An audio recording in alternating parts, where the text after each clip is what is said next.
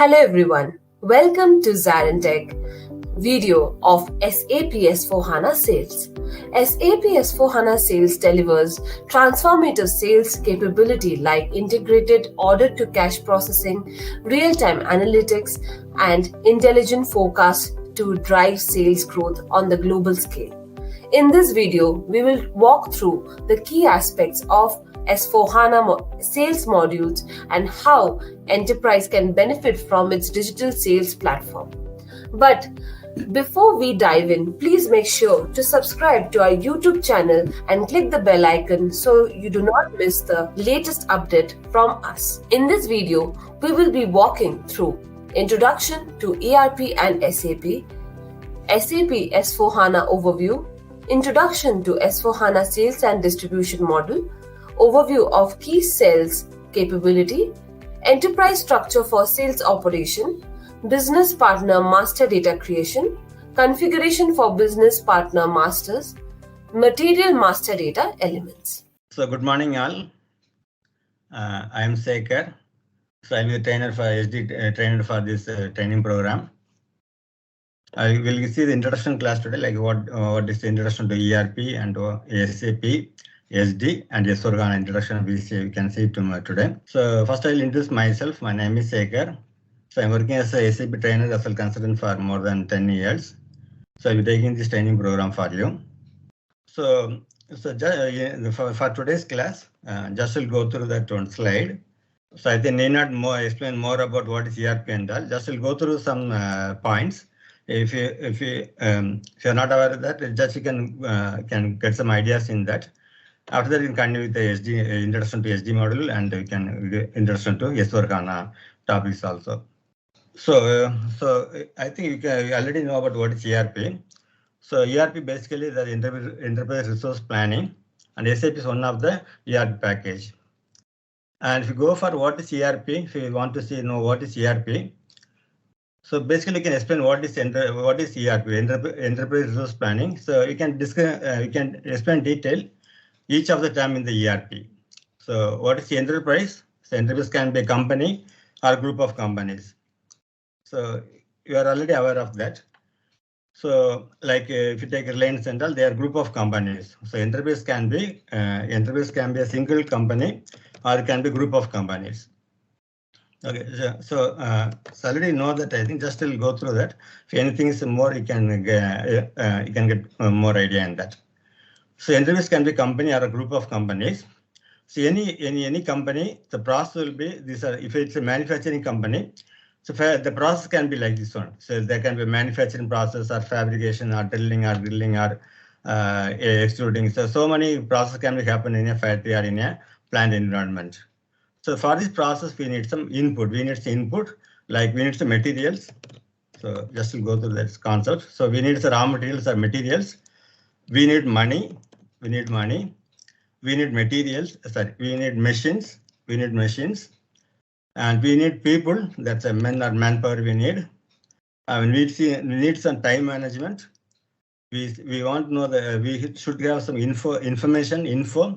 So these are the input. These are inputs: material, money, machine, men, time, info. These are input, and it's a process. And when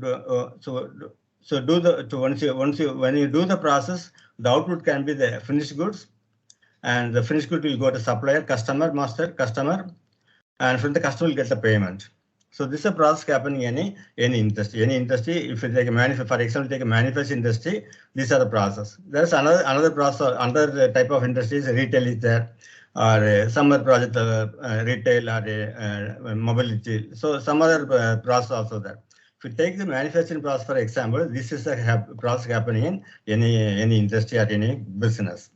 So the ERP basically helps you to streamline this whole process. To streamline the whole process, streamline or make automation or make the process more efficient, we need the ERP packages to do the process in better way, and to automate the whole process without any manual intervention.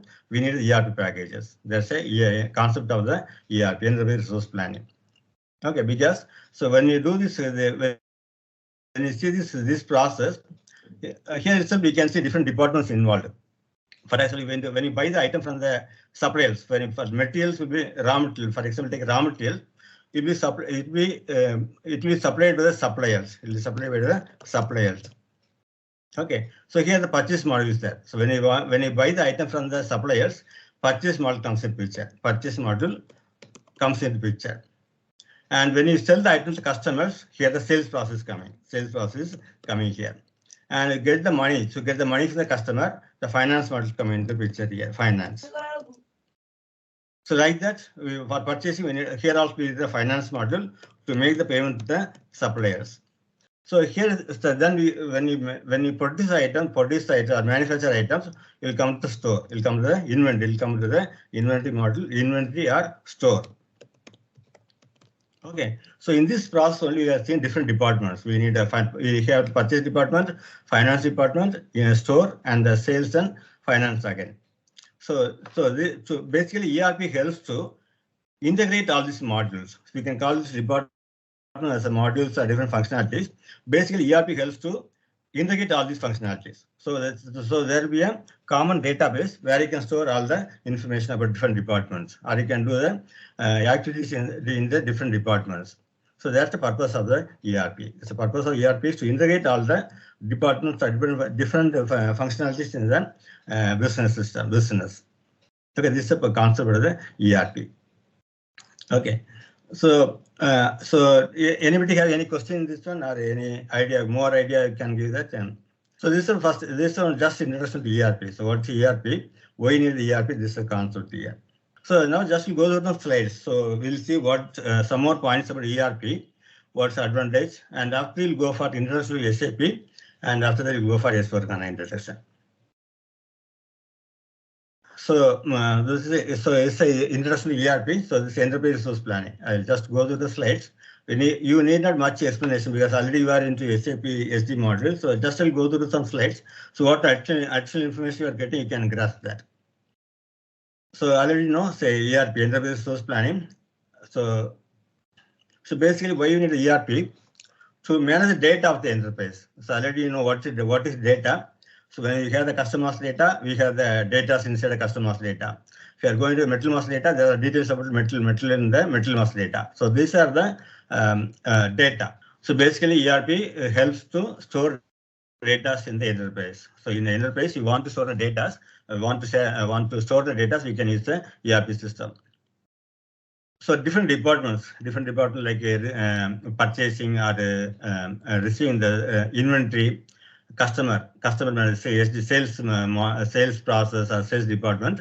So basically, ERP helps to integrate all these departments. ERP helps to integrate all these different departments like receiving the purchasing, inventory, customer, production planning, shipping, accounting. So all things are integrated with the SAP system or ERP system. SAP will go to later. So generally, if we take ERP, this is a process happening. It's basically, it is used to integrate all the departments. So as I said, these are the input process and the resources and output. So in the if you take ERP, these are resources in any business. These are resources, raw material, machine, men, money, and all. These are process happening in any industry. For example, particularly if you take manufacturing industry, this is a process, and output to finished goods and payment from the customer. So to make this process whole process more effective for the customer or client, we need ERP packages. Okay, and so what is the advantage of ERP? What's the advantage of ERP? So we have the cost reduction. We have the cost saving. So using the ERP, you can save the money because for example, so if you are given the ERP software, you need only one license. So before ERP was there, what happened? For each department, each module or each department, they were using the different software. For example, finance, they need a Oracle, or HR means PeopleSoft. Like that, they were using different software for the different departments or different modules. So in that case, what the disadvantage was, you got to pay the license fee for each software. If you are having the different software for each department, you have to pay the license fee for each software separately. And that will increase the cost of the software. But in ERP software, we need only one license. You need only one license for all the modules. Also the customer can select which model they want to implement the ERP. They can select. So basically, that reduces the cost of your whole software application. That's one advantage of ERP. Cost saving is one advantage. Then standardization of software. So basically, it is used to streamline or integrate all the departments or each process in the whole business. So that reduces the ERP software because they are in the single database maintaining all the data or all the process. So that reduces for example, if there's no ERP, there will be total confusion. There will be total confusion in the data transfer. So in the data transfer, there will be total confusion because there will be no integration between different departments. So one person in the purchase department will not know how many items are needed for the production process, how much should be purchased for the production process. So there will be some information gap. So that will reduce to chaotic data transfer, time-consuming process, and security gaps. So basically, the ERP helps to take out all these disadvantages and make as a efficient process in the whole business. So it's basically standardization of software using the ERP. And improved efficiency. So once you have the ERP, already you know that because when you see the SAP software, so we are reducing the repetitive task. For example, so once you want to use the material in the sales process, we have the material master data. So material master data will include all the data for materials. So that will eliminate the repetitive task. So it will remove the repetitive task. So every time you need not fill the material details. Once you make the material master data, when you use the sales order or any sales document, so all the details will be taken from the material master data immediately. So need not have the details of material again and again. Once you drag the material into the sales order, it will take all the details of material from the material master data. Then the customer master data. Once you make the customer master data, you need not get the customer details again and again. You make only one master data that will be used in all the sales process. So basically, it reduces the repetitive task. So in the what helps that? So once you do that, when you eliminate the repetitive task, so it improves the productivity because the employees are now able to spend more time on the decision taking. Because the process is very simple now, so they can just make the transaction. They have more time to put effort on the improvement of the business, or they can have more decision making. So that's one more advantage. The regulatory compliance. So whenever the new government rules or any business rules are coming, the ERP helps to adhere to the government rules. For example, when the GST came, immediately all the ERP companies, they took care of the GST process, and now people are able to do the process to the GST also. Like that, every time whenever the new finance rules or government rules are coming, ERP will help to comply to that rules and regulations. And fast response time. So, for example, take the service department or service process.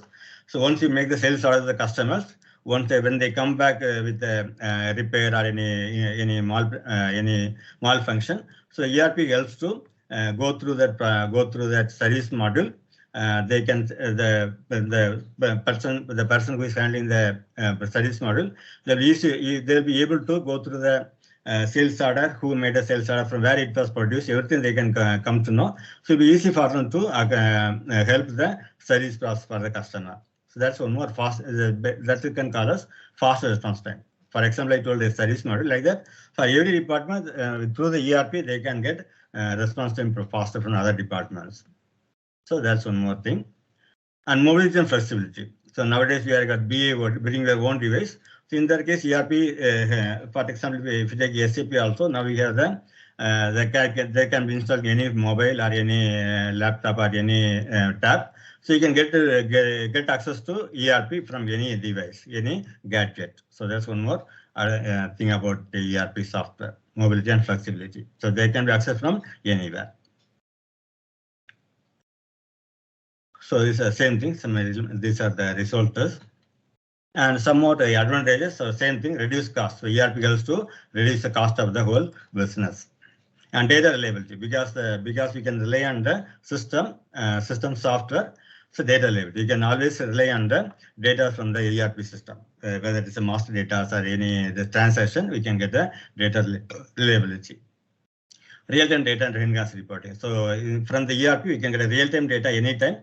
So at any point of second, at any point of time, we can get a report from the SAP, SAP or ERP. If we get any point of time, we can get any report from the ERP, like how many products purchase are created today, or how many sales are created today. Everything gets through the real-time data from the ERP system. And flexible scalability. That means like so the customer can select. He need not buy all the modules from the ERP system. For example, if SAP, if you take SAP, the customer need not buy all the modules. They can select which module they want for their current business. So flexible scalability. Customers can select their own what model they want. They can sell from the ERP system. Increase efficiency. So that's again because it reduces a repetitive task. The employees get more time to concentrate on the other side of business. They can take decisions based on the time they get. So increase efficiency. Data security. So always you can rely on the ERP software, ERP data. So customer service. So one more example, customer service. So once the item and the sales order comes back for the return or any repair process, the customer service can be well maintained in the ERP software. So if you take what are some of the ERP softwares other than SAP? So there's some of the other software like Tally, Bond. So but Tally is a small ERP software. Bond, Oracle, JD. This and all some of the softwares in the market, ERP market. So SAP was one of the ERP software. So out of all these products, SAP is having in the market share of more than 50%. So they are the market leader. So out of all these ERP software, SAP is carrying more than 50% market share in the ERP market. Okay. So this is some of the ERPs.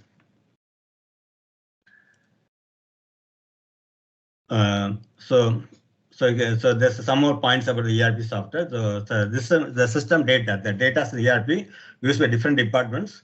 So that's other who are handling the business. They need not enter details again and again, like in the masters.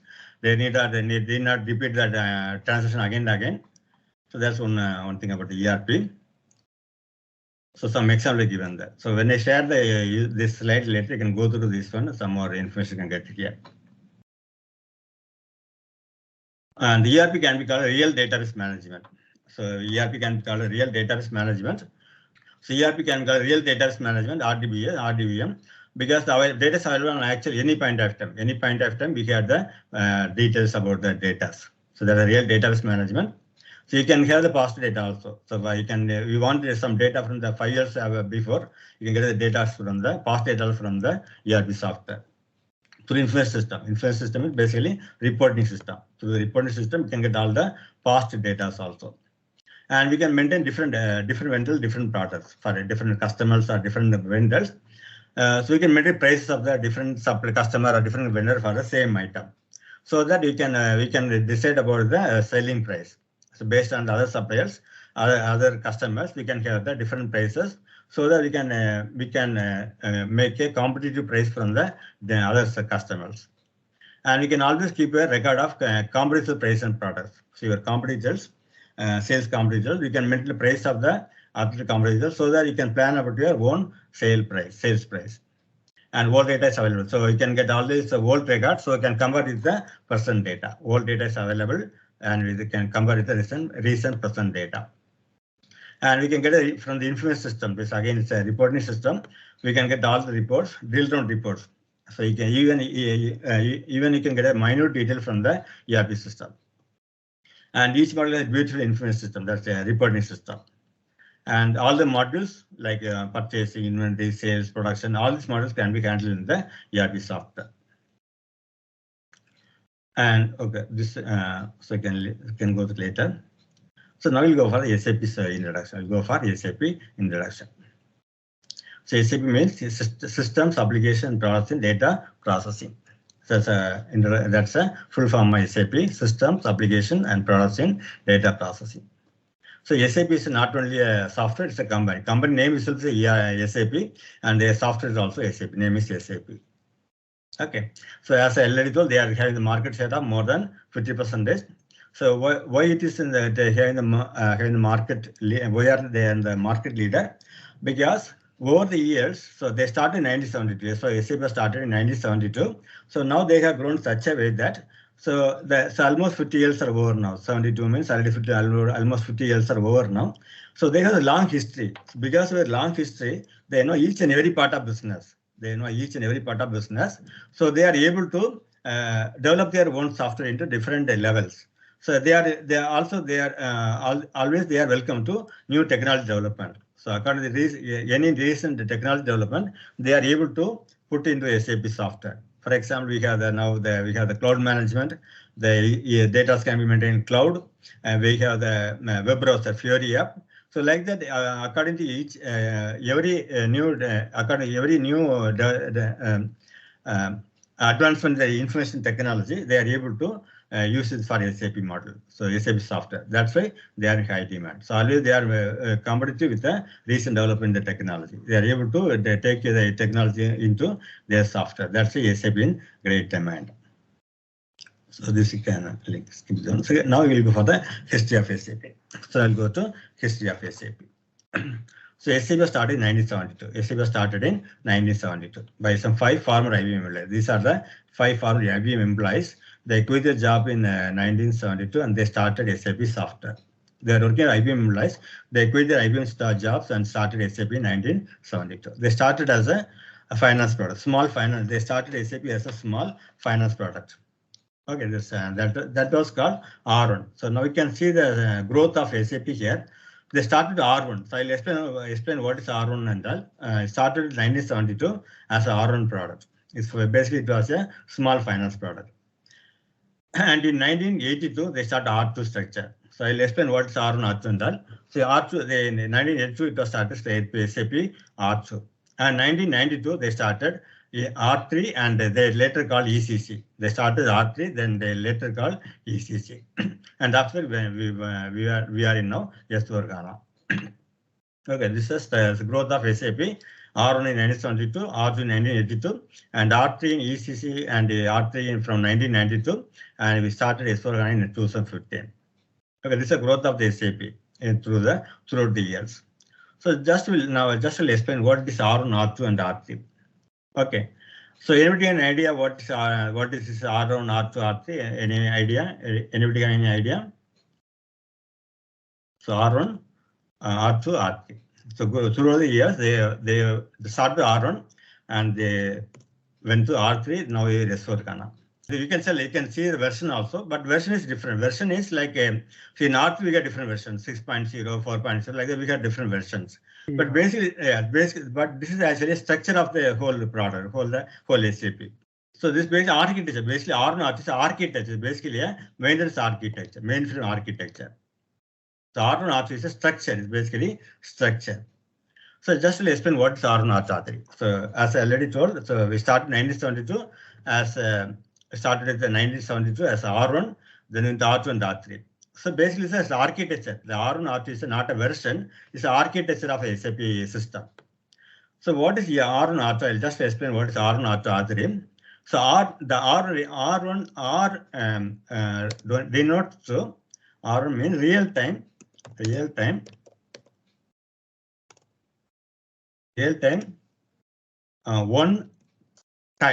one tire or layer. We can call it wood tire or you can call it layer.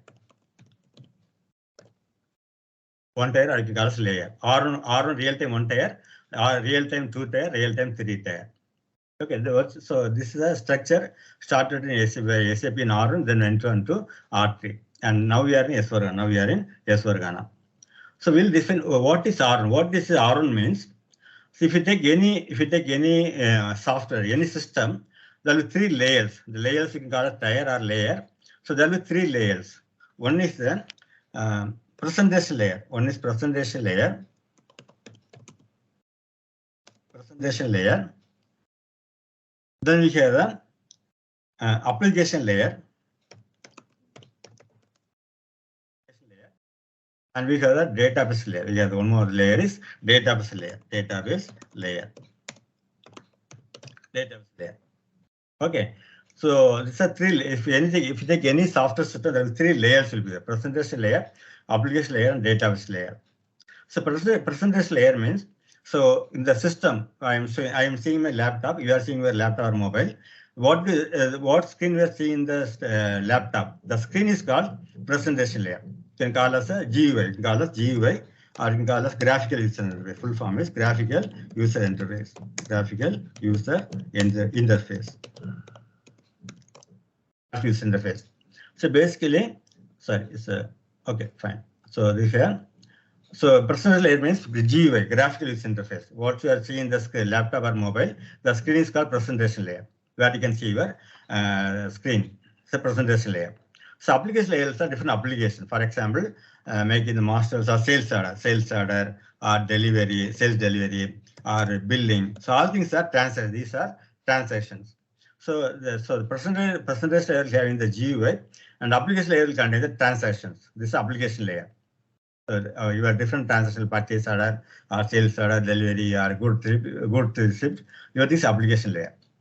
And database layer are kept to store data. So data are stored in database layer.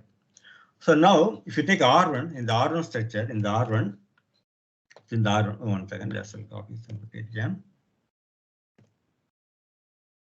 In the R1 structure, what happened? So all these three layers, they were separate layers. All three were they are integrated into one layer. So all these three layers were integrated into one layer. So there was only one tier or one layer that contains all the three layers. So together they were one layer. Okay, so there are only one layer that contains all the three integrated into one layer. All the three layers integrated into one layer.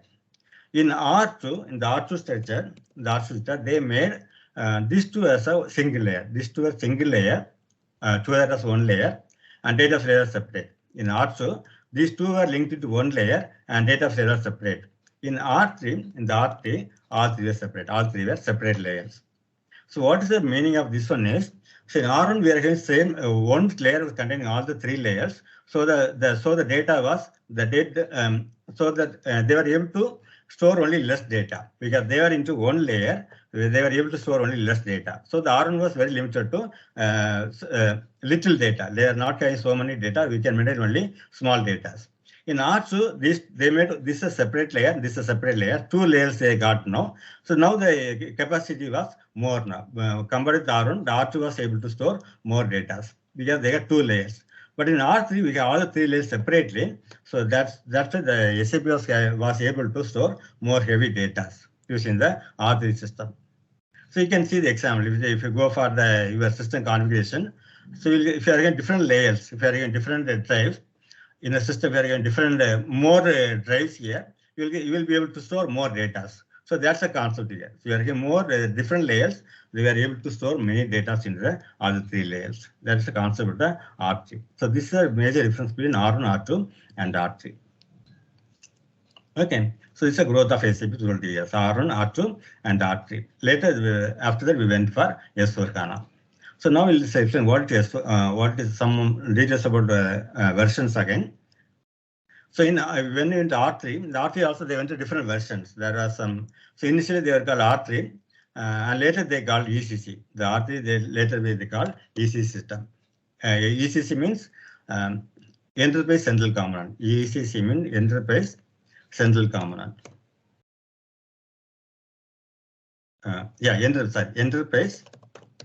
Enterprise Central Component. That's the full form of ECC. Central Component. Full form of ECC. Enterprise Central Component. So later they called R3 as a ECC system. Okay, so this is throughout the year. So it was in 1972. It was in 1972 R1, and in 1982 R2. This was in 1982. And after that ECC in 1992. R3 in 1992. Okay, so now we are in S4. Now we are in S4HANA. Now we are using S4HANA. So now some more concept about this one. So what is the difference between S4HANA and ECC? So ECC was the earlier one. Now we are in S4HANA. So what's the difference between R3 and S4HANA? So so now we'll see what is S4HANA. So basically, 1992 they start R3. And all through the years, all through the from 1992 till 2011, till 2011 in the current 2011 year. So the ECC was having three database management system. Database management system. They stored the data. They stored the data till 2011. Till 2011, they are using Oracle or SQL. MS SQL. They were MS SQL, Microsoft SQL or Oracle till 2011. So SAP getting own software for ERP, but the data are stored in Oracle and MS SQL. The data in SAP were stored in Oracle database or SQL database. So they are competition for SAP, Oracle and SQL, but SAP was storing the data in the Oracle or SQL software, SQL database management system. They are not having their own database till 2011. In 2011, they introduced HANA database, not S4HANA, HANA database. Only they introduced HANA database in 2011. Okay, 2011 they started introduce HANA database. But customers, clients are having option to take any of the database management. So they can use Oracle or SQL, or additionally they can have a HANA database. So customers were free to select any of the database. Still in 2011, they introduced HANA database, but the customers are able to use any of the database management. But in 2015, they introduced S4HANA. Sorry, 2015, they introduced S4HANA. Introduced S4HANA. They introduced 2015. So in S4HANA, you can use only HANA database. You can use only HANA database. SQL and Oracle cannot be used for S4HANA now. So from 2015, they introduced only HANA database for S4HANA. So for S4HANA, we can't have Oracle or SQL. We can use only HANA database. But this is the growth of SAP throughout the years. And customers who are still using the old Oracle SQL, they have to turn into SAP S4HANA by HANA database by 2025. By 2025, all the customers should use HANA database only. They cannot use Oracle or SQL in their business. They can use only HANA database from 2025. This is SAP target. From 25, they can use only HANA database. Okay. So these are some of the things about the SAP history. This is SAP history. So this is history of SAP throughout the years.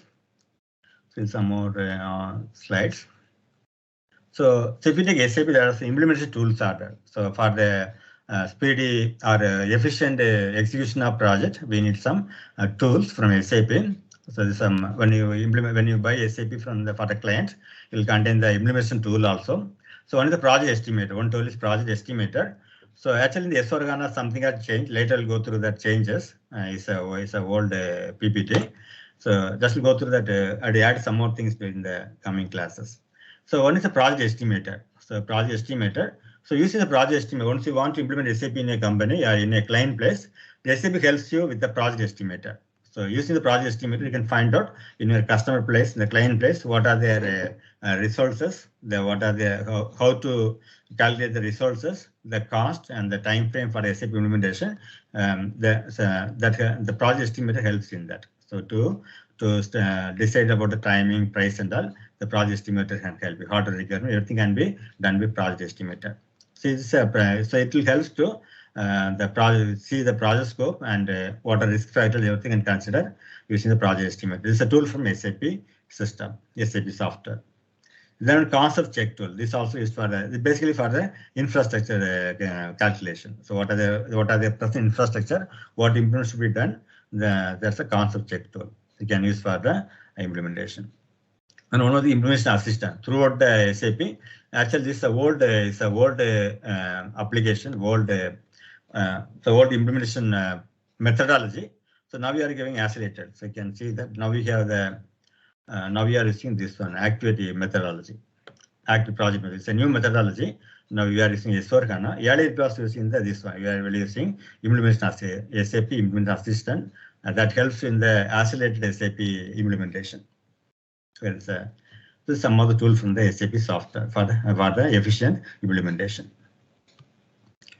So this already knows what's the process of the consultant. So basically, the responsibility of the SAP consultant is to So different examples are given, like credit management. So if you are a employee, if you are a consultant, finance or SD consultant, you got to manage the credit management for the customers. And you had developed the user manuals and technical guides for the end users. And we had to decide about the infrastructure of the customer, and I had to recommend to them to make the implementation more effective or more efficient. And so we got to, for if you take SAP consultant, SD consultant, we got to process the whole order to cash process, like inventory quotation, billing, and all. We had to manage. We had to design for the end user from the client side. So some of the consultant, developer consultant, so already know that. So we have the developer consultant. If you know the above programming, you can call us a developer consultant, and you can call us basis consultant, functional consultant. So like that, some more consultant, partner roles. There's a different consultant role, like developer consultant. If you know the above programming, you can be a developer consultant and business sales consultant. You can, once you become a consultant, you can become a business consultant, like taking orders for the customers. For suppose you are employed with TGS, so you can be a business consultant to get more customers for the SAP implementations. And functional consultant, SD consultant, MM or PP consultant, functional consultant. And if you know the basis, you can become a basis consultant. So there are different types of projects in SAP.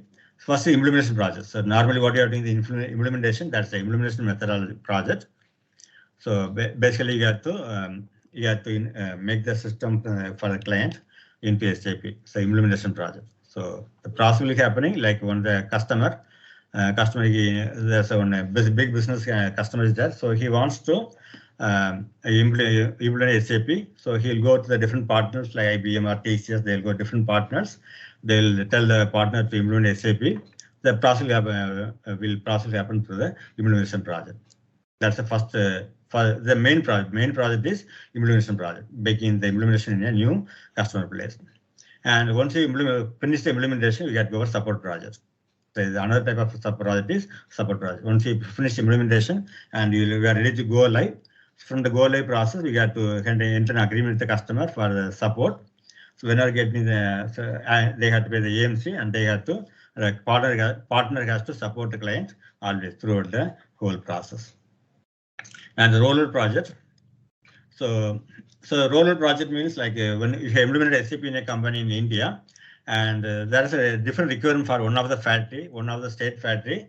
There are separate requirements that is not mapped in SAP. So the partner side consultant can go do some research, and they can come up with a new solution. So for example, in India, there's a finance finance rule is there, accounting rules have come, terms and rules have come. So SAP is not able to meet that demand.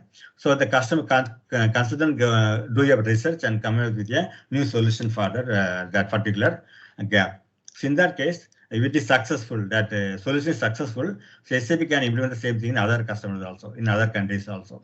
That's a rollout project. So when the customer, the client side consultant or SAP lab consultant come up with a new solution, if it is successful, they can implement other project also. That's a rollout project.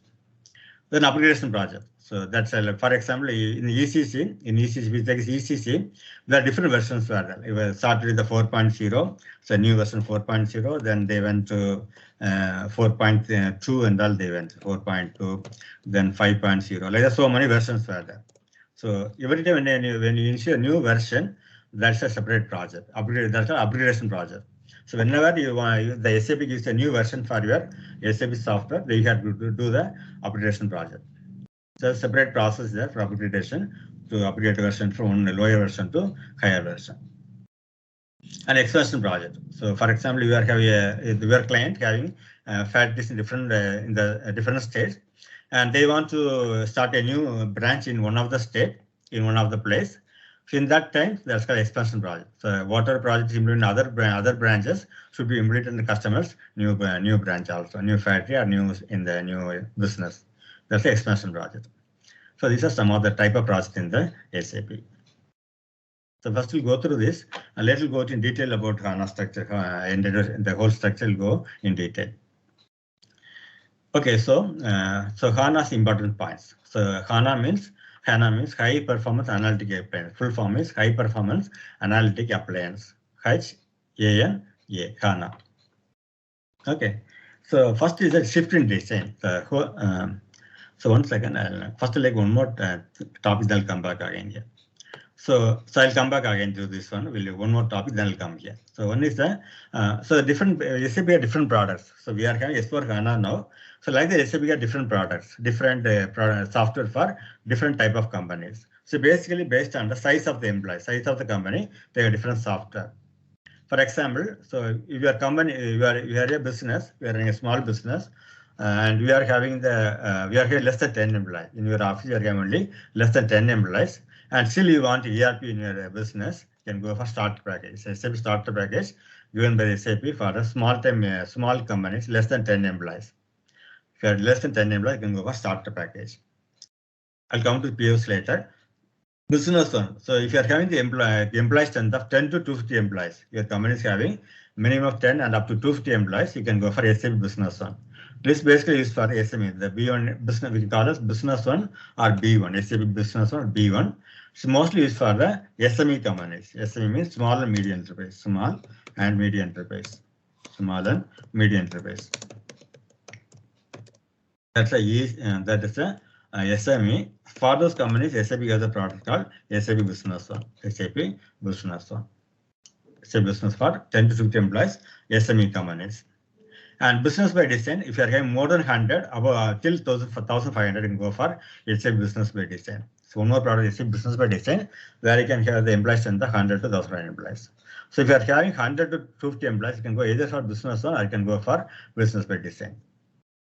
Okay, this according to the strength of the employees, SAP have different products. And all-in-one, for the more, if you are having more than 1,500 employees, you can go for all-in-one. So India, we are not having much all-in-one product. In European countries, they are using all-in-one also. Like ECC, S4HANA, they are using all-in-one in their business. If the company is more than 1,000 employees, 1,500 employees, you can go either for all-in-one or S4HANA. So ECC now not given by SAP, it's a old system. So if you have more than 1,500 employees, you can go either for all-in-one or you can go for S4HANA. And one more thing is ECCO, customer checkout. One more thing is CCO, customer checkout. So this is for POS system. POS means point of sale. POS means point of sale. POS means point of sale. So that is the point of sale. So this is like billing system in the retail shop. When you go to the retail shop, you have a billing system. For the SAP got the product called customer checkout. For the retail store, they have product called customer checkout. It's CCO, customer checkout. Okay, so these are some of the products from SAP. We'll come here now. So I'll see what some difference between S4HANA and ECC. Okay, first we see the whole and the first point, shifting design. The shifting design. The whole design is changed from the ECC into S4HANA. The whole design changed in ECC in S4HANA. So basically the GUI and all same. GUI graphically the front screen is the same only, but from the background they have changed so much design. The design has been changed. So now we are able to use the web browser. Using the web browser also can do the SAP. You can use the SAP software, the S4HANA software. So basically shifting design. Whole design has changed from the ECC and S4HANA. And role-based integrated user experience. So each employee from the client side, once you start implement the SAP in a client base, the users will have one pleasant experience using the S4HANA role-based integrated. So every employee will be linked to the role, the particular role. For example, if you are a sales employee, you will link to the role for a sales role. So according to the water transfer we are using on a daily basis, you'll be assigned a role. So role we can the end user can customize the whole role with their own experience. So they can there'll be a pleasant experience using their role. There'll be a pleasant experience and there's so many options for that. So basically, it's a role-based user experience. So each employee will be assigned a role. The role can be configured according to the S4HANA settings. So it'll be pleasant to use for the end user. And can we control different applications real time? So suppose you are having a headquarters in US and you are having branches all over the world. So in US you are using SAP S4HANA. The US headquarters company are using S4HANA, and you are one of the branch in India is using the another software, not SAP. There is another software. So in that case, the headquarters company or head office, they can connects with the system from India. It can be other than SAP. It can be other than SAP or SAP. Anyway, the branch company can be connected to the headquarter company through the software. So yes, the S4HANA can be connected to different applications, different real time. So it's not only SAP, it can be any software, SAP can be connected with that. Through that, we have IDOC procedure, IDOC. Let's listen what's IDOC. Using the IDOC, we can talk with the different system other than SAP. That's this point. Can control to different application real time. So from the US company, they want to report from the Indian company. They can easily give that get a report using this real time data processing. So they can consider any software other than SAP also through S4HANA. And if you take memory, so yeah, usually the software ECC and all, they are using the hard drive to save the data. To store the data they are using the hard drive. So that was having that was a limited storage, and also system was very slow in the HANA, in the old hard drive storage. In S4HANA, the memory is called in-memory HANA. So it's called in-memory HANA. So that memory, the S4HANA memory is RAM memory, not RAM. See, already know, I think RAM and RAM. So RAM is the random read-only memory. RAM is read-only memory. This is a read-only memory. And RAM is random access memory. RAM is random access memory.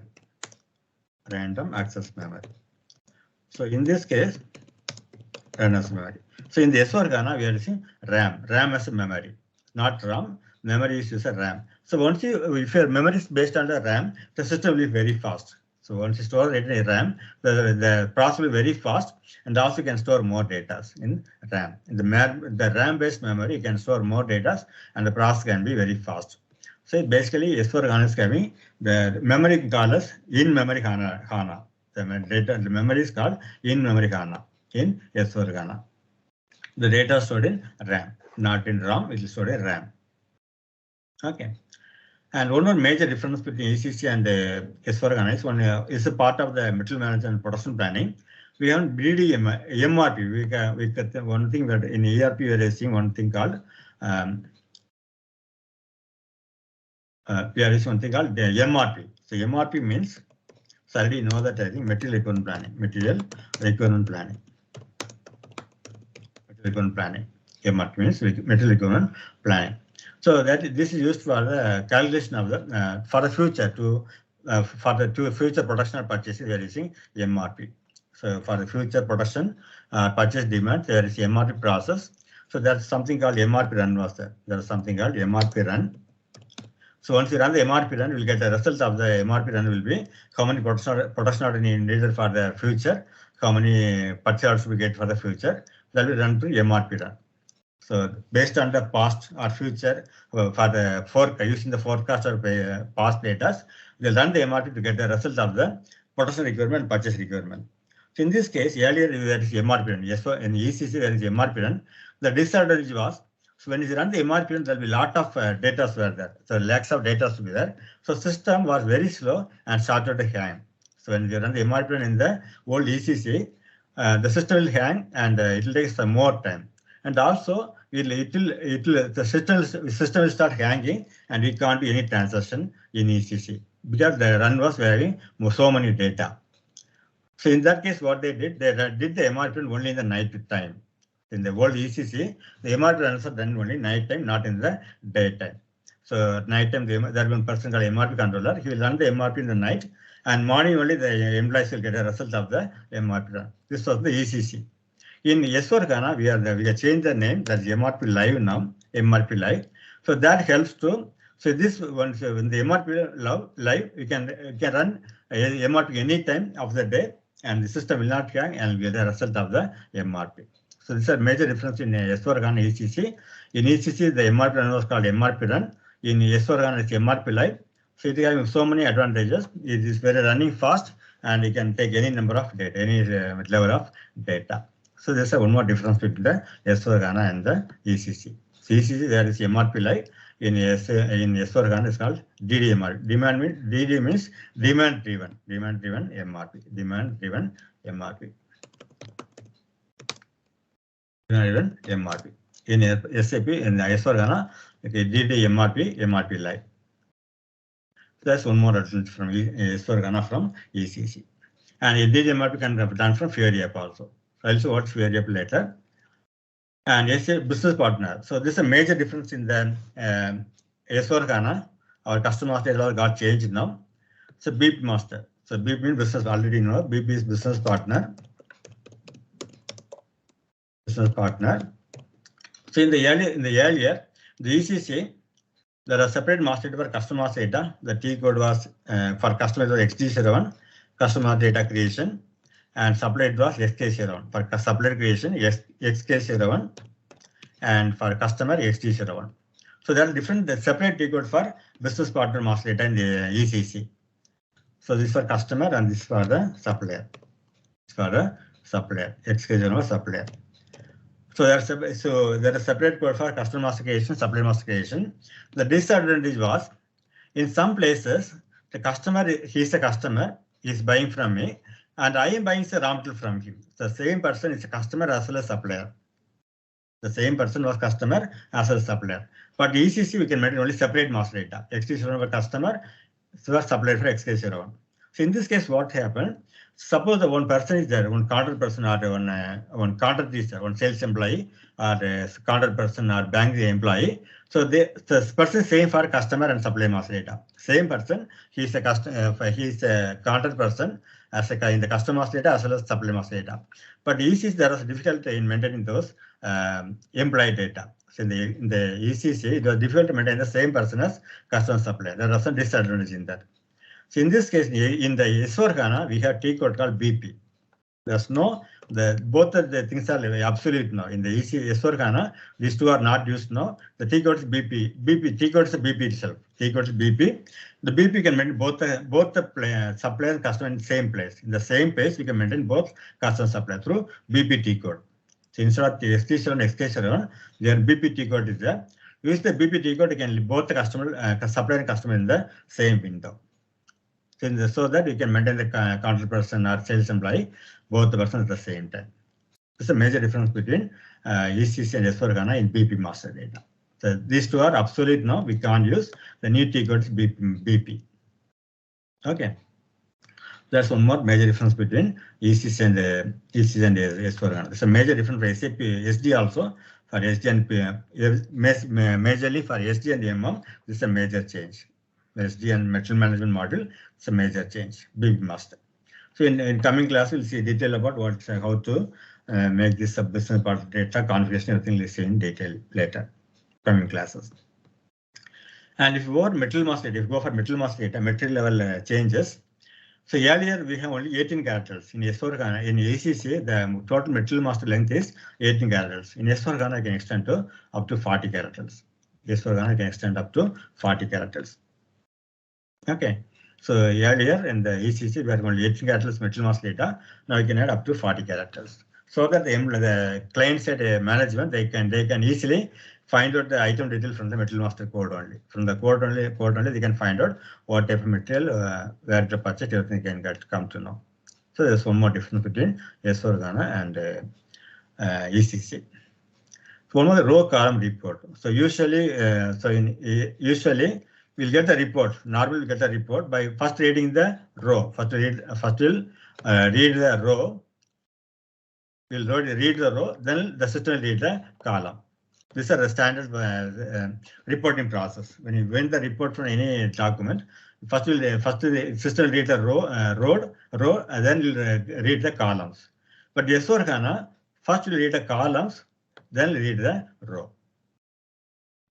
So this is the difference between S4HANA reporting and ECC reporting. So normally we'll use the report by reading first row and column, but S4HANA first read the column, then read the row. So that's a technical thing, just concept you got to know. So basically S4HANA create the report by reading column first, then row second. Okay, so next one is so reduce data footprint. So if you are getting the old ECC, when you transfer to S4HANA data from the ECC, the S4HANA. So in if HANA database, the HANA database, as I told you earlier, HANA data was used in till 2015. In 2015, we are using the HANA database 2011 to 2015.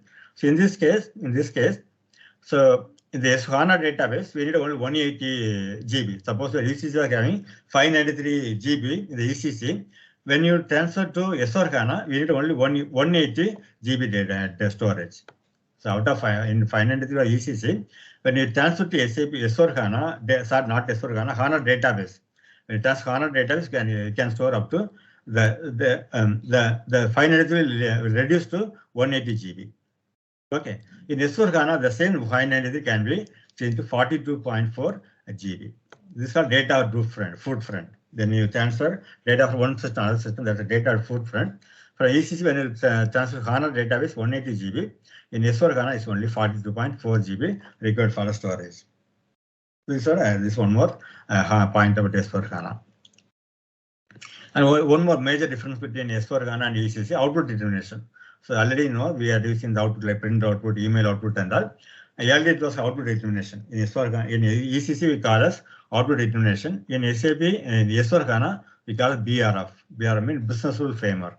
The new output process called BRF plus, business rule framework plus, and we can have IDOC also. So IDOC is mostly used for the connecting with other systems. So from the SAP system, we can connect other system through IDOC. The whole thing is called now BRF plus. Since output determination, earlier it was output determination or message control, now we call it BRF, business rule framework. Okay. And one more thing is about in accounting. So earlier in accounting we have one thing called ACD OCA, so universal journal. So all your accounting entries are made in one journal, that is a single source of truth. In single source of truth means in one ACD OCA universal journal you can get all the accounting concept. All the accounting details can be stored in ACD OCA universal journal.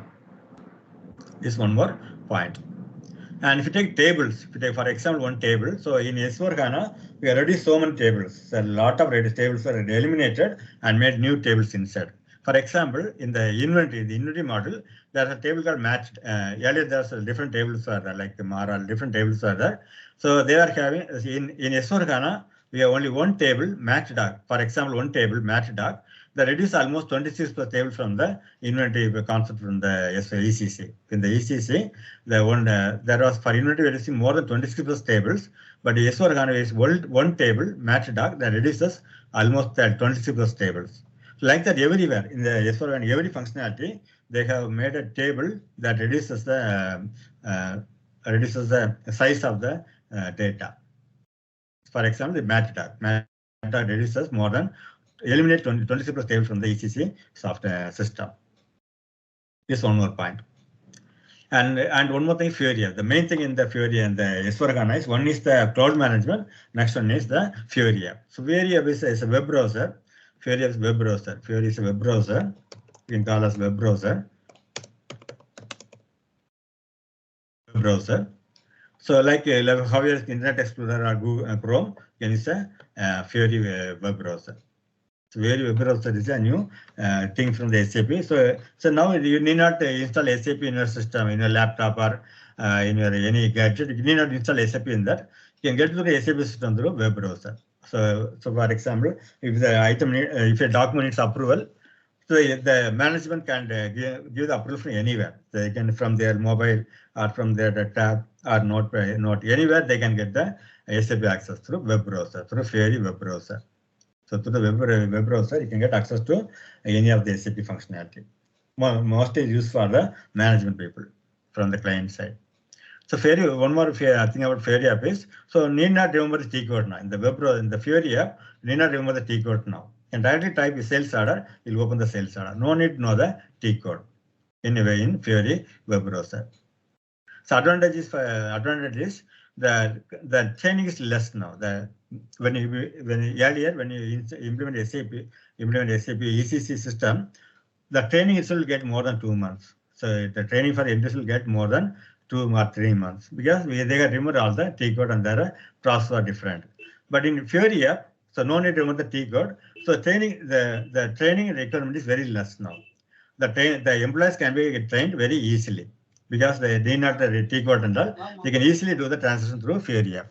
So the training period is now reduced for the end user from the client side. So minimal training. So here we are using the minimal training for the end users. So next one is OLTP. So one more thing, reporting process. The old reporting process was called OLTP, Online Transaction Processing. There's a old reporting system. Now it is called OLAP, Online Analytical Processing. So in the theory and all, they can use the analytical reporting using OLAP, Online Analytical Processing. So using the business warehouse, they can use OLAP. There's a new process in the S4HANA. So earlier it was OLTP, now it's called OLAP in S4HANA. So next point, cloud deployment. So the customer can go for cloud deployment. So they need not install SAP server in their system, in their factory. They can go for cloud deployment for the data maintained in the cloud. Two more modules are now in SAP S4HANA. Transportation management, SAP extended warehouse management. This is a new module from SAP for S4HANA. Transportation management, new module. Like the EWM, we call it EWM, Extended Warehouse Management, is a new module in SAP. So these two are new modules in S4HANA. Like SDMM module, these are two additional modules now. Warehouse Manager like that, we have two more additional modules. And if you take the site, that is so it's still in S4HANA, still ECC is having 80% data. The settings from the ECC still there in the S4HANA. So S4HANA more than 80% from ECC only. So if you want to know S4HANA, without ECC you can't learn S4HANA. You have to know what is ECC, then only you can learn S4HANA also. Because 80% data are taken from ECC only. By 2025, their target, and that they'll go fully for S4HANA. They'll not change ECC, everything will be S4HANA. But as of now, 80% taken from the ECC only. Okay. There is extension add-ons. We have some extension add-ons from SAP. Other than the main software, we have some new add-ons. SAP Ariba, vendor-based cloud management. The customers can buy the SAP Ariba to manage their vendor cloud management, so that they can easily interact with their suppliers. There's SAP Ariba, vendor-based cloud management. One add-on. Another add-on is Concur for travel experience web add-on for the HR people. But they can manage the travel and expense through Concur add-on. And Field Glass is mostly for the contract work. For the business having contract business, they can go for SAP Field Glass. Okay, this is a new add-on from SAP for their customers for maintaining the contract process. And HANA is a database. So HANA is, as I told, HANA is a database. S4HANA is a new product. So HANA we are using as a database like SQL and Oracle. S4HANA is a new product. It's a whole product name is S4HANA. So S4HANA called Business Suite 4 also. You call it Business Suite 4 also. And if you take deployment, so based in the Linux server, so SUC Linux server. Okay, they are installing a Linux server built on C++, and there are different memory processing engines in the database. These are different servers for S4HANA, index server, like that some server details are there. Okay, so these are some details about the introduction to ERP and SAP. So all of you are able to follow? Everybody? Yeah. So I was showing that this slide. So different thing about the ERP, SAP and S4HANA. So I'll take one more slide from here. So this will help for you tomorrow. You can check that. So we'll see some more things now. So some more things input about the HANA, S4HANA. So after we'll go for the SD, particular SD model go later. So one more presentation for the S4HANA introduction. So what is S4? Challenges or the advantages of, what the difference between S4HANA and ECC? We saw some details. So some more details about S4HANA deployment. What are things are SAP, the S4HANA, the new product. Go through that. So after we'll go for the introduction to SAP. After we'll go for SAP introduction. Okay. So we'll see what are the things about S4HANA. So what are things we're learning here? Already we saw the history of SAP. Again, same thing is given here also. We'll go through that S4HANA evolution and architecture overview, deployment option, deployment factors. These are things we can see in this slide. This already seen that. This is given detail here. This is started in 1972. Actually, 72 was a simple product. 1973 made a R1. So earlier for a single product only. In R1 1973.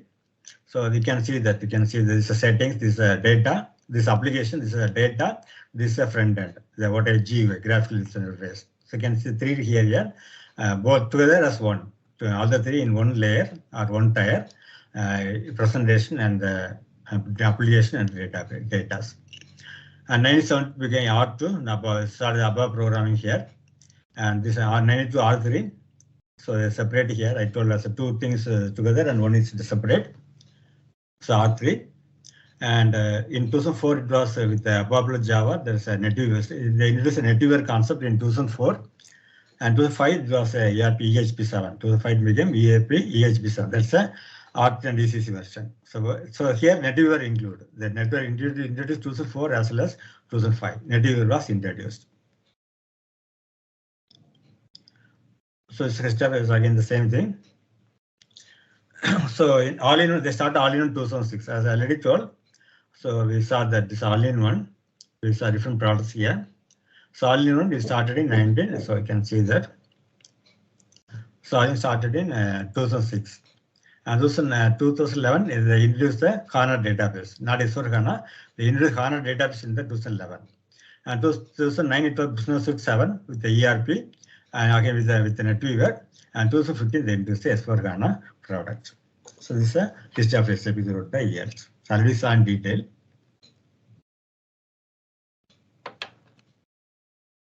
So the architecture of S4HANA, you can see that there's a software, programming, and this you can say development and web. So together they are integrated into S4HANA. The difference between the database is different. As I told, it's a HANA database, not SQL or a Oracle. It's a HANA database. So deployment options, where can be deployed, and user experience, some advanced functions. So this is a major difference between ECC and S4HANA. Database change, deployment option change, user experience different in S4HANA, and advanced function in S4HANA. The SAP system. So that ECC we can call as that business suite, that SAP business suite. So these are the applications, like the so many applications that ERP means like regular ERP, like all the modules inside the ERP, material management, sales and distribution, production planning. This is a CRM module was there, customer relationship management, supplier, and then this is a supply management, supply chain management, plan maintenance. So everything is part of the business suite, SAP business suite applications. And you can see here, this is a ECC system. So it's a business, business variables, supply chain management. So all these modules were in the business suite. In S4HANA, this service is different now. SAP system, you can transfer data from ECC into S4HANA using the SAP systems, integration with the SAP systems. S4HANA server will be there, and link with the business variables in S4HANA to get all the analytical reporting. You can use the business variables for S4HANA reporting. Okay, this is architecture. It's a simple concept here. We'll come in detail again later. So in S4HANA architecture, if you take architecture, it's the same thing you can see that. It's a UL layer. What I told R3 structure, same thing and E here. In R3, I explained the percentage layer, database layer, application layer.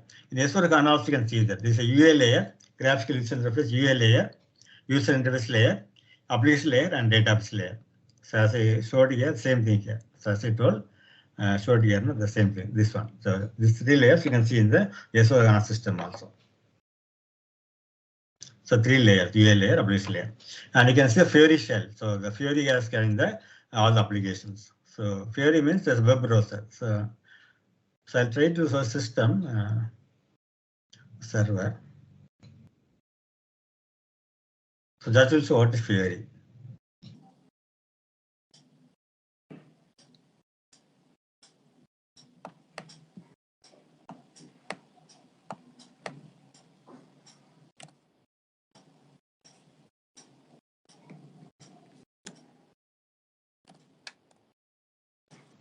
So this S4HANA system is literally what is S4HANA system is a common system, and for the if you go for the Fiori app,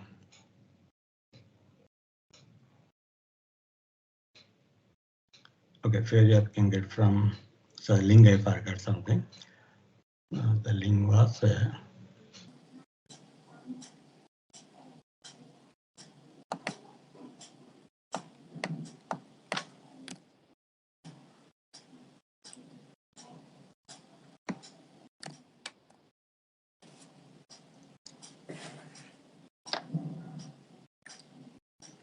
So actually, that is, I got a new service. I don't remember all the credentials.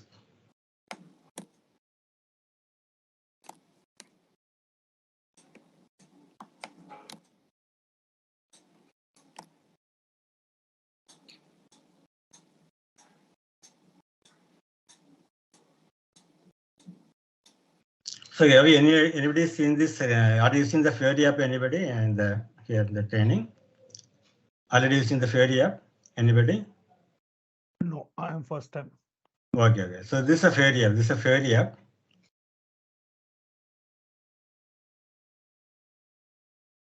So this is a regular one. This is a regular EC system. It's a GUI. You can call this a GUI. This is a GUI. And that's a Fiori app. So here the same thing. Whatever is EC, same thing here. But the Fiori is different here. This is a Fiori app. It's a web browser. You can see this is a web browser, not from the SAP server system. And suppose you want to make a sales order. So what you have to you have to type sales order. Type sales order. You'll get all the later apps. So we can call it apps. So all the apps related to sales order will open here. So actually I had wait. Actually the Fiori app, because so many friends are using, it became a little slow. So you actually get wait some more time. Then you have to type here. You get the things and done. So it will take some time. So initially you have to give some time, then only you can start the searching option. So anyway, this is a Fiori app. So when you type the sales, take apps and sales, type sales order, your apps, all the apps related to sales order will show up, and from there you can make the sales order. So like this, make a new sales order. I should have waited some more time. So a little slow. Okay, let it show later. Let it open. Let this complete. We'll take slide. So this is a Fiori app.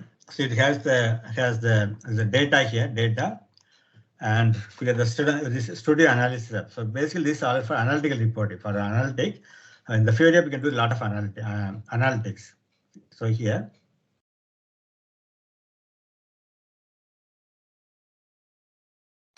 So a lot of analytics is there.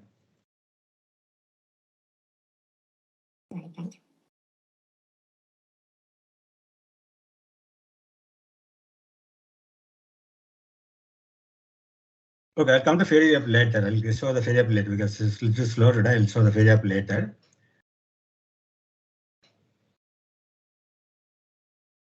Okay, so this is so for the analytical. For the major thing about Fiori is analytics. So you can have a lot of analytics. So you can drill down the minute detail. You can drill down the report through the minute details using the analytic engine. This analytic engine in the Fiori app. So we have the three things. One is the transactional logic, like making the transactions in the Fiori app. So gateway from between the ABAP and the S4HANA.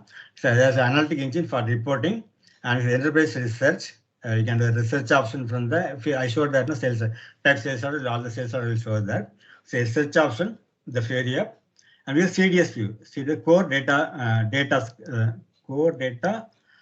scheme, I think. So I'll explain later. So I'll explain detail about the CDS view later. That is part of S4HANA. So it's a core data screen. So part of the S4HANA.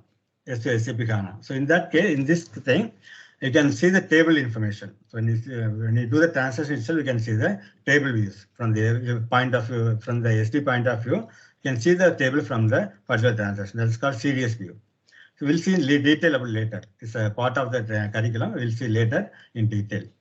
And see the architecture for in-memory for S4HANA.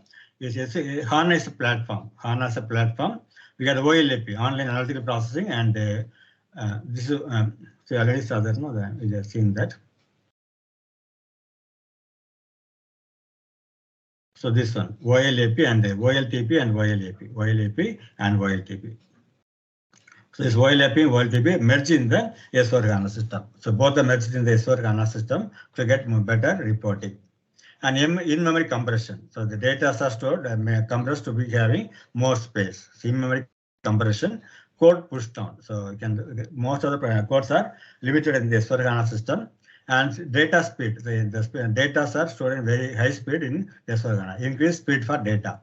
To do the application and we have the more speed now. Increased speed in the S4HANA. And it's a responsive system, so responsive design. So it's a intercommunication is better in S4HANA. So it's a user experience very good in Fiori app. So employees in the special regular user role, they can better experience using the SAP Fiori app. So tomorrow also in detail about SAP Fiori app. Then you have web-based all devices. So all the details are web-based, and you can get the SAP access from any device, any gadget to web browser. So web-based all devices. You can use all the gadgets. It's a role-based. So Fiori basically role-based. So I couldn't open that one. So it's basically role-based. So every employee will get a role. So they will get the function according to their role given by the administrator. As a decisive, productive, predictive, and simulative. So you can simulate the reports as to the predict for the future, forecasting, and make a decision so immediately based on the HANA application. As a principle of one, simplification application data model. So it's a data model simplification applications. All the applications are simple and in a very informative manner is maintained. And so one recommended solution. So it's one solution for the all the functionality in one solution. So S4HANA is a single solution for all your business requirements. And no aggregate, no indices. So it's a reporting purpose and highly flexible throughout. So throughout the process, it's a highly flexible. The whole product is highly flexible. And data footprint reduction. So that is actually what I showed this one. This is a rate of reducing the data footprint. So from the when you convert into a system data into ECC into S4HANA or HANA data, this is a footprint. So footprint is reduced so much. So data footprint reduction in S4HANA. When you convert from one system to another system, the data footprint reduction is very less in S4HANA. And here is a new experience, new user experience in Fiori. So same thing again here. You can go through later these slides and all. So simply data and application innovations. About that applications, simplification application and underlying data model. So it's a redundancy is very much reduced in the S4HANA.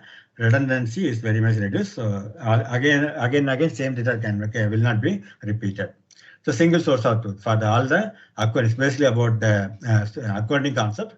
So single source of truth for the accounting and application optimizations, higher flexibility throughout and the innovations. So S4HANA has so many reporting innovation. You can go through and search for the innovations in S4HANA. And it's an underlying platform for OLAP and OLTP merge. So online analytical processing and OLTP. So both are maintained there. This one, OLTP and OLAP, they are merged together in the S4HANA to get the better reporting options. Again, the architecture, so the business started with the business suite, and so this is the different versions. Different versions in S4 ECC 6.0 was there. Then the 6.0, they introduced EHP 7, EHP 8, and all. So different versions in the ECC system. So they started NetWeaver with 7 and 7.5. Then so different NetWeaver versions, different NetWeaver versions for different versions of SAP ECC. So any database can be used in the. So here, any database means I told about the Oracle and SQL and HANA database. Anything can be used here. Now, SQL or Oracle can be used as in database. And in S4HANA and the 6.0, they introduced S4HANA database. In the HANA database, when the version was 1.0. The NetWeaver version was 7.4 and 7.5. HANA database version was 1.0. In S4HANA Finance, they introduced the different versions 1.503. So ERP was 6.0. They called EHP 7 and 8. NetWeaver is 7.4 or 7.5. And HANA database version was 1.0. It is S4HANA Finance. And again, S4HANA in coming later from 2015, these are different versions of S4HANA. So now we are in 2020. So my service is in 2020. So 99 came and 1809 came. So these are different NetWeaver versions for that. 7.5, 5.1 and 5.2. And HANA database version is 2.0. Now it is 2.0 HANA database. So it's a different growth during the version changes, version upgradation. So this is some more thing is given here. This is add-ons for the SAP S4HANA. This is Finance 1.03. We have the add-ons here, ERP add-ons, like for SCM, we have the add-ons, SRM, CRM.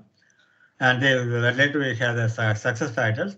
So maybe one more, maybe later I will give one more talk about this architecture. Just in go the introduction today now. Later one more day, another day I'll take one more concept about this architecture, So this is success factors. We have the Concur add-on and Ariba and Hybrid. These are the different add-ons given by SAP using success factors. We have the CRM, supply chain management, and this one is that this different versions, HANA versions. Okay, these are different versions.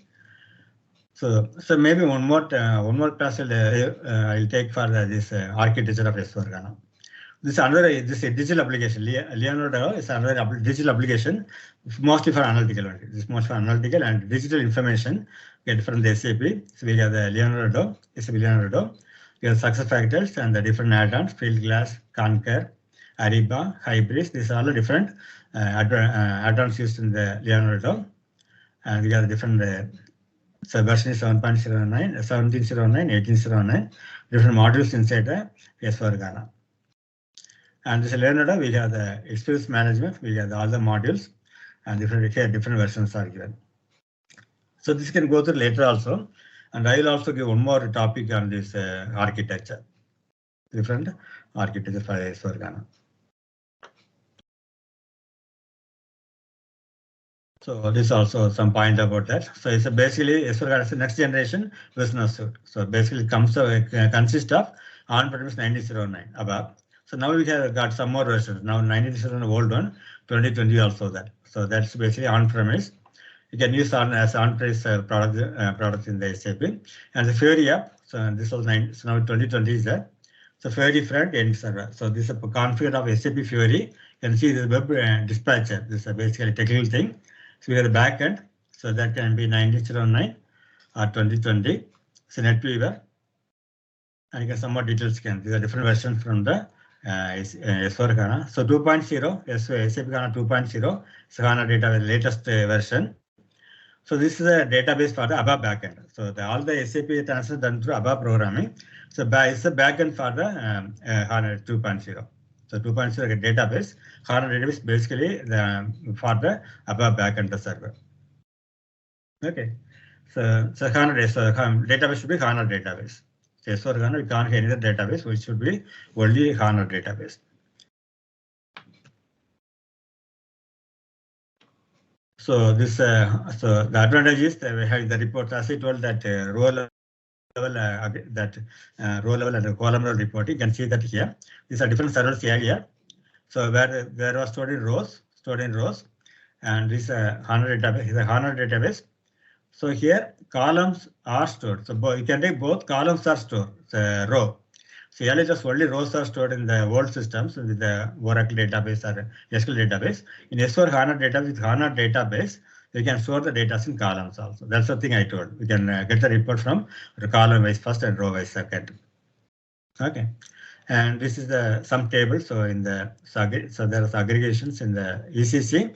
The row column that data tables are taken. See here, this is into row based data. Here this based on row based data. So we the table you can aggregate in the Excel sheet and any reporting, and so that is the database. So ECC that one. In S4HANA, so column based data. So in the reporting, it take advantage of the column based data much for reading of specific values. So instead of using this row based, you can the S4HANA we are using column based reporting.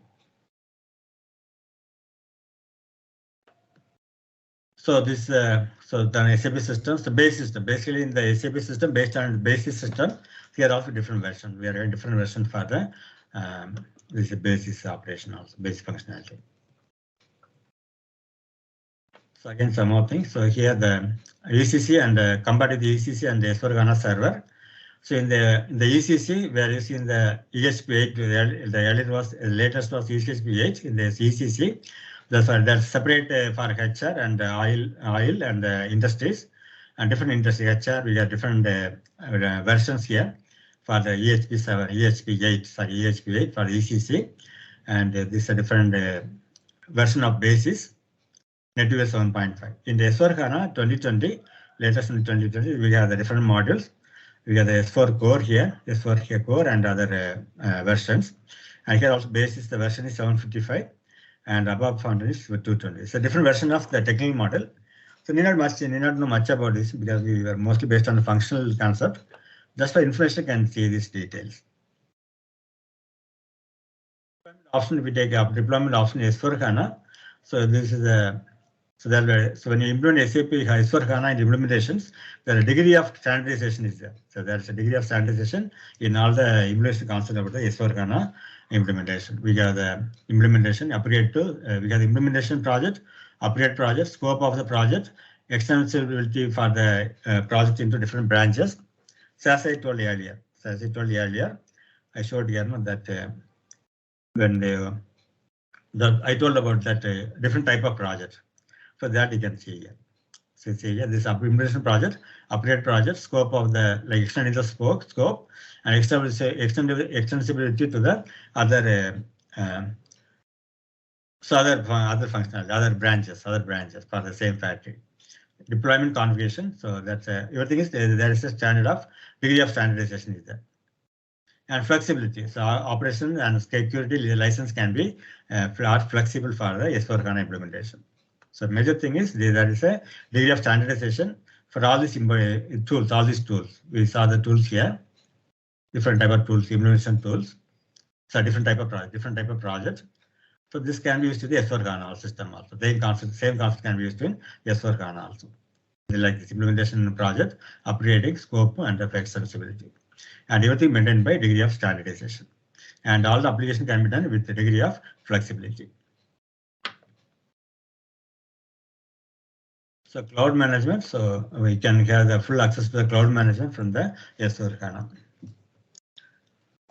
So we have the cloud one, the functionality that SAP S4HANA HANA application is there, and we have the extended edition also for that, and cloud private edition. So this is the so here in the second, you can see the second one, extended edition. So same cloud from the S4HANA with more flexibility and control. So different type of cloud management. One is a regular cloud, provides a full cloud approach for the end user, for the client, reset on the provider server, and is fully operated maintained by SAP. So the cloud management maintained by SAP for all the customer side data can be kept by using the SAP in the cloud server. So basically, if I give the full cloud approach based on the client's demand stored by the SAP in the cloud. And extended edition, we can have more flexibility and control. And private edition, so that can be that are not shared with other organizations. So the cloud private edition data will not shared with any other organization. Only for the customer side, shared with only SAP. Will not be shared with any other organization. Then we have on-premise managed by SAP HCC. So another one. So it's another part of another kind of storing like cloud management on-premise solution hosted by SAP and any premise. So the SAP can S4HANA data can be maintained by third party also. Not only from SAP can be managed by any other cloud provider as well as any third party cloud vendor. So deployment factors on the system conversion from the so based on cloud management, so you can do system conversion from the so all the on-premise means from the in the client system, when you client side, when you install system, there's a on-premise deployment. So the S4 can be done with on-premise deployment or new implementation. So this can be transferred from old system. Here's a fully new implementation. The this option, you have to install the tool implementation for S4HANA fully as a new implementation. So new implementation or hybrid approach. So deployments. So you can transition from the old system and also maintain the S4HANA standard system. So these two are linked with that. So this is the system conversion from the old system to S4HANA system conversion. This is a new implementation, and this is hybrid. You can do the system conversion as well as the new implementation third level. The deployment factor. So one thing is you can implement S4HANA with the conversion from the old system, or it's a new implementation, or to become hybrid, both together. Some data from input from the other system, and we will do the implementation on the premise directly from the S4HANA. Okay, this is an introduction to S4HANA structure. Okay, so now we'll go through the sales introduction, SD introduction. sales distribution module introduction. So already you know there are different models in the SAP. So different models are there. So different model, we have the production model, human resources, planning and unity management, reporting. So all these are different models from SAP. CSD is one of the module here. So like material management, production planning, we have one more model. Sales, already you know that sales and distribution model. So in this, what are things we are handling? In S4HANA SD model, what are things handled? We'll see what is SAP SD, what are key features, key components. So we'll go through this introduction. So you already know that. So what are the additional things you are getting? You can increase your knowledge. So this is basically is a business process used in SAP ERP. So in selling, once you make if you are a manufacturing company, once you produce a finished good, it should be sold to the customer. So that is starting with the selling process. So you get in any business, when you have the sales or selling the finished goods, the process will be start with the inquiry. So the process start with the inquiry. So later it comes again. I'll show the slide also. So once we have the FG item, we have an FG item, we have produced the FG item. So now we have to sell the customer. So for that you can we can include the CRM model also here during the real time. You can CRM model to get the better customer relationship. So once you make the item in the production model or production system, you can sell the customer. So that you sell the customer one or some customer. We'll sell the customer. So process starts with there. So we can get some advertisement or files, business files and all. So that you can reduce your item to the customers. So if the customers are interested through wherever we contact, through meetings or through mails or calls, we can find the potential customers. So once the customers determined, so they will ask for the inquiry. So the process starts from inquiry. They will ask detail about the item details. What is that item? What's the price of the item? What's the quality? They can give the inquiry. So based on inquiry, so we give the quotation. So based on the inquiry, we'll give the quotation. We'll mention the price and the quantity of the items. Quotation. So the quotation done when they are satisfied with the quotation, and they will give the purchase order. Further will be purchase order, but for us, for the customer side is for the suppliers is a sales order. So this is the PO from the customer and sales order on the supplier side. So when the sales are created, we'll do the delivery. So the sales are completed, and we'll deliver the item to the customer to delivery. And finally, with the billing will be done. So once the confidence got from this customer that he has received the item, we'll do the billing. We'll do the billing, and finally we'll done by the accounts with the payment. Payment from the account. So we'll do only the billing. This is done with the account department. This is a process happening in the any sales process. This is a standard process. Start with the inquiry, quotation, order, delivery, billing, and payment. So in between, we got some more things like we got the contract option, contract the scheduling agreement. So we'll see in detail later scheduling agreement. These are some of the transaction used in SD model. Start with the inquiry. Okay, so we have the include selling, shipping, billing. So we have to sell the product as well as we have to ship the product and get the bill, send the bill to the customer. So basically, the SD model manages customer relationship starting from raising quotation, sales or billing. So starting with the inquiry, quotation, sales and billing. So managed by SD sales and distribution module. So it's integrated with other modules like material management, production planning, and finance. So SD model is integrated with other modules, like MM, PP, FI, and W various management. Like so many models can be linked here with the SD model.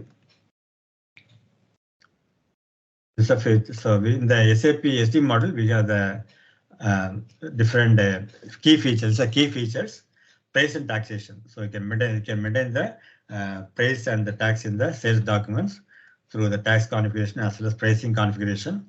So already know the price configuration and the calculation schema and all you can use for pricing, and we can do availability check. So at any point of view, any point of time, you can get the sales order requirement, like whether items are available for the sales order delivery.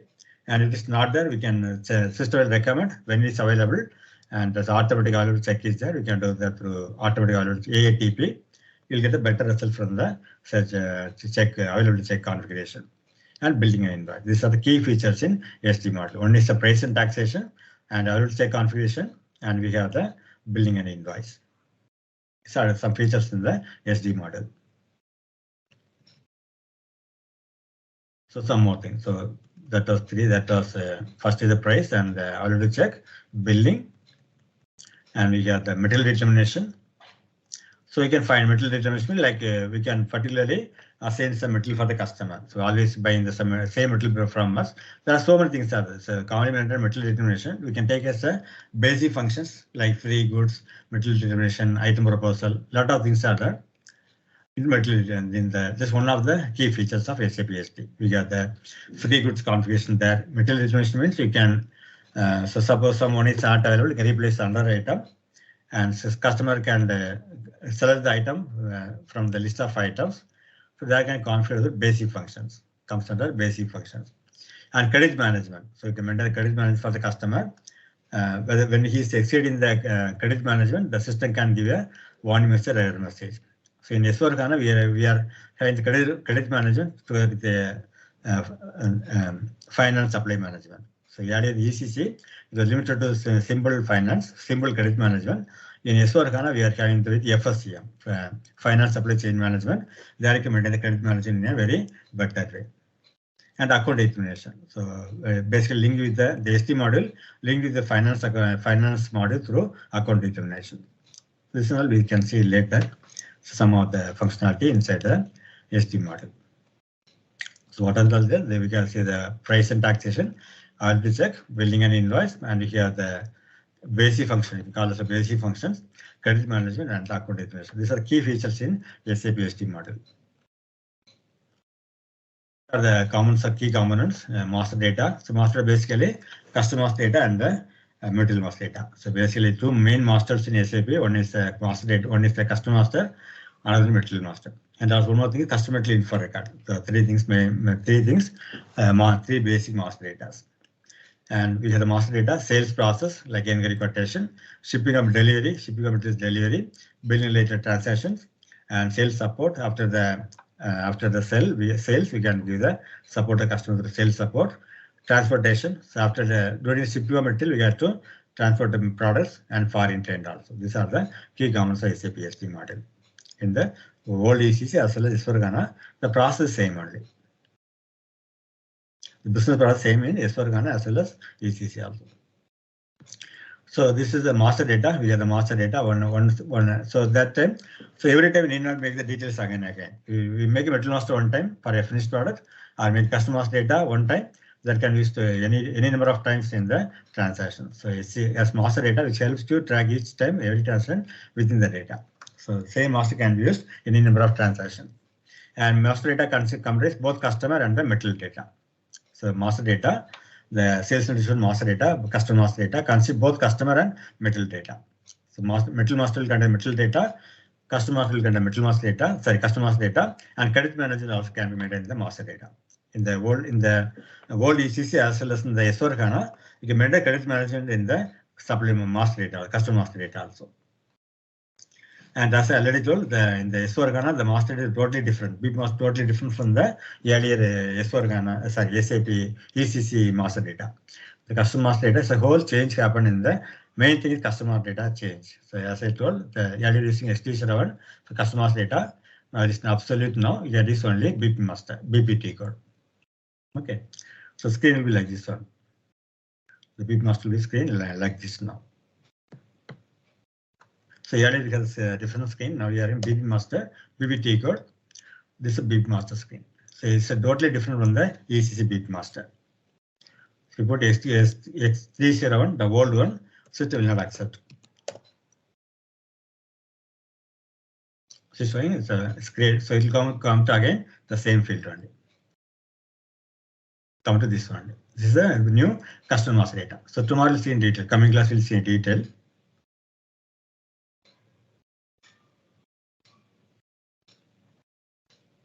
Okay, so I'll close this one.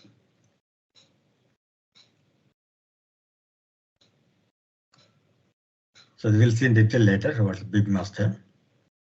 So basically, master the business partner details will maintain the business partner master data, and credit management details also kept in the big master.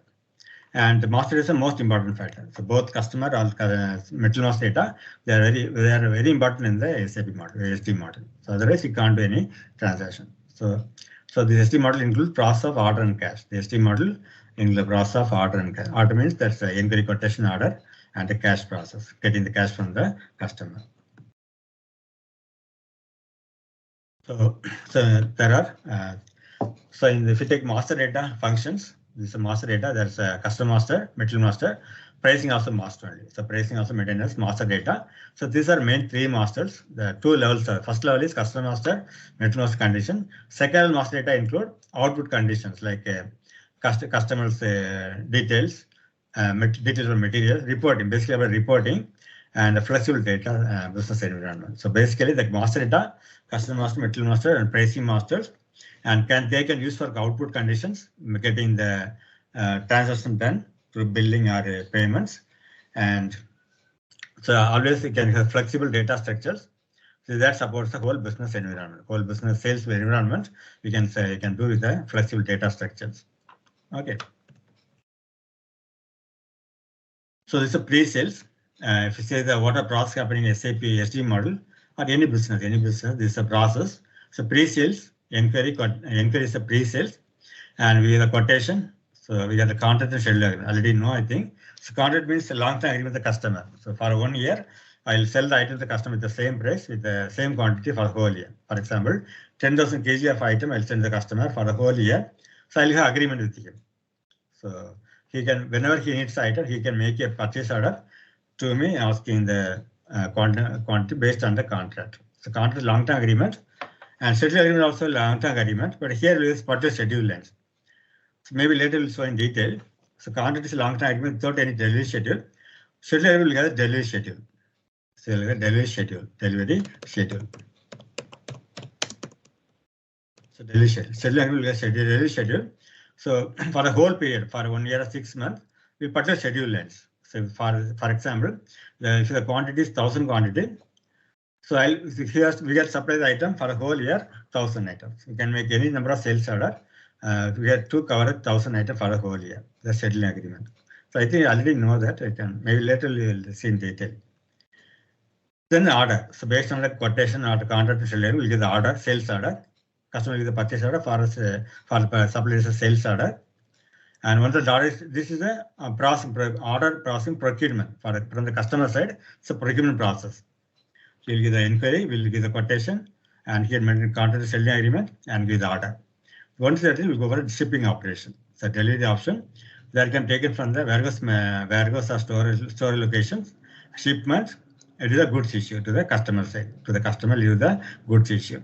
Through transportation means we'll give the goods issue, and once it is done, we'll give the billing document. And here we have the stock updates in the account books, finance books. We'll get the stock account, material account output update. So stock value will decrease or increase. When you receive the item into the store for a particular material, the stock will increase, stock value will increase. Once you sell the item to the customer, the stock value will decrease. And for the billing, we will link with the accounts receivable. So account receivable means customer payments. Accounts payable is vendor payment. Account receivable is customer payment. So that will be monitored by the finance account. So this is a process happening in any sales process. This is a common transaction: inquiry, quotation, order, and contract schedule agreement also. These are called outline agreements. These two are called outline agreements. So there are two outline agreements in the purchase as well as the sales process. Outline agreements. So one is contract. There are two outline agreements in both purchasing and sales. One is contract. One is contract. Next one is scheduling agreement. So outline agreements. So contract, as I told, 1,000 quantity for whole year. But scheduling agreement will give the quantity, but will give the particular schedule lengths. For example, on 06/05/23, we'll give 100 items. So for the whole quantity, we'll split it into different delivery schedules. The customer will have particular schedule lengths for the whole period. So So for example, May 6th and again at 23, sign 23, I'll give one more requirement. Daily schedule. So basically schedule agreement will contain different schedule lines. Again 200 item for May 23rd. Like there will be so many schedule lines for the one schedule agreement. Contract will not have, the difference between contract and schedule agreement is contract will not have any particular schedule lines. The customer can buy any item, same item any time during the whole year. Whenever he needs item, he can raise a PO and will give the sales order. But schedule agreement will have a particular schedule lines. So when they're making the agreement only, we'll agree with him that on 5th May will be 100 item and 25th May this item, like that follow, like that it will go on. That is scheduling agreement. Okay, this is a process. It's a pre-sale process. It's shipping and the billing. This is a process about the SD module. So process flow, so order, delivery, billing, and accounting documents. Okay, in the screen it's taken from the theory app. So standard order. So first is order processing. When the order process will be the delivery processing, we'll issue the item to the customer from the warehouse, and with the invoice billing, we'll send the invoice to the customer, and account department will receive the payment from the customer. So this is a regular processing happening in sales model. Order, delivery, billing, accounting, finance model, payment. So SD helps you, the sales distribution model helps you to handle minor details. So whenever you sell the item, you can follow the order and you can monitor everything from the sales point of view. So here, starting from recording the product. So based on the purchase order given to the customer, we'll record the whole process, details, pricing, feedback, everything is tagged using the model. So in a SD model, we can track everything using the all these options, data, pricing, feedback, everything we monitor in the sales model, SD model. So this is so some of the basic functions, so inquiry and quotes. So basically, we have the inquiry quotations. We have the inquiry quotation, this process. Inquiry quotation process, this is a process. So we have the inquiry quotation, sales order, consignment. So I think you know the consignment. So basically what it will is, so the supplier will give the item to the customer premises. So basically the concept is, so for example, the customer needs the item on daily basis. For everyday production, he needs the item. So every time he can give a purchase order, daily give the purchase order, wait for a shipment from the customer, supplier. So instead we'll make consignment process. In that process, the supplier will keep the item in the customer place.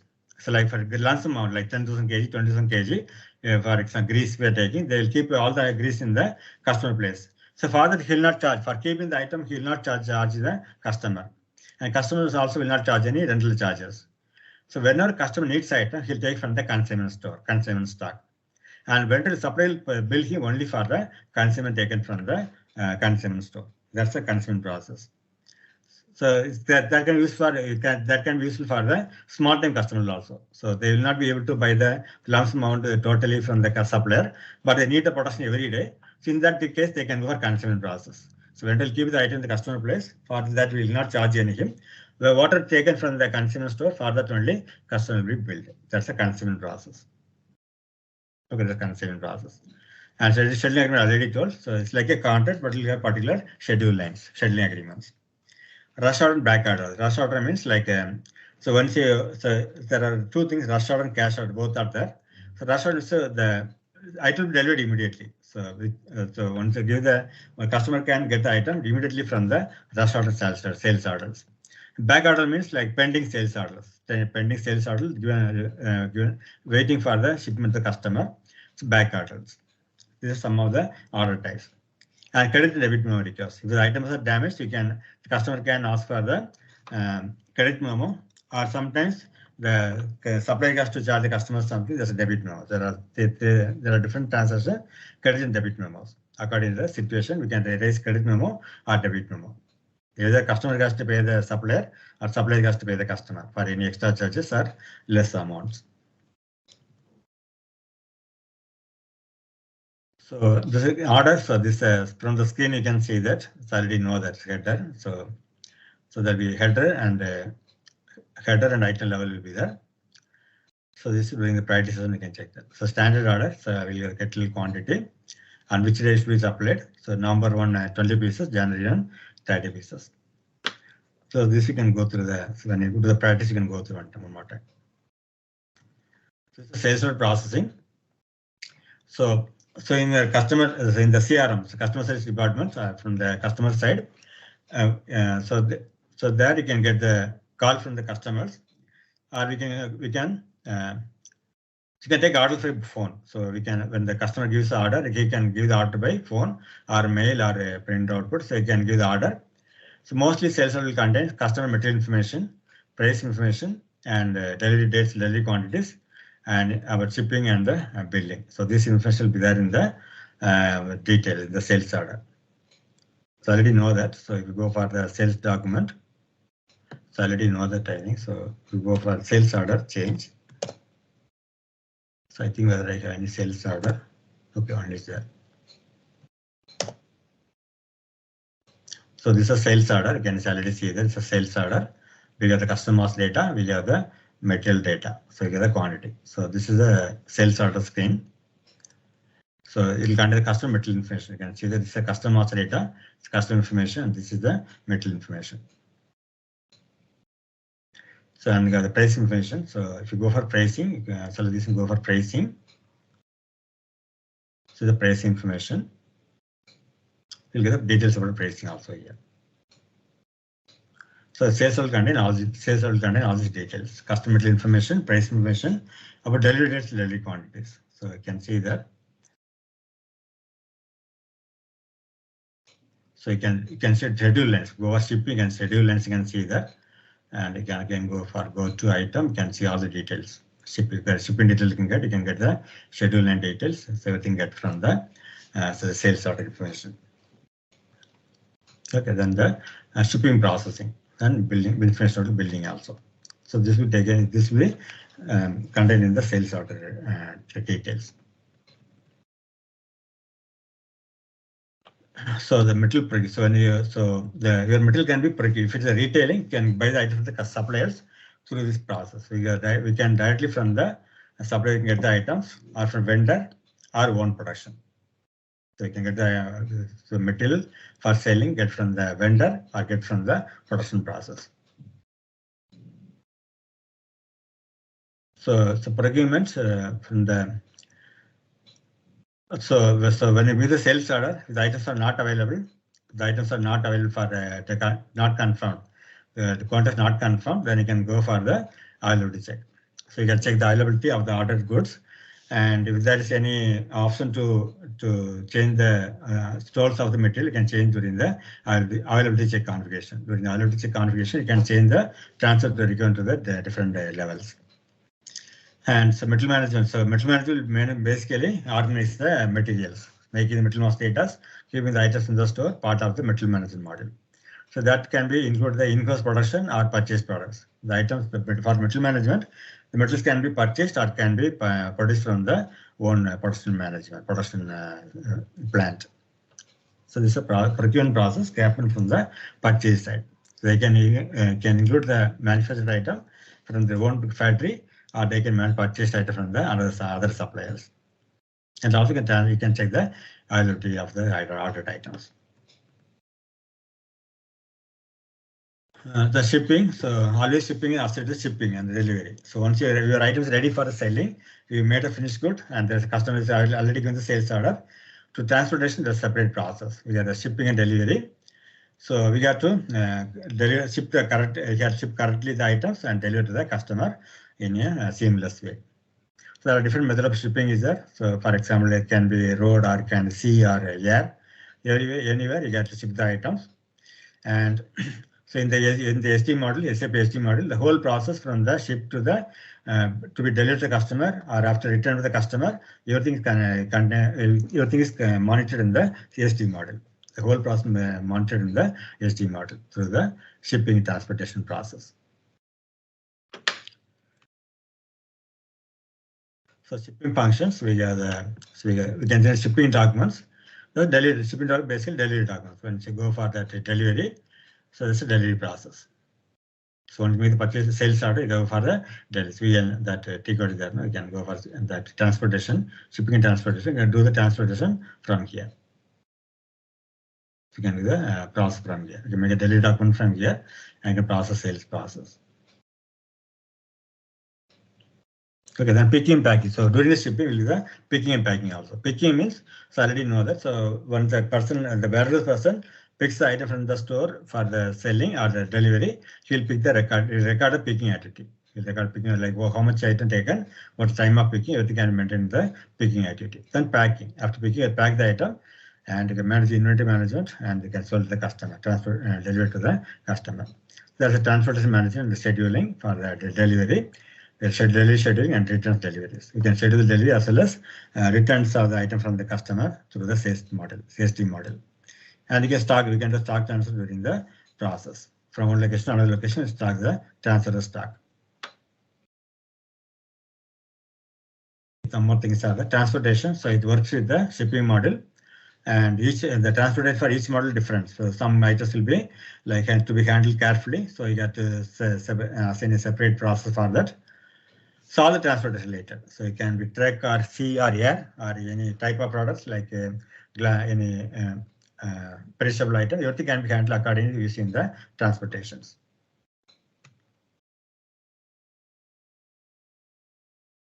So this is a function in the transportation functions. We have a flexible and easy to use component. So it helps you to do the transportation in an effective manner. We have a large information system using that you can easily use the transportation configuration.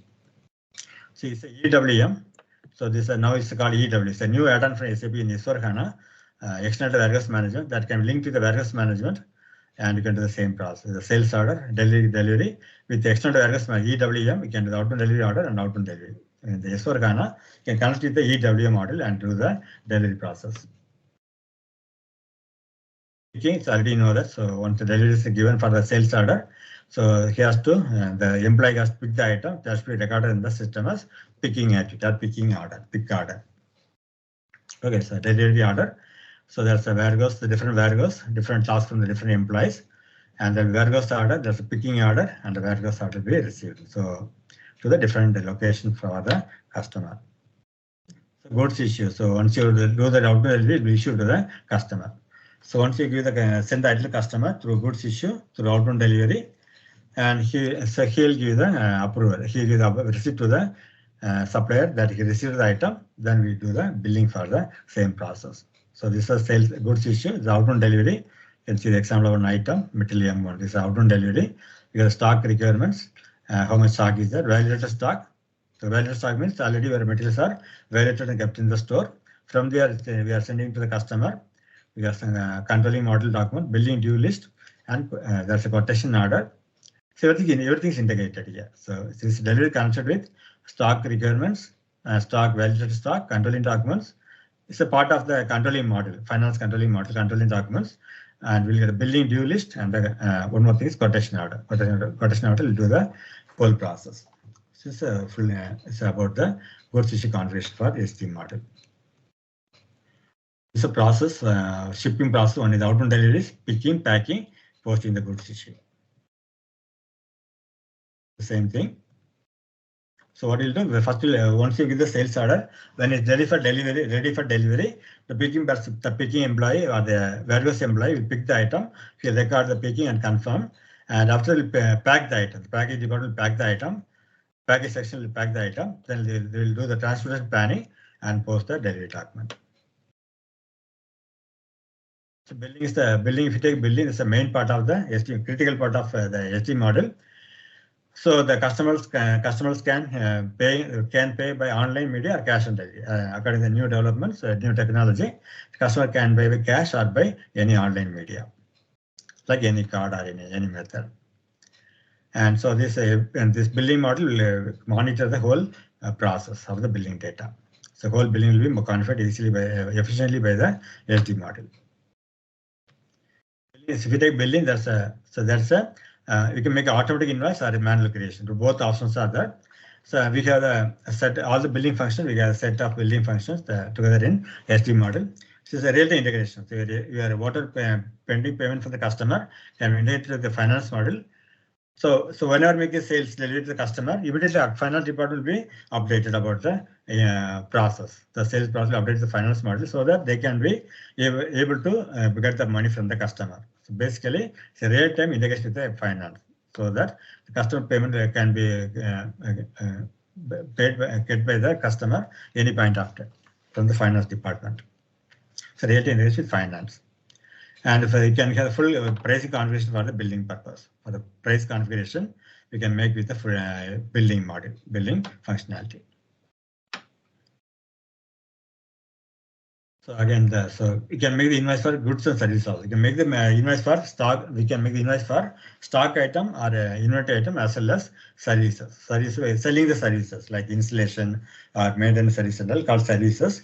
That also can be maintained for building. So as well as for the stock item as well as services. And you can credit with debit modes. Customer has to pay or supplier has to pay through credit or debit modes. And you can cancel the previous billing document. Suppose there's an error or something happened, you can cancel the billing document. And you can automatically, so when you make the billing document, automatically the data will transfer to accounting departments. So once you come to the billing from the SD model, you automatically transfer to the CSD finance model. There are two billing. So billing, there are two head level, light level. So you can see that in the solidity. So that's in the.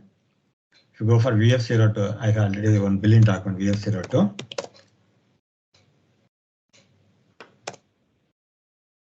This is a billing. This is a header. This is a header. This item detail. Go to and item condition. You can see the condition. So these are two things: header and item. So first one is this is a header. So this is a header, and we are getting the item details. Header level, item level. The billing will be looking like item, and we can have different items in the header and price for each item. So once you do a billing document, when you come to the billing document, these are the effects of the billing documents. So once you make the billing, your account report will be updated about the payment, about the bill. So account report will get the bill. So you can see billing document number, it will go to the account department. We get the influence system, reporting section that you can monitor all the sales by the customers. And you can analyze, you can do the profitability analysis, you can analyze the profit of the sales, and you can credit account the customer. So you'll post to the, so we call it reconciliation account. So I'll later explain the reconciliation account. So when you make the billing, you'll post to the reconciliation account of the customer, and your sales order delivery also linked with the billing document. So from delivery, you'll do the billing. So the billing will consider the sales order and the delivery documents. Okay, this is the effectability document. Effectability document, one is the accounting document generation and reporting and analysis for profitability, and there's an account, an amount will post to the customer account, and the can be linked to the sales order and the delivery. So what is happened during the sales during the billing? Two things will happen. One is the debit posting, credit posting. So I think already know that. So in accounting there will be debit and credit. In always there will be debit and credit. Debit means, for example, customer, when the customer makes the payment, he will be credited. And for the finance department or the supplier will get debited. So later we'll see in detail this the concept. This is journal entry. So when you make so customer will be always in the credit side and the supplier in the debit side. So there's a lot of explanation for the debit and credit. So basically these are two things. So customer will be debited or credited. So in accounting, that's a main thing. In accounting, it's called JE. JER journal entry. JER journal entry. So journal entry will be basically the two things will be. One is credit, another is debit. So that way the entry will look like this one. That's the payment. So once you do the billing, we'll do the payment process. In that we get the paying. You can make the payment again invoices. And you can clear the difference between the different accounts. So after this, sales support. So once you get the sales to the customer, we'll get the sales support through SAP SD model. We can get a better sales support to the customer.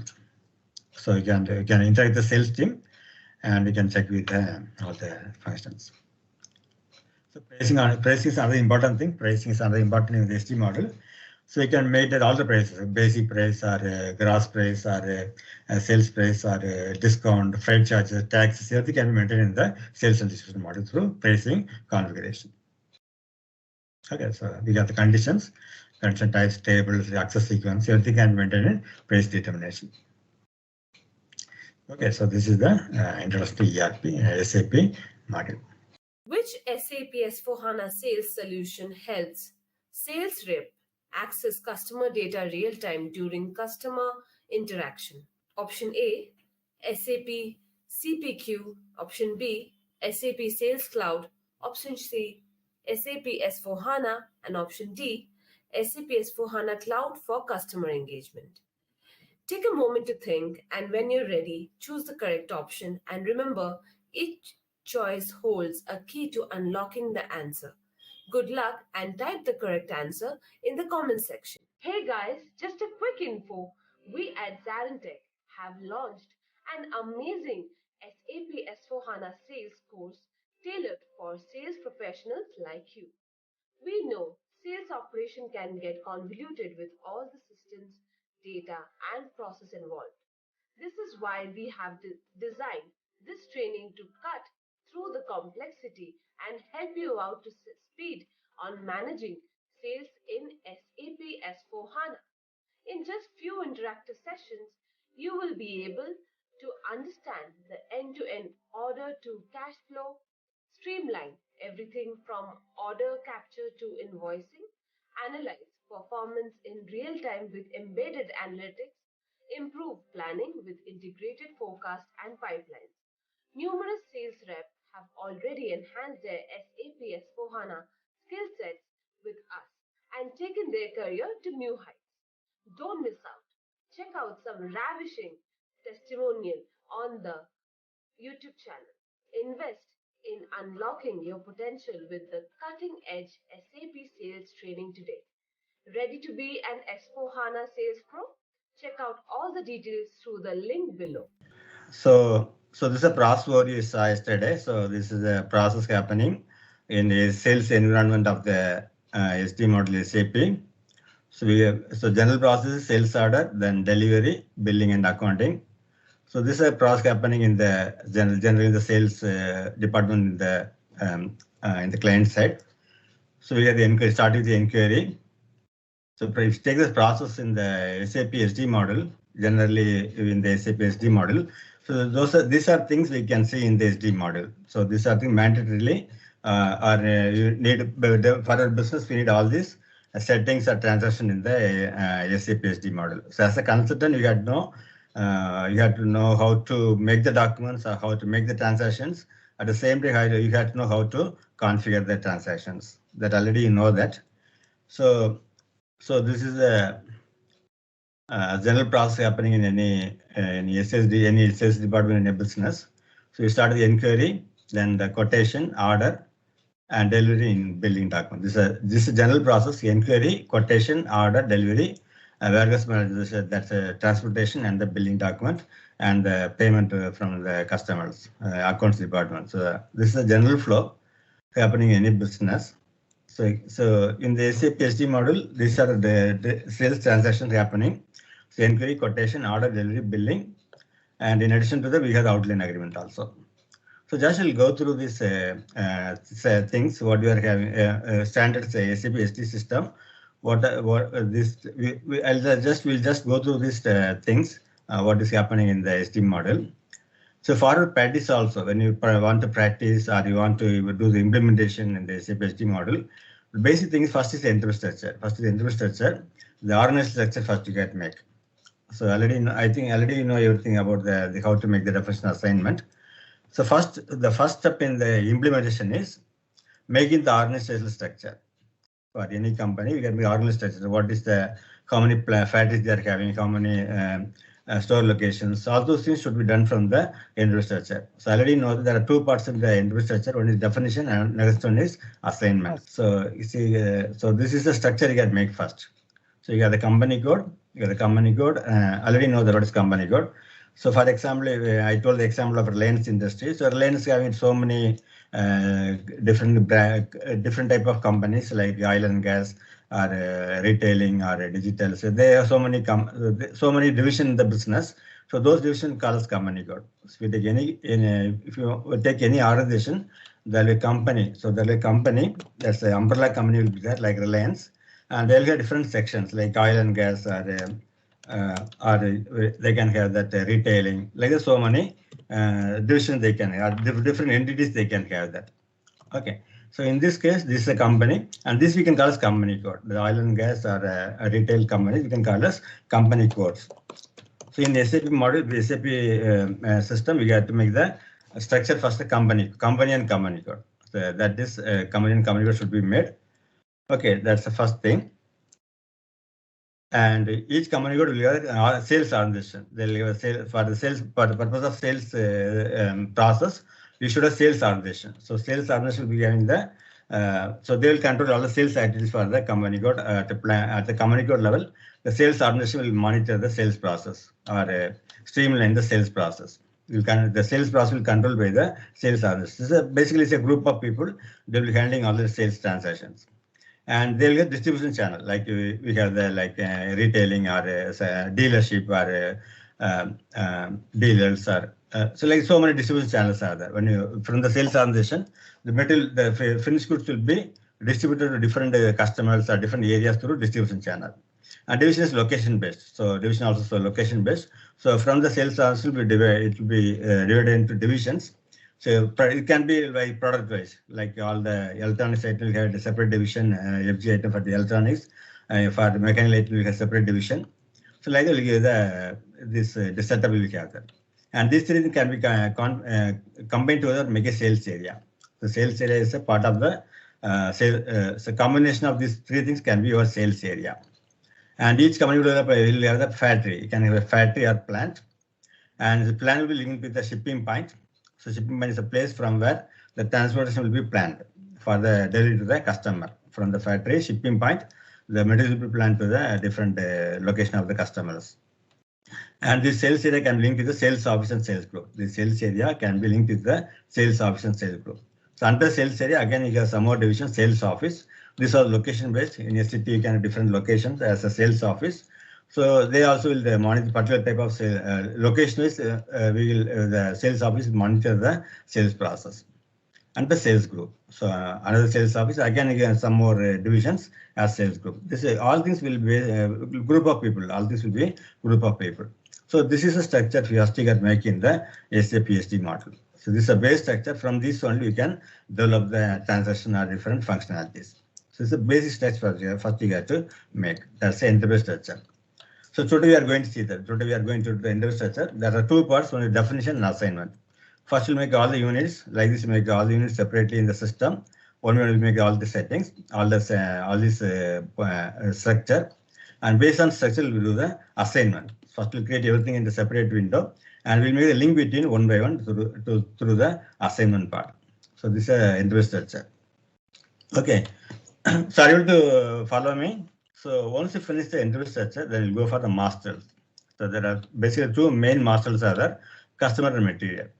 So once you get a new, your production is having a different finished goods. So during the process, manufacturing process or any process, you'll get the finished goods. You'll get the finished goods. That's we can call it FG item. So we'll get the finished goods. For the suppose we got order for finished goods. Suppose we are having the washing machine. Our material, our finished good washing machine, our manufacturing of the washing machines. That's a finished good for us. You take a washing machine company. So after manufacture, you get a washing machine. We will get a finished good as a washing machine. So now we want to sell the washing machine to different customers. Yeah, we have the plan. The factory is there, shipping point is already there. So plan will contain the store location. So actually here we take only part of sales process. Actually the store location will come under material management. So I did not include that. So during the process, during the practice session, we are going to create the store location also. With the store location, we can't make any entries. Okay, so we're going to sell the item to the customers. So now you get the probable customers. You have to get the probable customers who will buy the washing machine from our company. So in that case, the process will start the inquiry process. So we'll start with the inquiry. So the customer can make a phone call, or he can query through suppose we have the promotional meetings or the trade fair. So from here we'll get a contact of the customer. We'll get the contact of the customers. So they may be interested in your product. They may be interested in your product. So they'll make an inquiry. They can make a phone call or something. They can inquire about your product. Okay, so that inquiry should be recorded in the system. That inquiry should be recorded in the system as an inquiry document. For that, making the inquiry document, you need two things. One, the customer master and material master. We need details of the customer, like when you get the information call from the customer, you have to record these details in the customer master data. So there are two main masters, customer material. So you make the master for the customer, his name. We can give a new code for him in the system, in our system, and what's address. But like this, will maintain in the customer master data. And which product? So this washing machine, the products, we'll give the code to the washing machine. That finished good, we'll give some item code or material code like this. W1000 is a washing machine model. That will be the material code. So which item we are selling and which customer to which customer you are having the inquiry or a sale document, we'll make customer master data, material master data. So material master data will contain the details about the washing machine. So what is the unit of measurement? What's the price of the material? Washing machine, those will maintain in the material master data. And customer master will contain the address details or his banking information will contain the customer master data. So only when you want, if you want to record an inquiry document in the system, first you can make the customer master data and the material master data. Okay, these are two basic things: customer master and material master. Okay, and so after that we'll make the link. We will make the link between customer and material through customer material info record. So there's another master data, customer material info record. There record our item code and the supplier's item code as well as customer's item code. So this material, this WM1000 in the supplier system is the code is WM1000. In the customer and the supplier side, the code is WM1000. For same item, the customer can get some other code in his system. In his system, customer can get some other code. For example, like maybe WB1000, Whirlpool 1000. So customer can have his code as WB1000. So in the customer material info record, we link this supplier code and the customer code. So that when the customer making the transaction in his system, he can refer that their employees can refer easily by using their customer, their material code. So this is supplier material code, this is a customer material code. That's a customer material info record. So basically, we have three masters: customer material and customer material info record. And when you in the S4HANA, when you make the customer master data, it is different from the ECC. The customer master data from S4HANA is different from the ECC. Today we are going to see that how to make the business part in S4HANA. So this is one input. So customer in S4HANA, customer master creation is different from the ECC customer master creation. Okay, so this is masters. So we'll start a process with the inquiry. So our sales process will start from the inquiry. So once we get the inquiry from the customer, we'll send the quotation to them. To the customer, send the quotation like what's the price of the item, maybe the 20,000, 25,000, remember the price of the item, and how much quantity available. We'll give the quotation. We'll send the quotation to the customer. And based on the quotation, they'll do the price comparison. In the customer side, they'll do the price comparison. So they will be getting the quotation from different customers, different suppliers. They will do the price comparison from different suppliers. Will do the price comparison in the purchase module from their side, and maybe our product is competitive price in the competitive price. So they will select the one of supplier as a customer, as one supplier. They will give the purchase order. So after price comparison, they will give the purchase order. Purchase order, PO is purchase order. So the customer said once they complete the price comparison, they will select best supplier and they will give the PO to the customer. From the supplier side, that will record a sales order. The purchase order given by customer is recorded in the supplier system as sales order. So based on the quotation, we'll send the customer do the price comparison from different suppliers, and they'll select a supplier and give the PO, purchase order. So that purchase order from the customer is stored in the system, in the supplier system as sales order.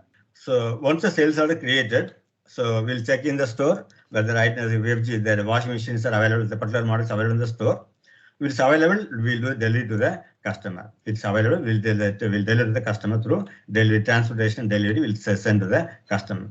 Suppose it's not available, when the store person or the salesperson they'll tell the production department to manufacture some required washing machine should be manufactured. So if the item is FG is available in the after production is available in the store, then the item should be sent to the customer through delivery document, through transportation, through truck or train or sea. It will be sent to the customer. That's a delivery. Suppose the item is not available in the store, the particular model is not available in the store, so it will be the salesperson or store person can tell the production department to assemble or manufacture some more washing machines for delivery to the customer. Then once the items are ready from the production department, can be sent to the customer delivery. Okay. Then the billing and outline billing. So when we send the item to the customer, we'll get the receipt from the customer that they have received the finished good. Then we'll send the bill to the customer through a billing transaction.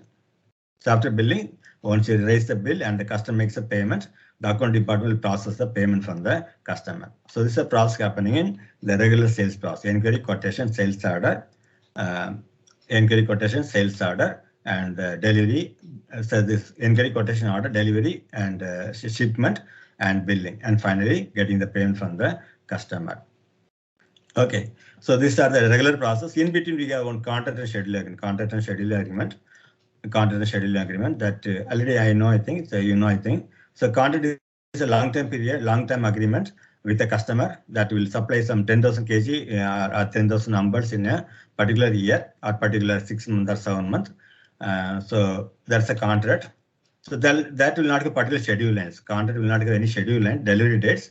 So whenever the customer needs item, he'll make a PO to the customer supplier requesting. So every time for example, the contract can be of 10,000 numbers for the whole year. So whenever the customer needs item, he'll raise a sales order PO. From his side is a purchase order. He'll raise a purchase order for 10,000 anytime. For example, in current month he needs some 1,000 items, and again in May. In May he needs some another 1,000 items. So like that he can split the 10,000 quantity into any number of purchase order or sales orders. So that's a contract.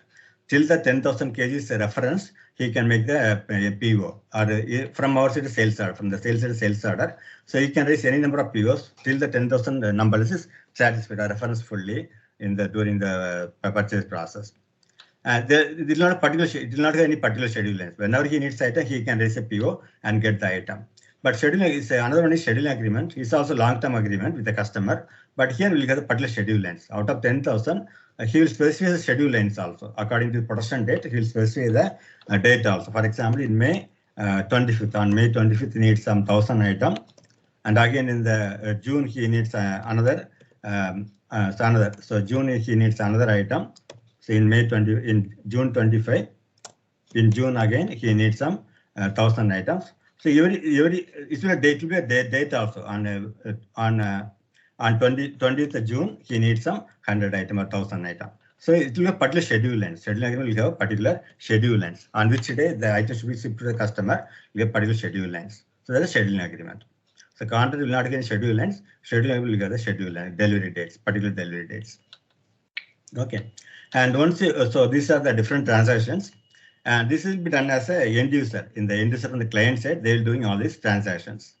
But as a consultant, we got to configure all these transactions. We get to configure the whole process for using the configuration part. For example, when you raise the inquiry or sales order, we'll get a number of we'll get a document number. So once you raise the sales order, we finish the sales order, we'll get a document number. So the document number can be configured through the document types. The sales documents can be configured through document types. So like making the number ranges, making the number for the document, the sales order, making field settings. Field setting means making the fields mandatory or optional field. Making the field mandatory or optional field settings. So that's also part of the configuration part. And we have the settings for the documents can be done through document. So I'll show you. We'll see in the detail later when you go to the practice part. We'll go through this concept once again. So document to configure the transaction, as a consultant to configure the transaction, we'll use the document types.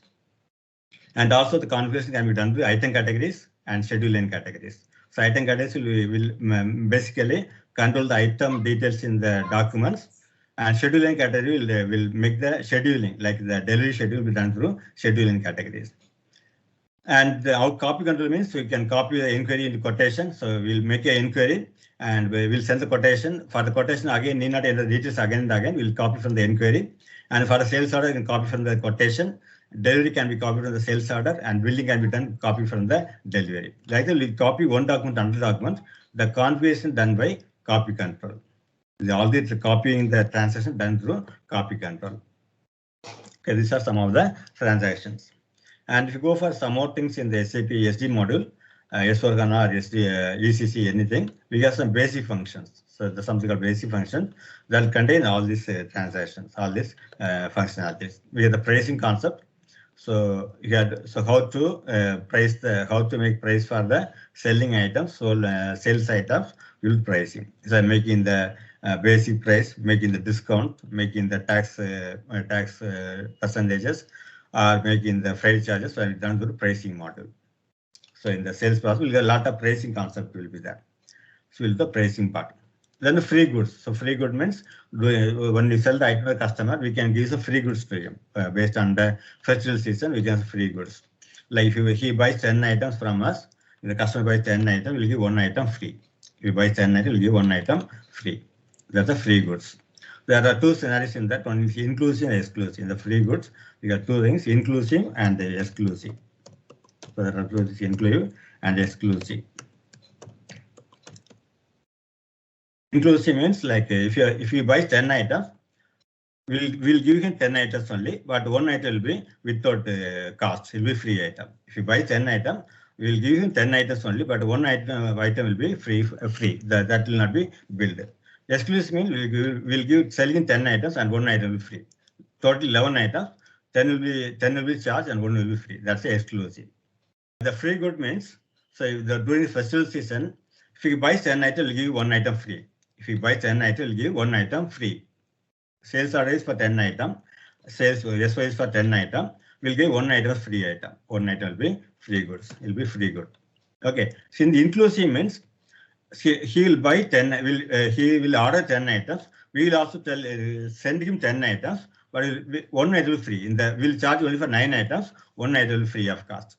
That's inclusive. In exclusive, we can give us 1 more item free, but the inclusive we can't give us a supplement replacement item. It will be the extra item will be given to the supplier customer. We can't replace the item. And next, material determination. So material determination is again is a part of the promotional things like during the festival season. So we have the one item is FG 100. This without packaging, without any gift wrapping. So during the festival season, we can tell the customer that when he wants this FG 1000 item, we can tell him that another item is there. There's a special item is there. This one like so same item. One more. It is gift wrapped. So this is the main item he's ordering. During the festival season, we can send as a gifted item. It's like a gift pack. We can tell them that. So when he buys item, he can instead of this item, we can replace it with the gift packed item. That's a material determination. We can replace one item with another item during the festival season. For example, gift wrapped item. That's a material determination. So basically, we replace one item with another item through material determination. And product proposal means like it's item proposal also. So that is so the particular customer always buys the same set of items every time. So every sales order. So every sales order need not fill the items one by one in the sales order. We'll give a list of items. We'll store in the product proposal document. Whenever make a sales order for that customer, just will take from the already existing list. So you need to enter again and again in the sales order, fill the line items. We'll just take the product proposal, item proposal document. It will populate all the items in the sales order.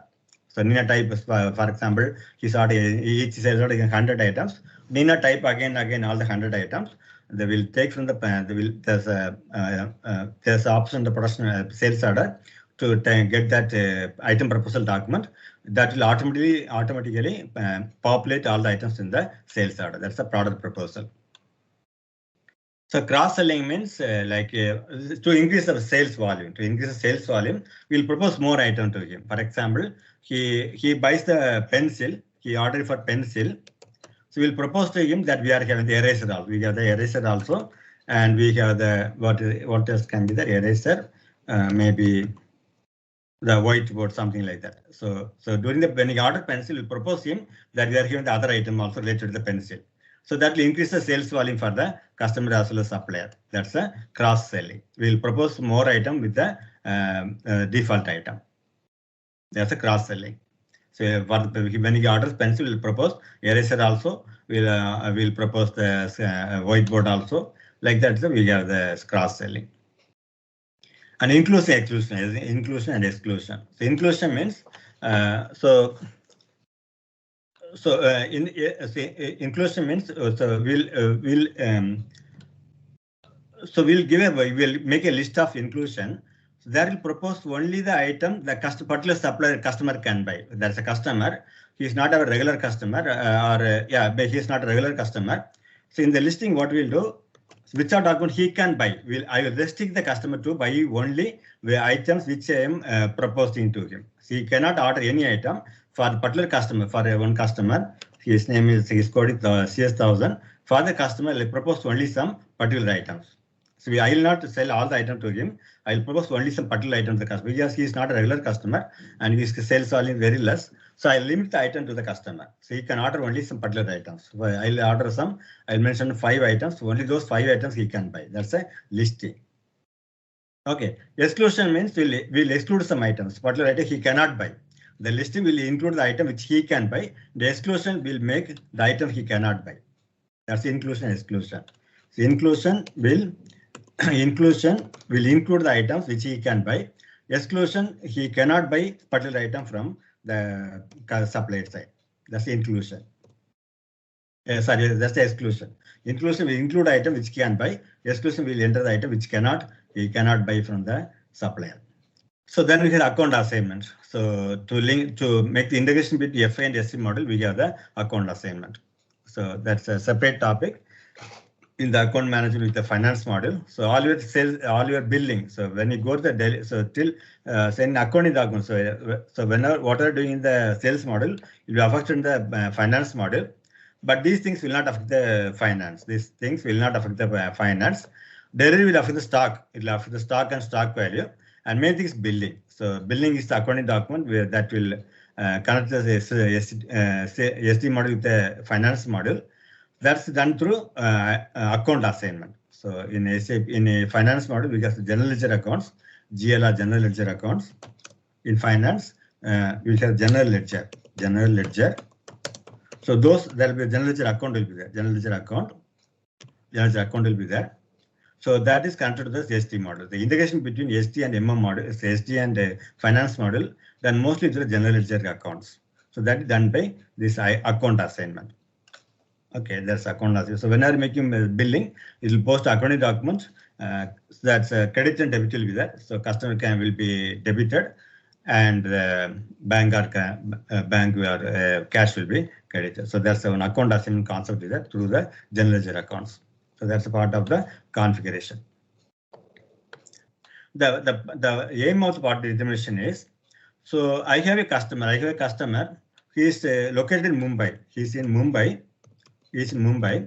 and he has different branches all over India. So he has Pune. He has one more office. Pune he is having, and again Delhi also he having an office. So in this case, what will happen? So the purchase order from the customer can come from the Mumbai branch. From the Mumbai branch, they can send the purchase order to the supplier. So that is the order. We can call as ordering address. This you can call as OA or ordering address. OA or ordering address. Ordering address. So the sales purchase order will come from the Mumbai location from the customer side, and he'll tell the supplier to send the item not to Mumbai. So Mumbai is another having branch or factory. He'll ask them, he'll tell the supplier to send the item to Pune office or Pune factory. So this can call us. So we have the one option, good supplier. It's a good supplier. Sorry, it's in the M. So you can call us shipping party. It's a shipping party. This one is partner determination, partner function, shipping party. This ordering address, this is a shipping party.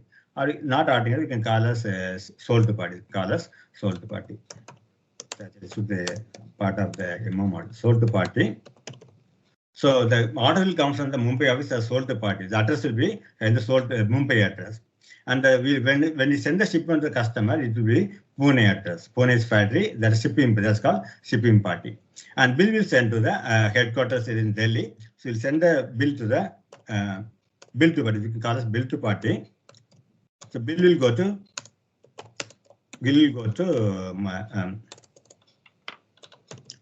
Delhi office. So say the customer master will say in one master data, one particular customer's data, we'll have all these partner functions: sold to party, shipping party, bill to party. One more thing is the payment can be done by again the Mumbai office. Payment can be done by Mumbai office. That will be pay. That will be pay. Right, pay. Yeah, this is the 4 partner functions usually used. So same customer, his code is generally one code is the customer code is there. He will order the item. The order will come from Mumbai office, and the shipment will be done to Pune factory, and bill will be sent to Delhi office, and payment will be done by Mumbai office. So this is called partner determination. So any doubt in this? Any question in this one? Any clarification? Are you able to follow this particular topic, partner determination? Yeah, sure. Okay. So that's one more thing. And output control. So when you make the sales order, should be sent to the customer through delivery or billing, should be sent to the customer through mail or print output. So that's called that is output control. Then to manage message control through mail or output, we can send through mail or print, we can send the output to the customer. That's output control. In the SAP SD model, generally ECC, we call the output control. In S4HANA, it is called BRF, Business Rule Framework Plus. That is totally different from the ECC.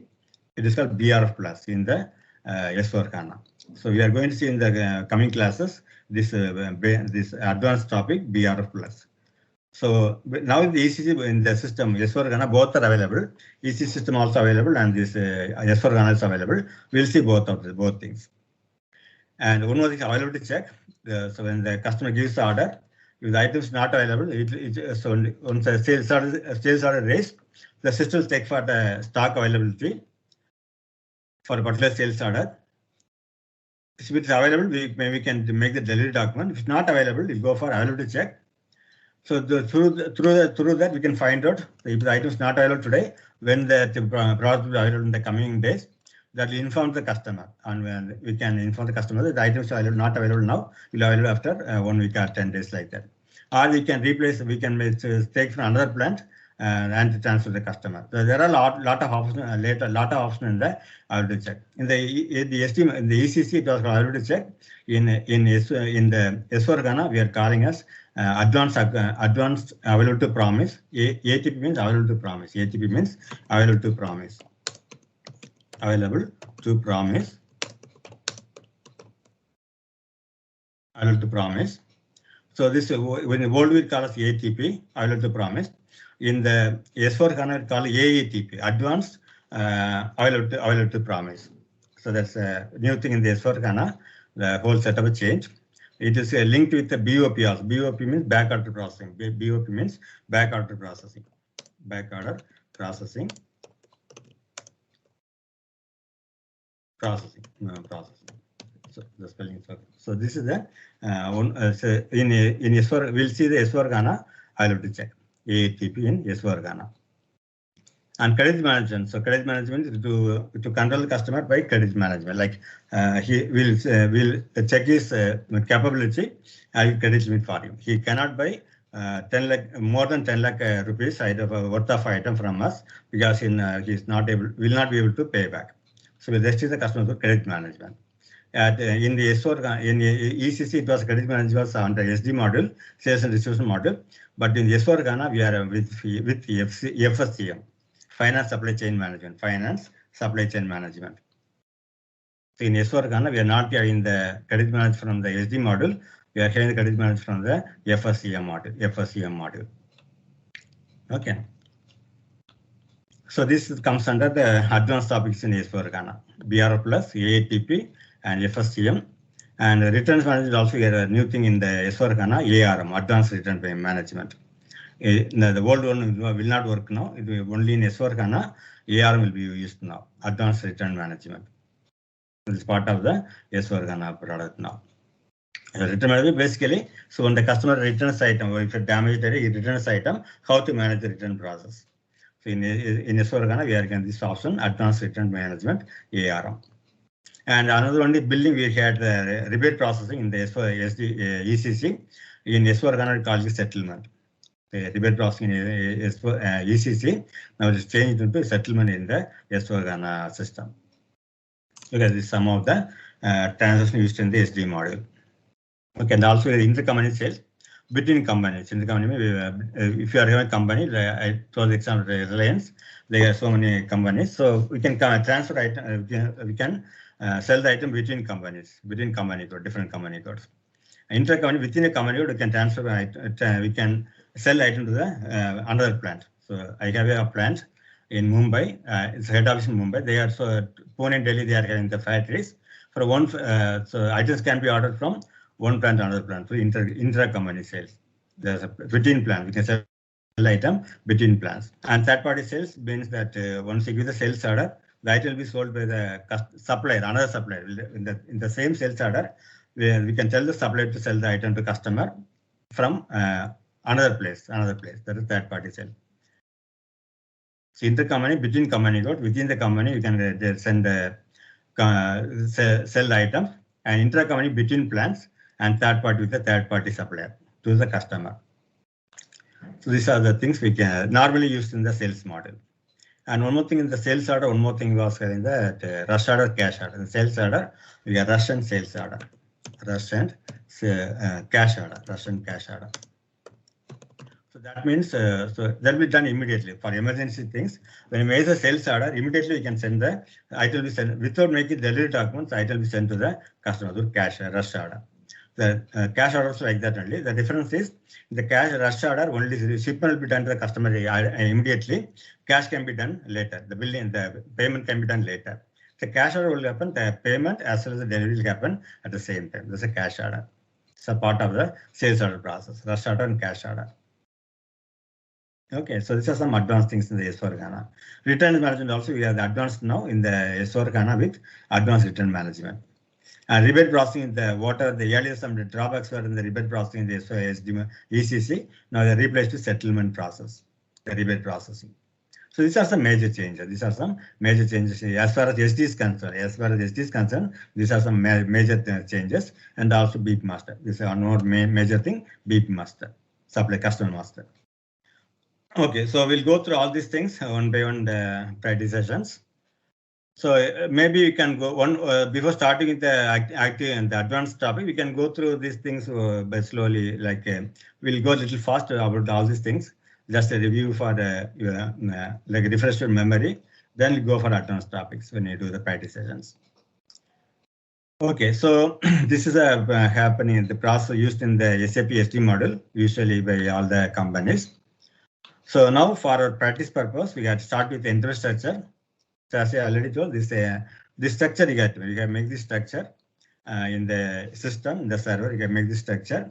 So based on the structure only, you can make the transactions. Without this structure, we cannot make any transactions. In the implementation or training purpose also, without a structure, you can't make any functionality, use the functionality. So first you got to do the structure. Okay, so this is what is the infrastructure. What is infrastructure? So we got two things, definition assignment. In the infrastructure, we got to do definition assignment. So we are going to see that now. After we are going to see that. So there are different, for each module wise, in the definition assignment, different modules are there. Different modules, in the infrastructure, we got different modules. We have the finance accounting, controlling, Logic General, Sales and Distribution. So this for our for SD practice, for the sales practice, we need all these units. We got to create all these units. We got the company, command code, credit control area. So like that, we got to make the structure. So the two things are first we'll define all these units first step. Then we'll do the assignment. We'll make the link between them in the assignment part. So first we'll define all these units in the server. Then in the assignment we'll make the link between all these things. One way we'll make the link between all these organized units. Okay. So in the already know that in the during the implementation, as a SD consultant, we have to do only these things. As a SD consultant, we have to create only these things. But in our practice session, but for doing the transaction, these are mandatory. Without command code, you cannot have the sales process. So actually, they are part of the finance accounting. This command code is part of the finance accounting. In the real time, already know the real time is done by the finance consultant. This can be created by finance consultant, and control will be done by the controlling consultant. But our practice purpose, we need this. Without this, we cannot do any sales activities. So in our practice session, in the training session, we have to create these units also. For practice purpose, to do the sales practice, we have to create these units in the other modules also. So controlling area and plan location division in the logic general part. And under sales and distribution, we create all these units. And material management make the storage location and make the shipping point also. First, so you got to, for our practice purpose, we got to create all these units in the system. Okay, so now we are going to do this practice session now. First we'll do the definition, then the assignment. First we'll do the definition, then second is the assignment. Okay. So what you can do is now, so I already know what is this screen. This is success menu, the end user screen. So later during the process, we'll see all the transaction in Fiori model also. What the transaction showed you here, we'll do in the Fiori app also. So what are things we are doing here, everything else in the Fiori app also. So this is success menu. So we have started the enterprise structure. Let's go for the SPRO.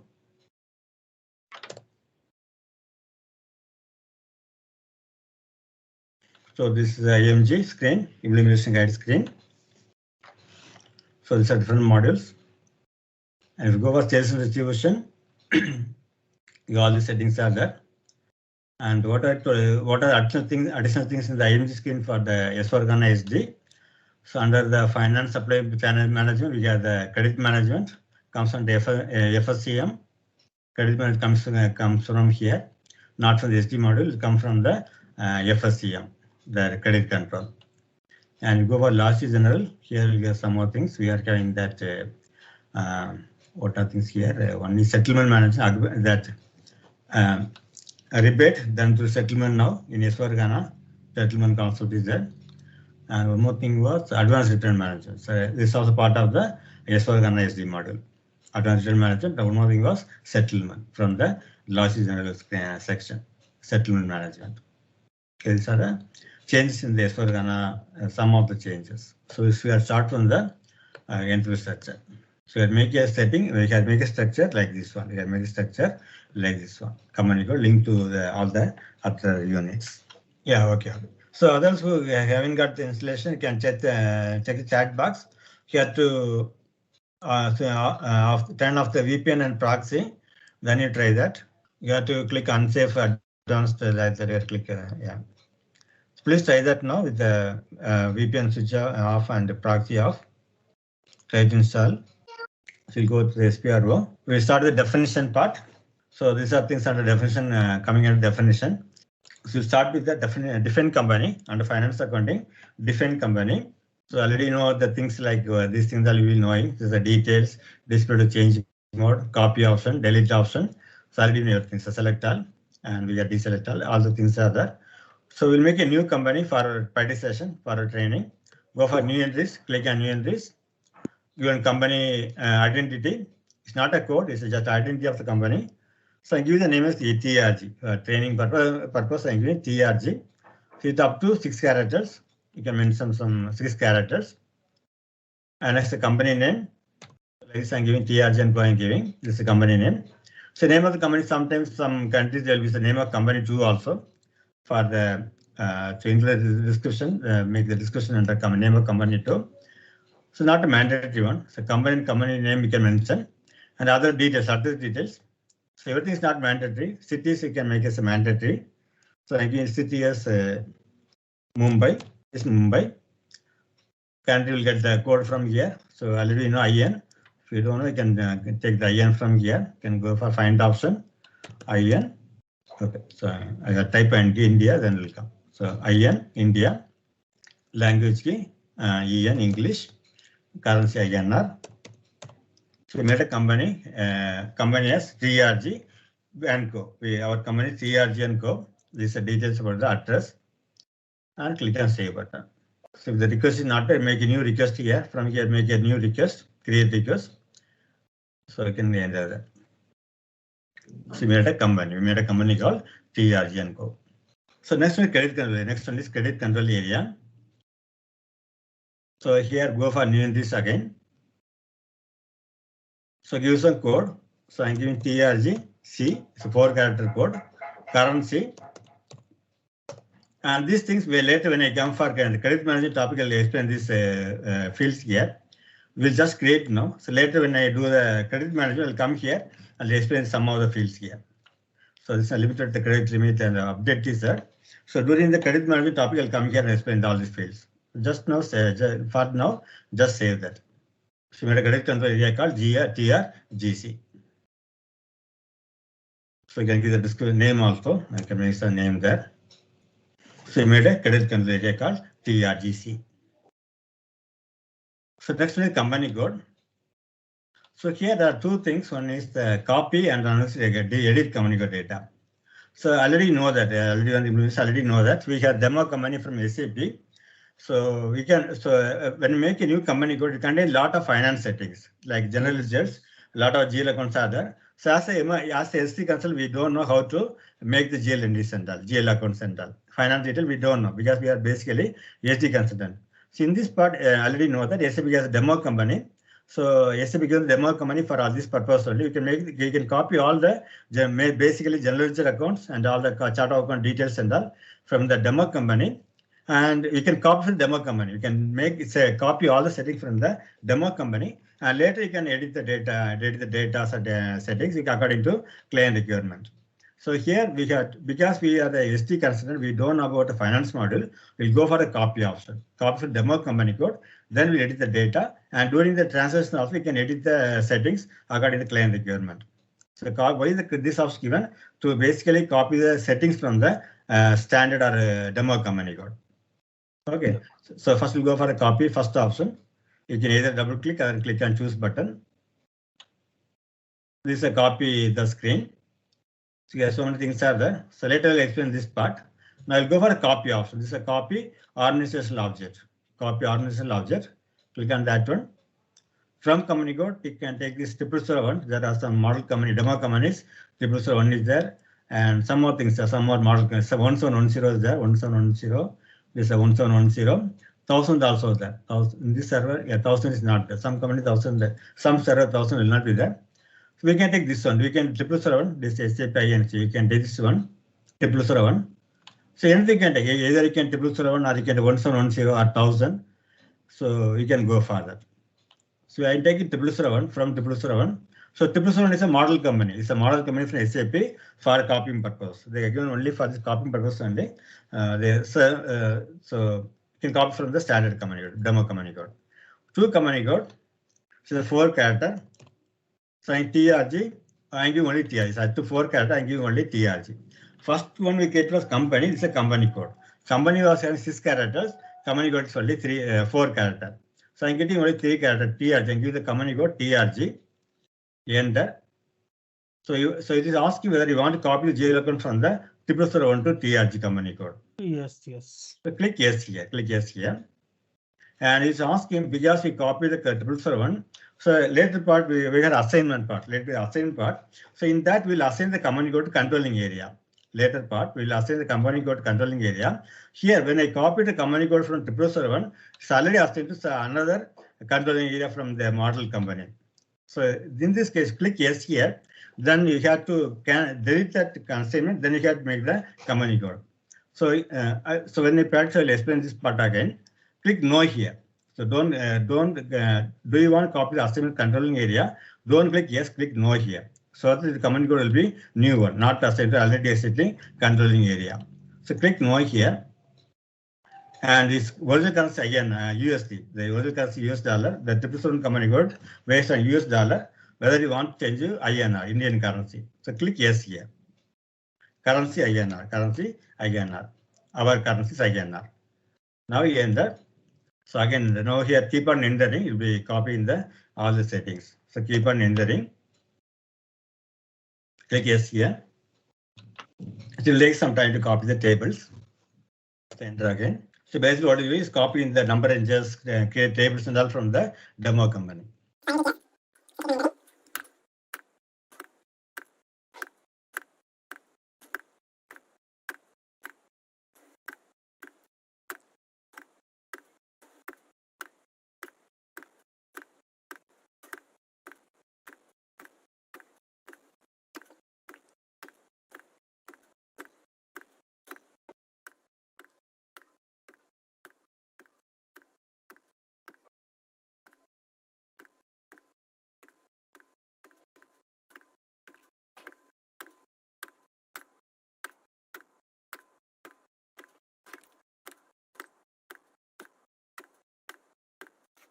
So copy it. So common data, tables, and the number ranges copy from 777 to TRG.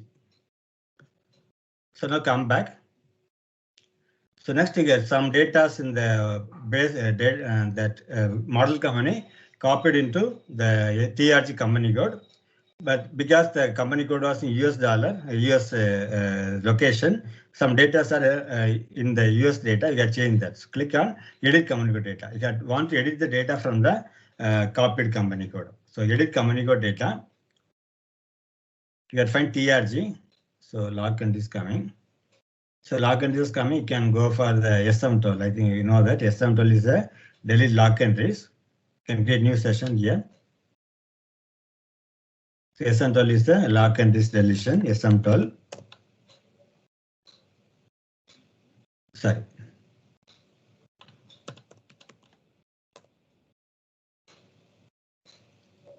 Okay, so you have to go for the search option. So that's no luck.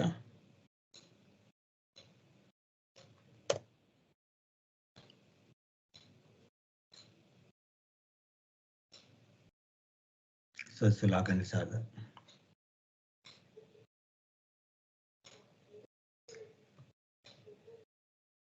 So I'll keep this screen open. So come to IMG. So go for edit option. Same thing. So go for edit company code data. So you can go for position to find TRG company code. Position. TRG was my company code. So it's saying the name is SAP INC. Change this to your company code. So then. Okay.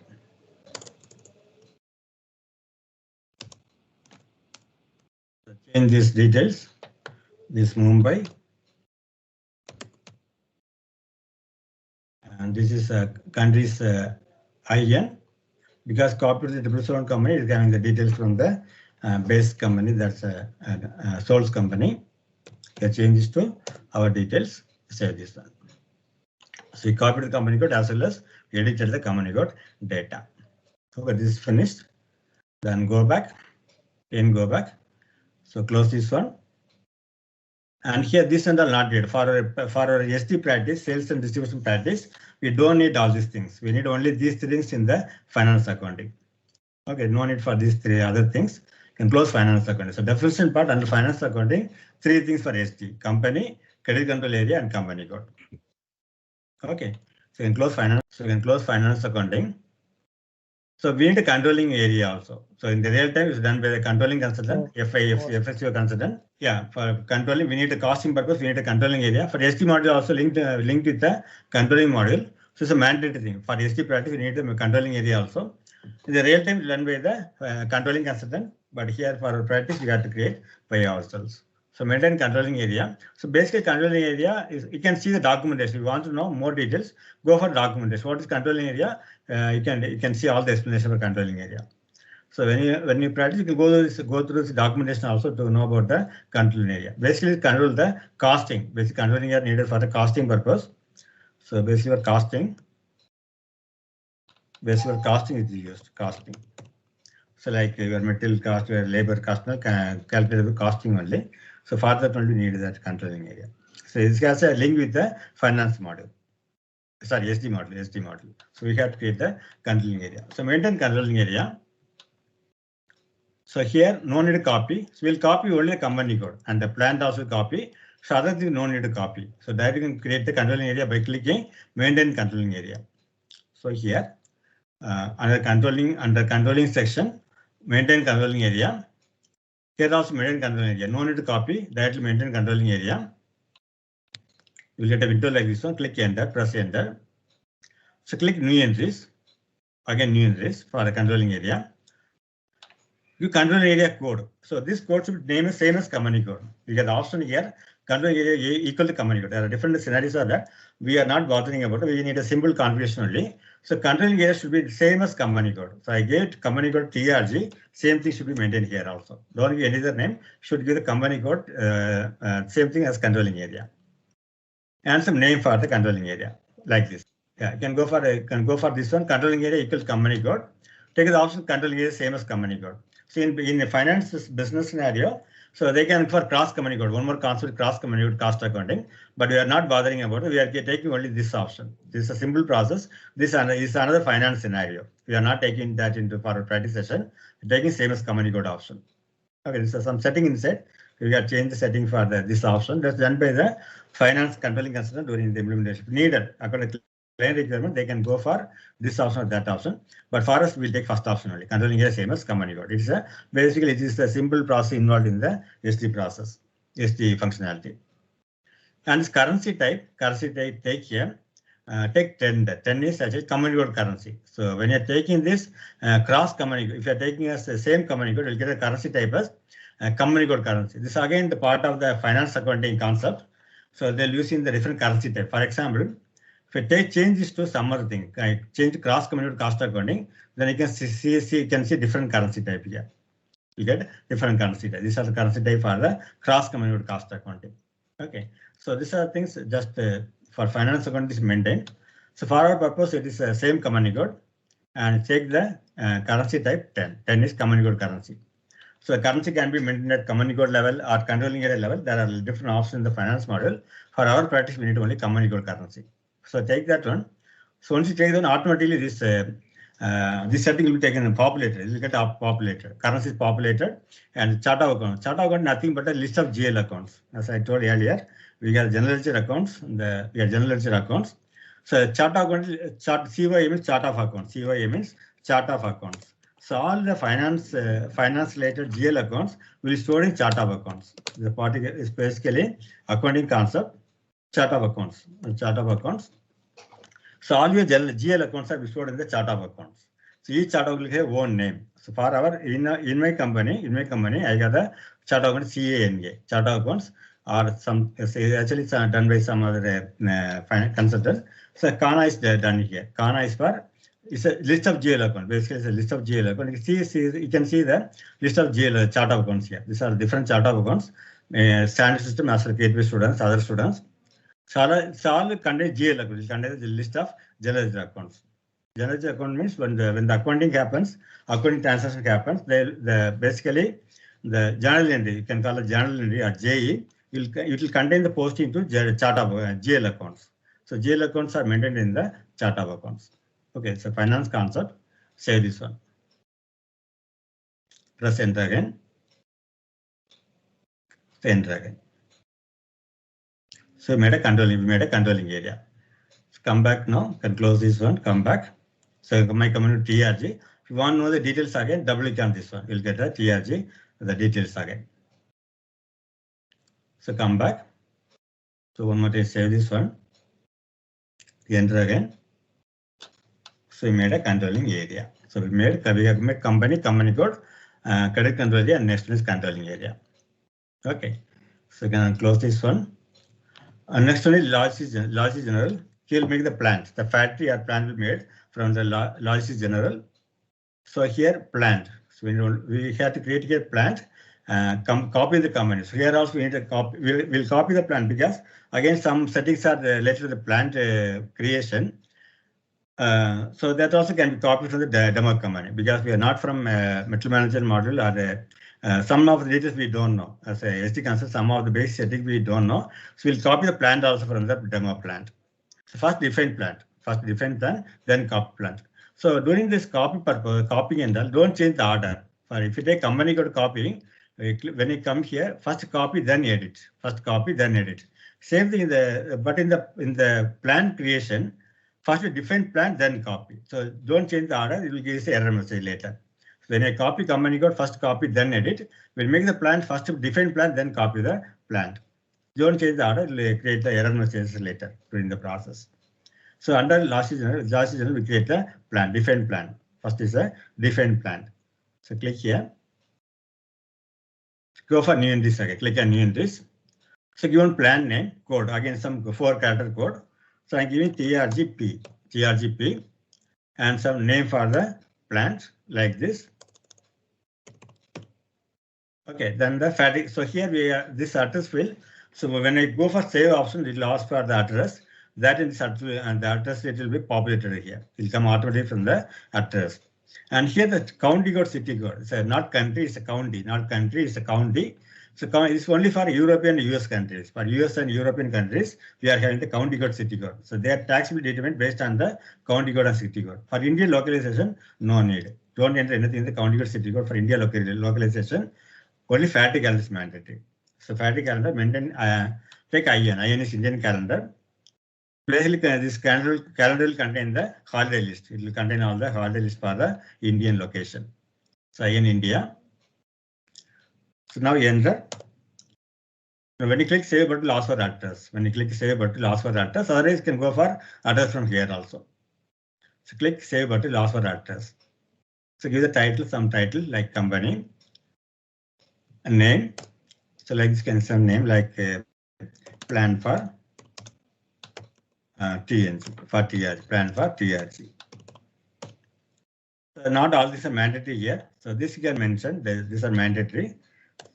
Some postal code, city is Mumbai city. My plan is Mumbai. Country region again IN India. So region there are set of region from SAP standard setup. For India, these are regions created. So Mumbai is Maharashtra. So Maharashtra is 13. That is Maharashtra. If you go Bangalore, Kannada is 10. Like that, we have all the regional codes. So region will take Mumbai, Maharashtra. That is 13. Enter. So again, save this one. So we made a plant like this. This is a plant. This is my plant, and this is address details and vertical side. You want to see the address again, or you want to edit the address? Go for this address. You can edit the address details. Okay, so we made a plant. So come back now. Close this one. Next, let's copy that also because some settings are related to the plant management. Because we don't everything in the plant the plant settings, we will copy the plant also. So go for copy, delete, check plant. Go for copy, delete, check plant. First option. The same will come like the same screen will come. Copy again. Copy organizational object. From plant, take one of the demo plant. So same one. Some systems one will not be there. So you can go for. So sometimes it's not show here, but you can still copy that. I'll try that one. My plan was TRGP. What I made the earlier step, same should be given here. TRGP was my plan. I'm copying that. So click yes here because already the plant is there. This message is coming. Click yes here. So enter. So here also keep on entering. Click yes. So this will copy the settings like we have in the MRP details now copied here. So enter again. So only plant and company code will copy. No need to copy others. Only company code and plant will copy from the demo company, demo database.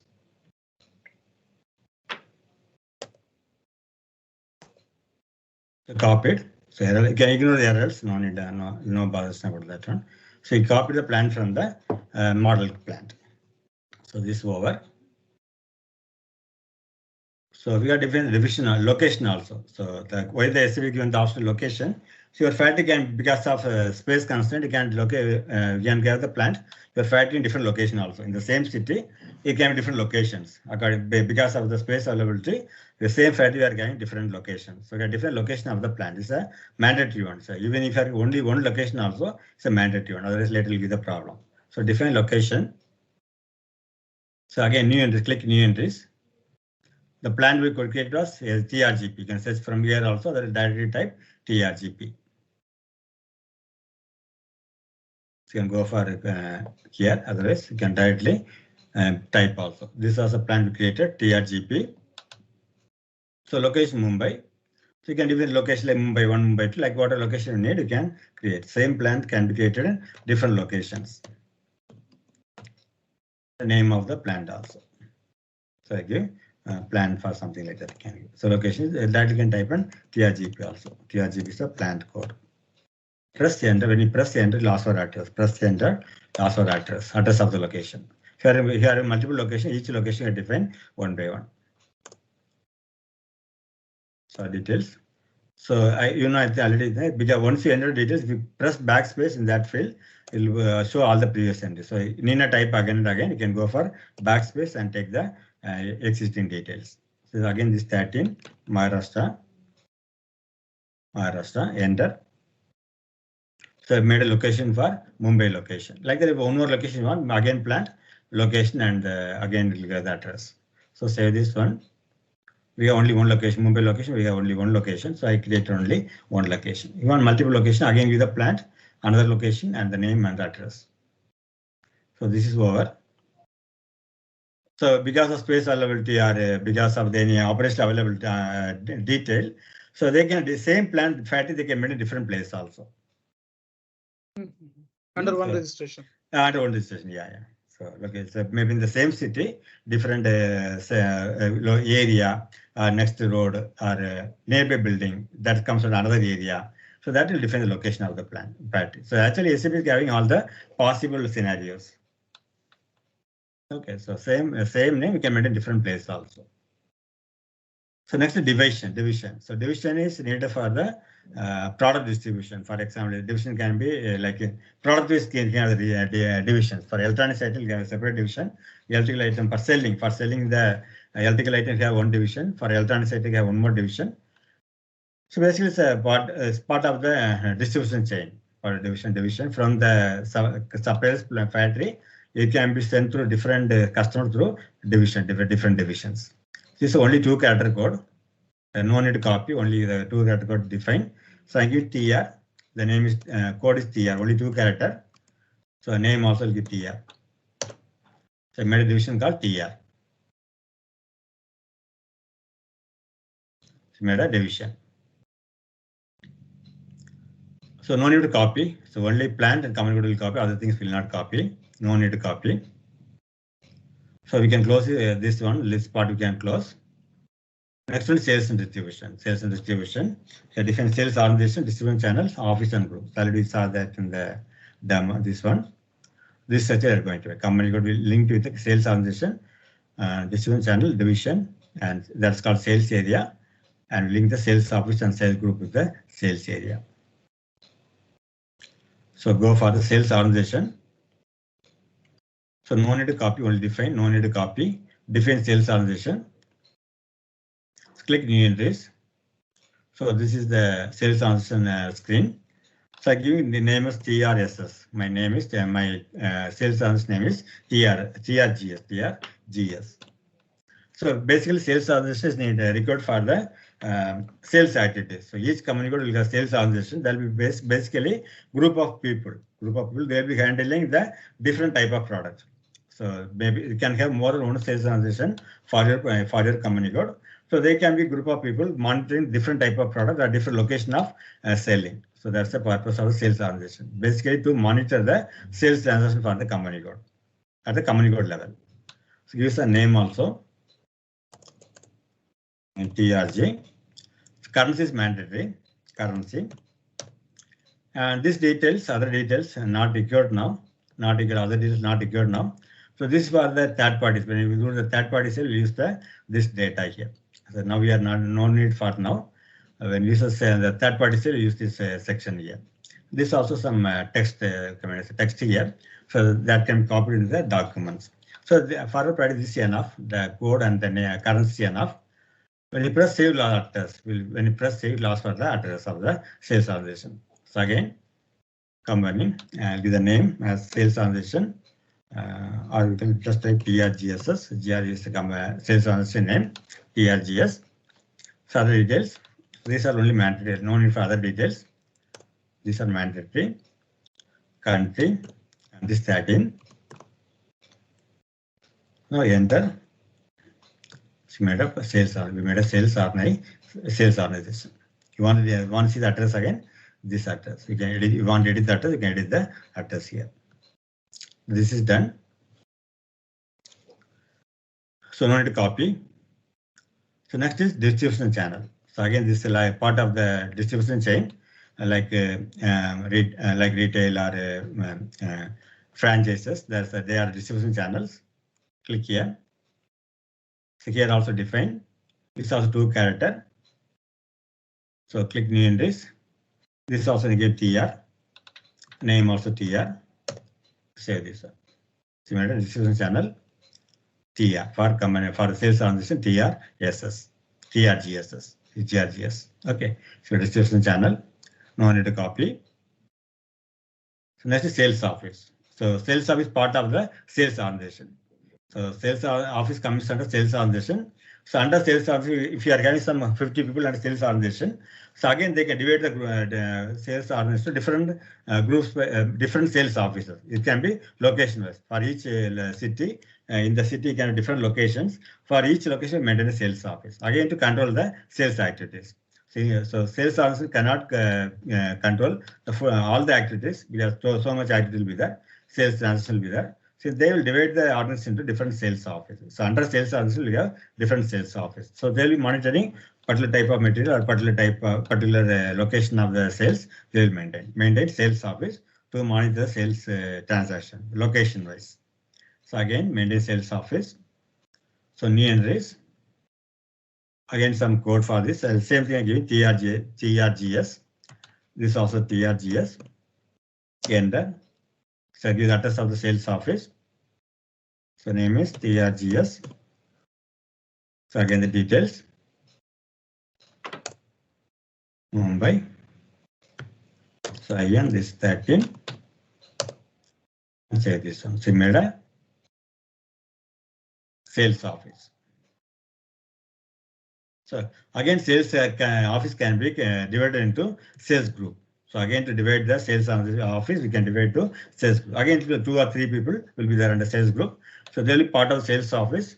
So again, to satisfy the sales demands, or because sales office cannot control everything, again they will divide the sales group. So for example, in a city you have a sales office, and different location sales office can have, and the city can have a sales group. So they will report sales office. Sales group will report sales office. Sales office will report to sales organization. Okay. So maintain sales group. So new entries again. So name. So I'm giving TRG. I'm the same TRG and the name also TRG. Save this one. So we made a sales group. So this is done. So that completes the sales and distribution. You can close this one. So next one is material management. Service we don't need. Service material management. So under material management, we get the store location. So again, so the real time will done by the MM consultant. For our practice, without store location, we can't make any sales activities. We can't order or make any item without store location. So this is a mandatory one. Comes from material management. Maintain store location. So this is not needed. Only we need a store location. Each plant should have the store locations. So basically, materials will be kept in the store location under the plant, under the factory. So maintain store location. So give your plant, what you get earlier. Our plant was TRGP. Our plant was GRGP. Enter. So because we copied the plan from the triple server, it's already having the standard storage locations. So already we copied the plan from the triple server company plant. So it is having already having the details. So you can keep this and continue with that. Otherwise, you can delete and create your own storage location. These are standard storage locations. If you want to delete, you delete and create new one. Otherwise, you can maintain the same storage locations. But the thing is, this location should have the address, store location address. It should have the store location address. It's not having that. So it's better to remove and make a new store location. So to remove that, I can click on the select all. It's a delete button. Delete. You make a new store location. We'll delete this all the old ones and make a new store. Save this one. Then go for new entries. Now go for new entries. Nothing is there in the plan now. This is a plan. There's no store location. Go for new entries. So look at some code. For example, 000, something can maintain. So here we give the description. For example, raw materials. So we can give the raw material store location. For SD, we don't need actually. It's for purchase. We need a store location. The raw materials. So another one for FG item. So 002 for FG item. So it can be like metal type like raw material finished good. Or else different type of metal can be different location. For example, mechanical light will be in 002, electrical light in 003. So according to the client requirement, make your own store location according to the client requirement. So this will be finished good. So 002 will be finished goods. The finished goods. Just valid, you can validate. So no need, you can just leave this one. Now you enter. So we got two store location, but still not completed. You have to give the address for the store locations. So again, the concept here. So you can have a factory, but store locations can be different locations. For the same factory, again, because of space availability, so store location can be different location also. For example, if you take the producer raw material, to give the address, select the button which you want with address, select the button and double click on address of store location. Select the button and double click on address of store locations. Now go for new entries again. Give an ID like 010 to give some ID. Can have multiple addresses for same this store location also I can have multiple addresses. First 01, enter, last address of the store location. So I give here again name. So I'm giving TRGP 001. So details.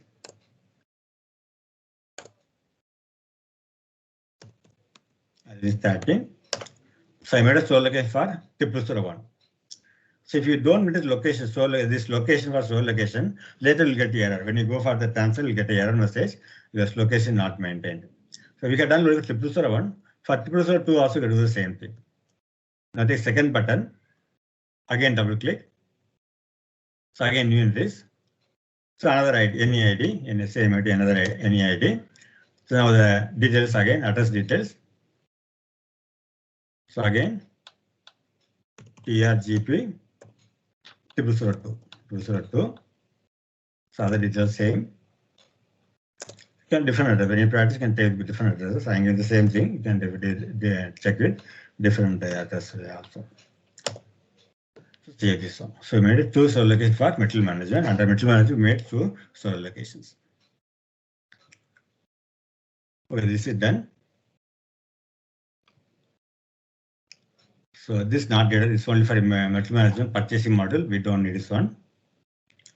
So next one, logistics, and we can make a shipping point under logistics execution. So here we make the shipping point. So this is not warehouse. We are not taking for a training. Without our warehouse management, we are going to do that. So under logistics execution, different shipping point. Nothing else needed. Only shipping point should be created here.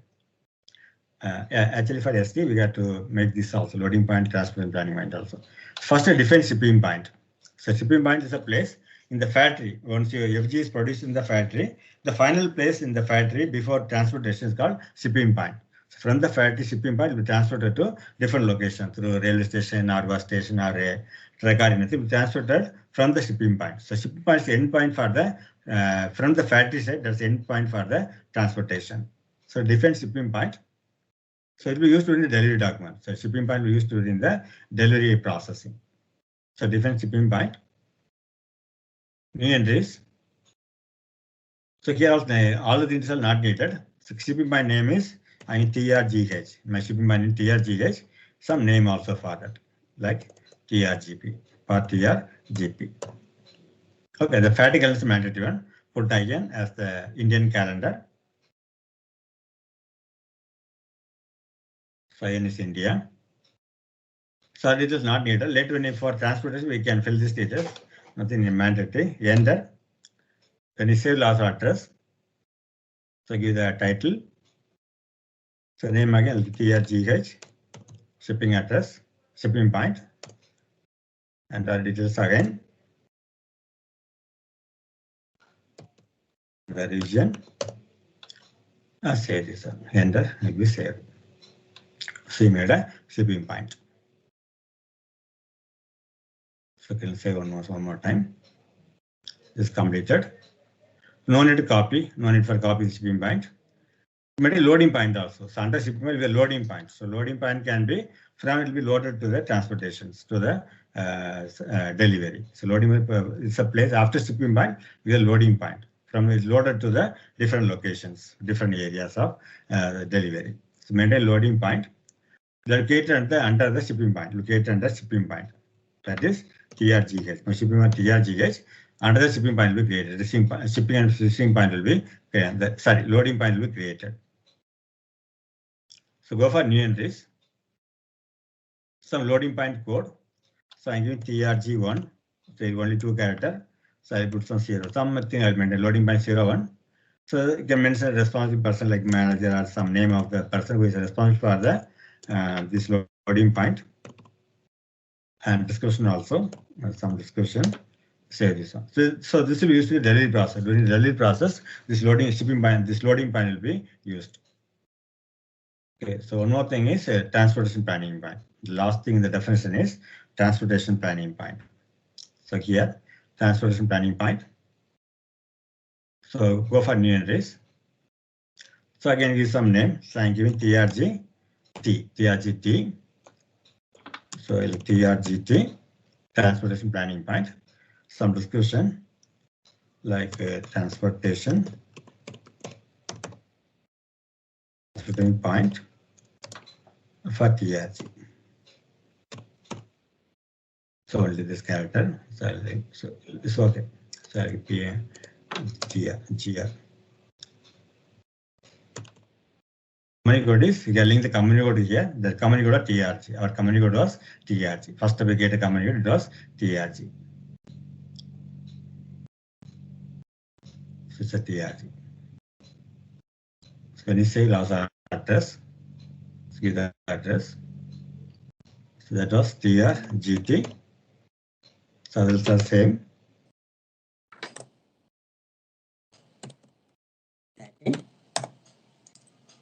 Save this one. Okay, this completes the definition part. This completes the definition part for the SD module configuration. So we're done. Financial coding, controlling here and finally execute, logic execution. Okay, so we have to follow this part. I have to follow everybody. So next part is assignment. So in the illustration, next part is assignment part. So go for assignment. So what are made here? Like we made a company code and controlling area made and plan view made. So now we are going to leave. We created here and there somewhere we created plant, somewhere get a location. So now we are make the link between the units we have created. We are going to make the link between the units we created. So in assignment, one point we're going to make the link. So first is assignment, finance accounting. So here assign company go to company. Assign company go to company. So come here, assign company go to company. So here go for position to find the company code. Our company code was TRG. Enter. So assign company. First we made a company that here link here. TRG 001. My company was TRG 001. This is one company and save this one. So whoever did not couldn't follow the steps taken the definition part. So next one is credit control area. Company code to credit control area. So go for company code again. That was TRG. The controlling areas TRGC. Our controlling area was, credit control area was TRGC. So TRGC was controlling area, credit control area, TRGC. And save this one. Say enter. So this is done. So we didn't get these things, no need for this one. Next is controlling. So go for controlling. So assign company code to controlling area. Assign company code to controlling area. So enter. So again here, find the controlling area position. Find the controlling area, that is TRG. Enter. Select the button and double click on assignment of company code. To assign the controlling area to company code, select the controlling area button and double click on assignment of company codes. Go for new entries. Give the company code. Our company code also TRG only. Already we know it's TRG only. So I directly type the TRG. Enter. So I will go for list from here. So say this one. Assign the controlling area to company code. That is done. So that is done. Come back, close this one. Next is under logistics general, we have assigned the plan to the company code. Next step is logistics general. Assign plan to company code. Assign plan to company code. Here, new entries. Second company code TRG. My plan was TRGP. Enter. So I get the error message. Plan already assigned to company code 001. Because we copied the plan from the 001 company code plant, it was already assigned to the company code 001. My plan, because copied the plan from 001, my plan was assigned to 001. So one plan can be assigned to company code at a time only once. So one company plan can be assigned to only one company code. But my company's plan is already assigned to 001. So I cannot assign my TRG company to my TRG plant code. So what you got to, I got to delete this assignment from 001, then you get assigned to my own company plant and company code. So what you got to cancel this one. Because you copied from the plant 001, that plant is already assigned to 001 company code, controlling a company code. So I cannot assign the same plant to different company codes. So I have to delete the entry, then you have to do the assignment. So here, go for position. Is the plant TRGP. You can see already assigned to 001. So already assigned to 001. Select the button, go over delete option.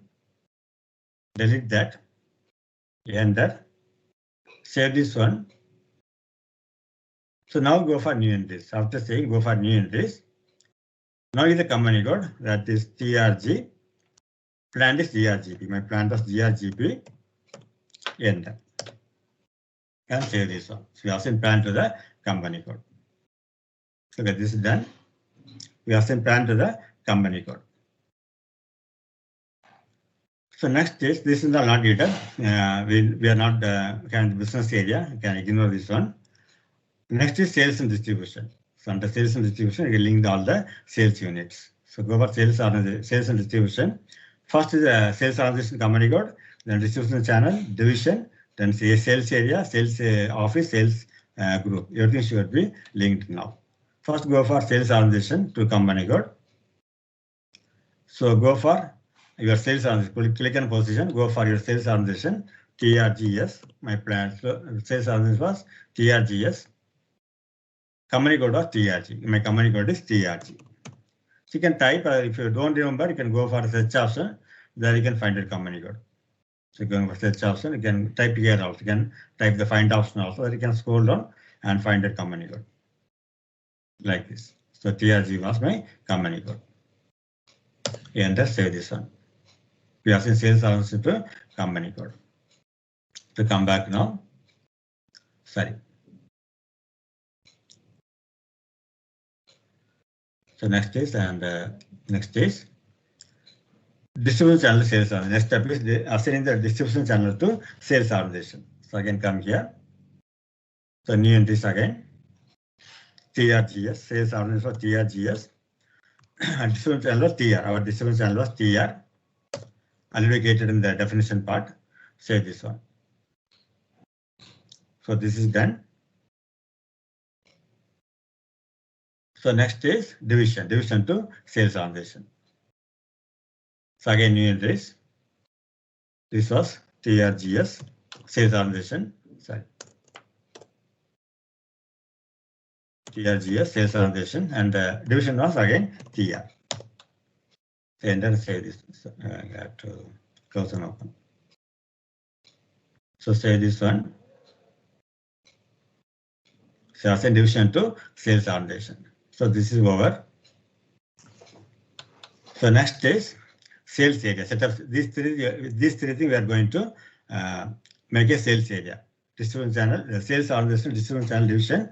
Together is called sales area. Sales organization, distribution channel division. Together is called sales area. So set up sales area. New entries. Sales organization TRGS. Distribution channel was TR.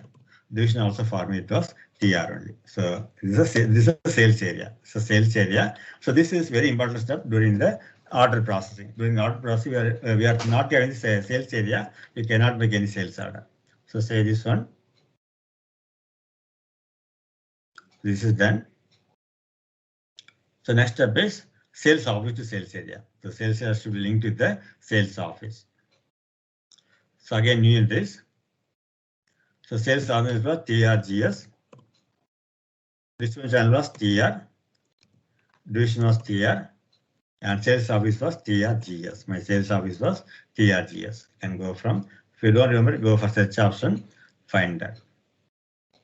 TRGS, this one. See, enter and save this one. See, made a log and assignment of sales office to sales area. So come back again, go for sales group to sales office. So link sales group to, so sales group will report to sales group people will report to sales office. So again, new entries, sales office was TRGS and the sales group was TRG. Sales group was TRG. Say enter, say this one. So say this one. This is done. The next one is you got to link this sales organization distribution channel to plant. So come here again. So go for new entries again. Sales organization was again TRGS.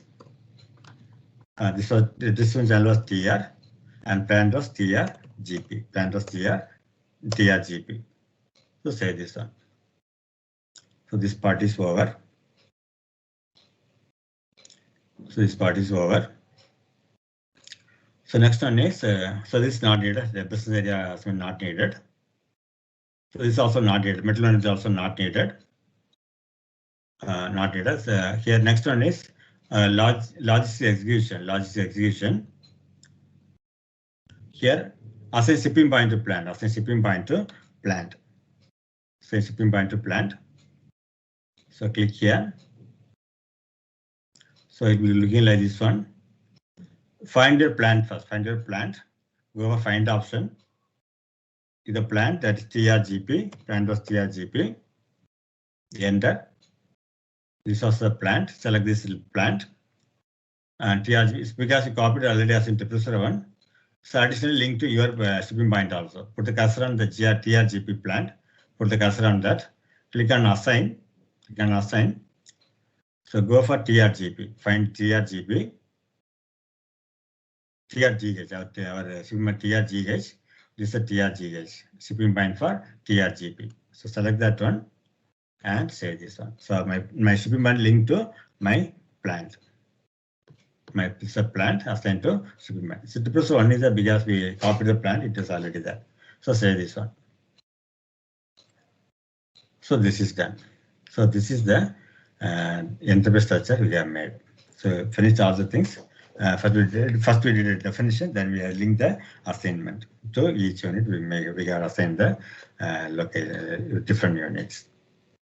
Okay, so this is the this completed infrastructure. If you want now we have made a structure. We want the whole structure in a single screen.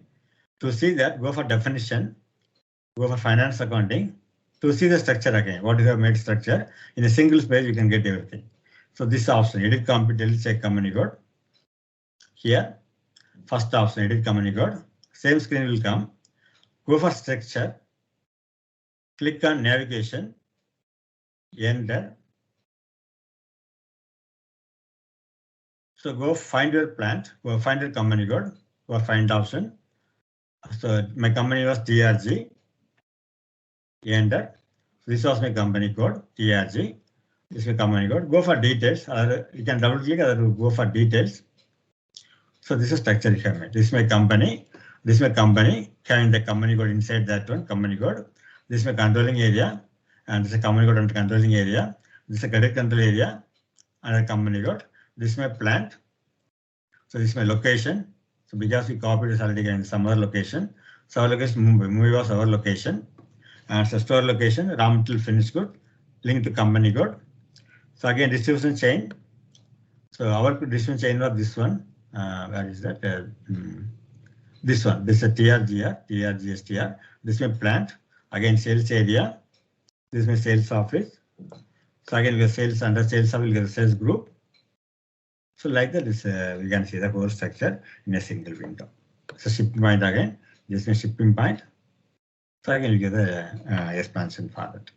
Loading point. So under shipping point, we get loading point. So this structure we can see. This is a T code. For this T code is EC01. EC01. You can, instead of coming here, you can type EC01 and get the same screen.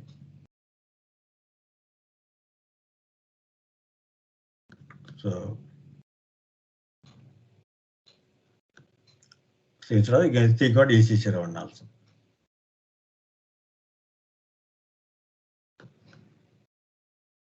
So already you know that, just a refresh. If you type EC01, it comes to the same screen.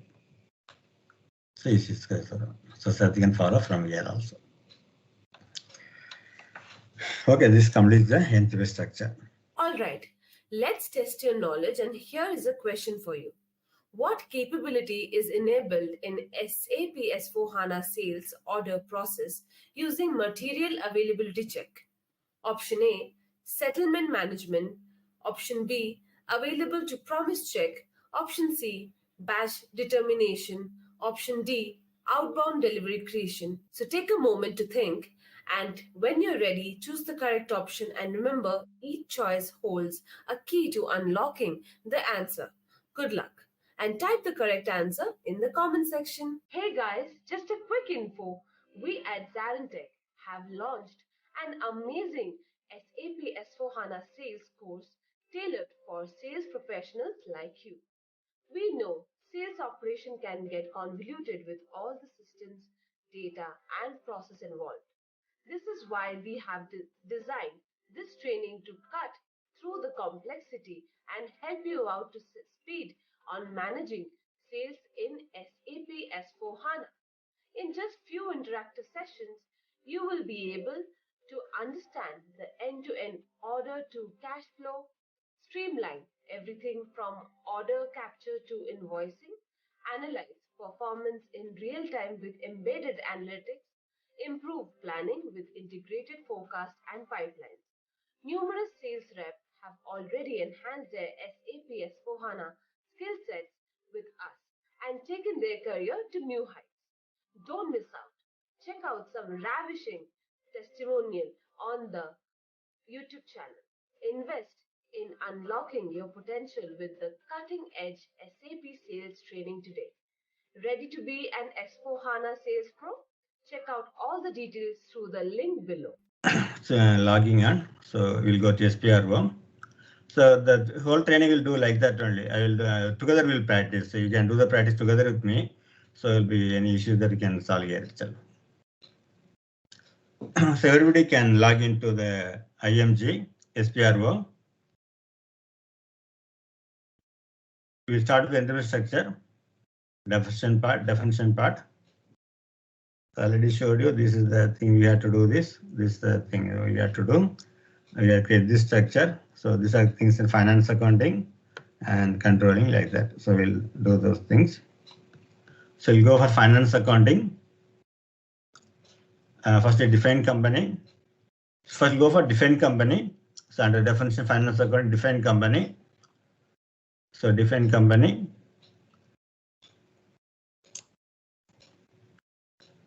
New entries.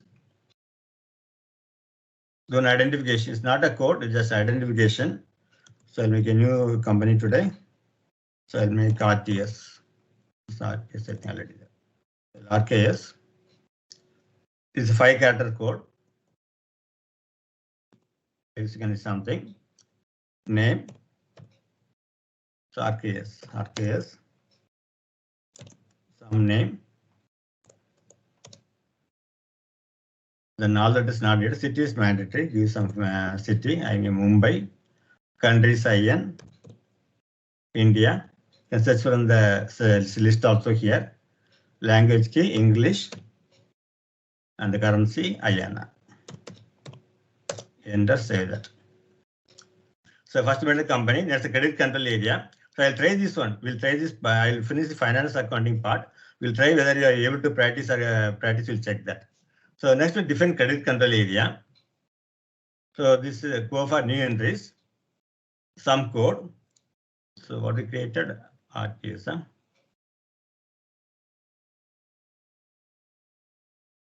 So what we created was.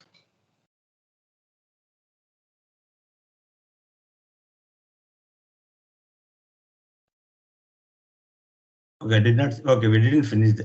Yeah, this RKS. Okay. So here go for credit control area. New entries. Some code. So I'm giving RKS C, currency INR. So this setting I will explain later. When you go for credit management topic, I'll explain this part again. So I'll save this one. So in a company is RKS and credit control is RKSC. So next one is so you can fill that description also. So for RKSC. So I can give the name. I can give the name to like this. I can give like. So we'll save this one.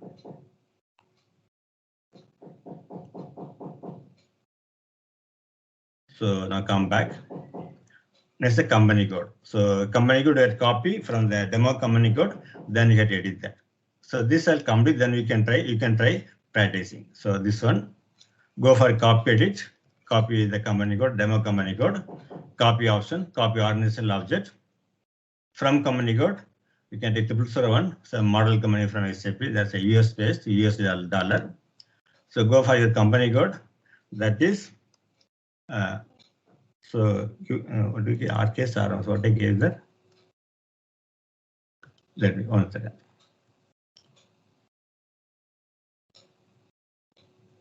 So that was RKS. So RKS. So go for company code. Copy. This 4-character code. Can up to 4 character in RKS. Enter. Click yes for the company. Copy the GL account.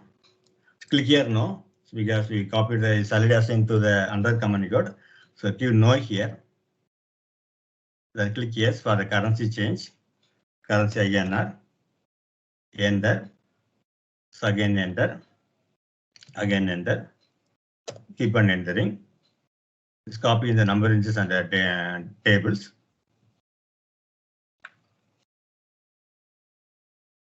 So enter again. So keep on entering every screen.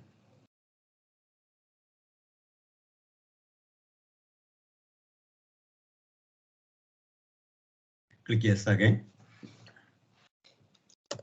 So keep on entering.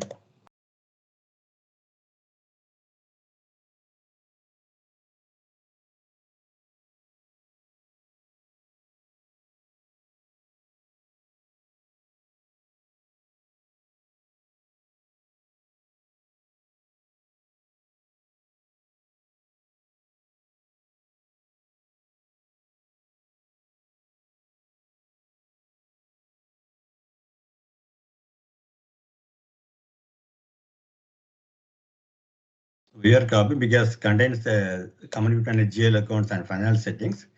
So that we need the help of the finance accounting consultant. So we are copying that.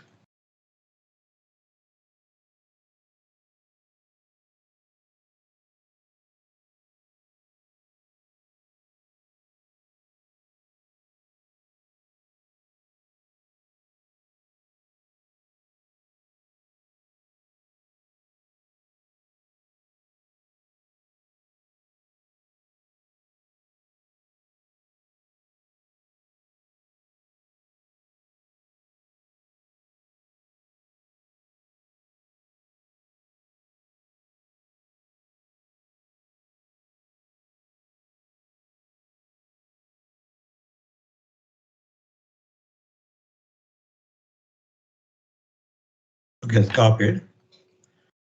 So can you try this now? So these three parts. Try to do this one. We'll check what's working or not. Otherwise, we'll continue with the new topics. So just try now.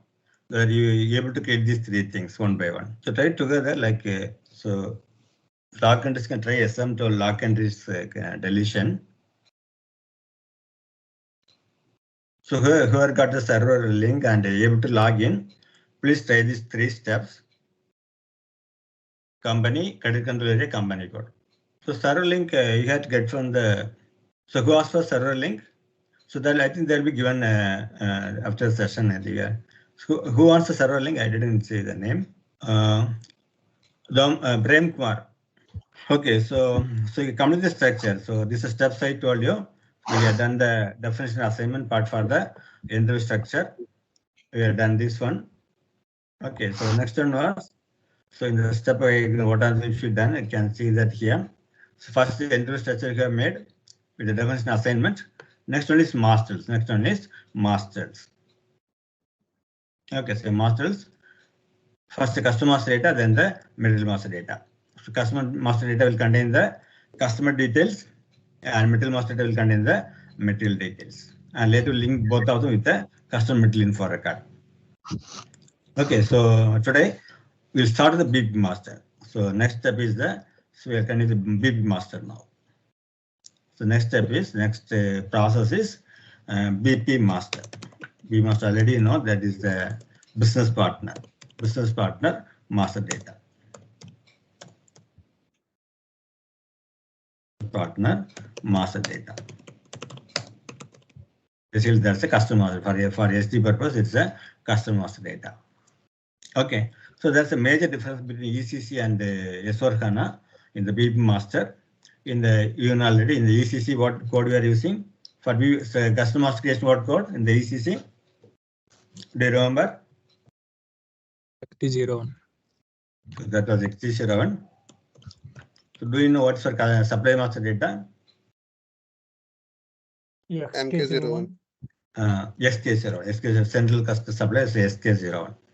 Okay, so there is this ECC, these are two code for the customer and the supply master data. So there was a problem in this one. That was so a disadvantage was there. So suppose there's a person called V1000 customer. He is having a customer C1000, code is C1000, and the same person is a supplier for me. So he's his customer. He's buying from me. The same person supplying supplying the raw material to me also. So his code is the same person. Both are same persons. So customer also same, supplier also same. So in the ECC, what happened? We can make a separate master for both of them. Supply master separately, customer master data separately. So there was a problem in that. Suppose we are having the contract person, or we have the sales employee or the bank contact, like sales employee. So like that, for the same person, we have the contract person or inside the supply place or customer place. So in that ECC, there is a problem in linking these things with the master data. Because both are same person, but different master data. There is a difficulty in making this contract person sales employee linked in the master data, in the customer and the supply master data. So to remove this thing, basically what the scenario is, both persons are same. In the S4HANA, we have the T code called BP. The T code is BP. Translation T code is BP, not XT01. For customer data in S4HANA, T code is not XT01. It is BP. T code is BP. It's a T code. So here, what happened? The same master data, the same BP master data. We can have the same we can link both the customer and supply. The BP master data. There are three roles that we call the roles. Okay, same supply person, same master data. We get the customer as well as the supplier. In the same master data, we can link both the customer and the supplier. Customer master made in the same window. Okay, so in this case, we can link the contract person sales employee commonly to the customer and supplier master data. So are you getting the point? Are you able to follow me? So there are the BP2 code, we can make customer and supplier both in the same screen. So this is two masters, customer and supplier, both person in the same master data, same BP master data. We have both customer and a supplier. So already you know that. So in this case, we will both the masters in the same window. Okay, so this is done through some role. So done through some BP role. So in the ECC, what we are having, the ECC. So BP roles. The ECC, in the master data, customer master data, we have three sections. One is the general data. Do you remember what are other two sections in the customer master data? Sales and finance. Yeah, sales and finance. Like that, for customer supply master data also, again general data and purchase and the finance. Purchase and finance. In the supply master data. So here in the BP T code in the S4HANA system, these are replaced by roles. They are replaced by roles. So for example, for customers data, we have three roles. One is the general role, the same like what are in the old system, general role, and supply customer role. For customer is customer role, and also finance. We call it customer finance role. So these are three roles in the S4HANA BP master. So first, whether it's a customer or supplier, first we'll make a general role. So general, there will be two. So in the customer data, there will be two codes. For example, in the old EC, we have a code like C1000. Like that, in the BP master in the S4HANA, we'll get two codes. Two customer. One is BP code. So there are two codes. One is BP code. That's a general role code. So general role will be common for a customer and supplier. This general role will be common for a customer and a supplier. So in the BP role, so there will be three different roles in the supply customer master data. Okay, this BP general role. So there will be one BP role is one is general. Okay, so already we have the BP. So BP role, there are three roles. So in this one, the general role will be common for both the customer and supplier. So there will be two codes now. So one is the BP code for general role. So one code for the general role, code for general, and code for the customer, master data, code for customer. Like that in the supplier master data also. So this general code will be common for both the customer and supplier. The BP code transaction, the general code will be common for both the customer and supplier.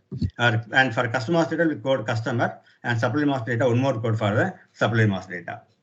So this is a concept. In the BP role, in the BP master creation, there will be two codes created for the BP master. One for general role, that's common for the customer and supplier.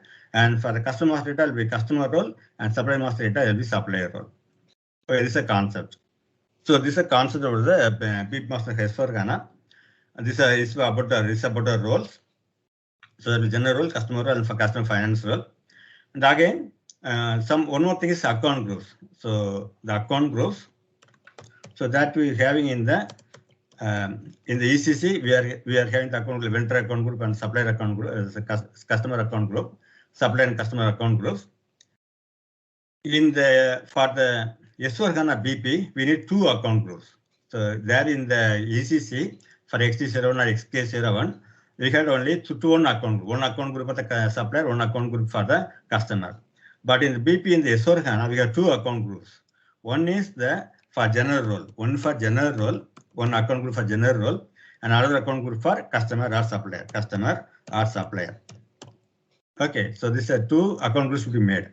And you'll have number range, like earlier how we did the XT01 with number ranges, same concept, but you have two number ranges. So one for general role, one number range.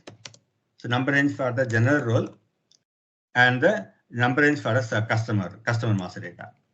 Customer number range. So there are two number ranges in the S4HANA system, one for general role, one for the customer role. Okay, this is a major difference in the S4HANA BP system. So forward practice, what we'll do first to make the account groups for general role as well as the customer role. First I'll show in the how to create the BP master. Then I'll go through the configuration part. So the master data.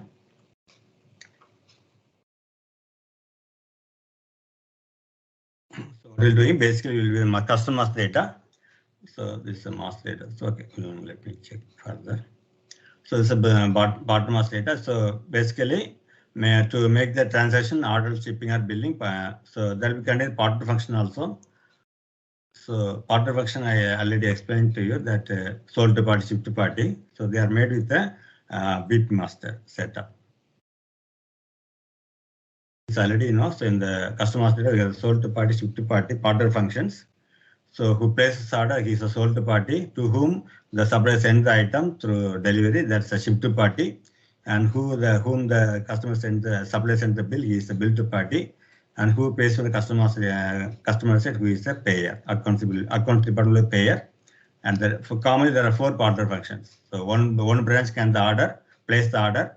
So another factory can receive the order, receive the items, materials, and the account department can receive the bill, and their account department can make the payment. So this we'll see later the partner function. So this is a concept here. So this you can get different partner functions. This will come later. So what is the bottom of the data?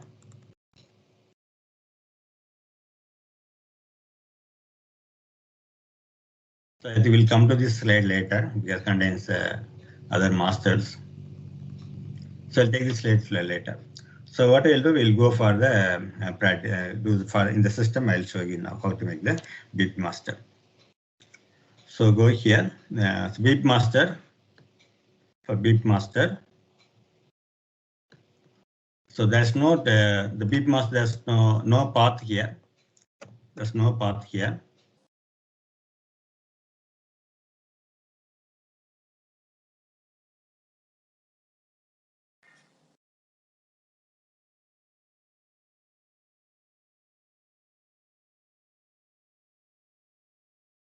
So your title type here BP, the T code is BP, not XC01 or XK01.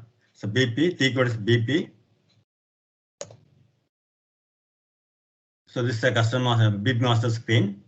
We have 3 things: person, organization, group. Now it is in find mode. Now it is in find mode. If you try with the XT01, bold the T code.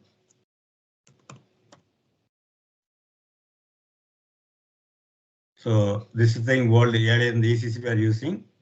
This one, this screen can remember. This is the ECC screen. But here this is the new thing. So it will again go to the new setup only. So it will not take the old XT01. Okay, so first I'll show how to make the BP master in the easy access menu. Then we'll go for the configuration part. Okay, so we'll go for the first create. I'll show the one create on customer master data. Then we'll go for the configuration part. So this is the business partner screen. We can create the business partner as a single person or an organization like a factory or a company, or it can be a group of people. There are 3 options to make a business partner here. Okay, so I will take organization. I'll show these 2 things later. We'll go for the organization. So the customer is a company or organization. So go for click on organization. Click on organization.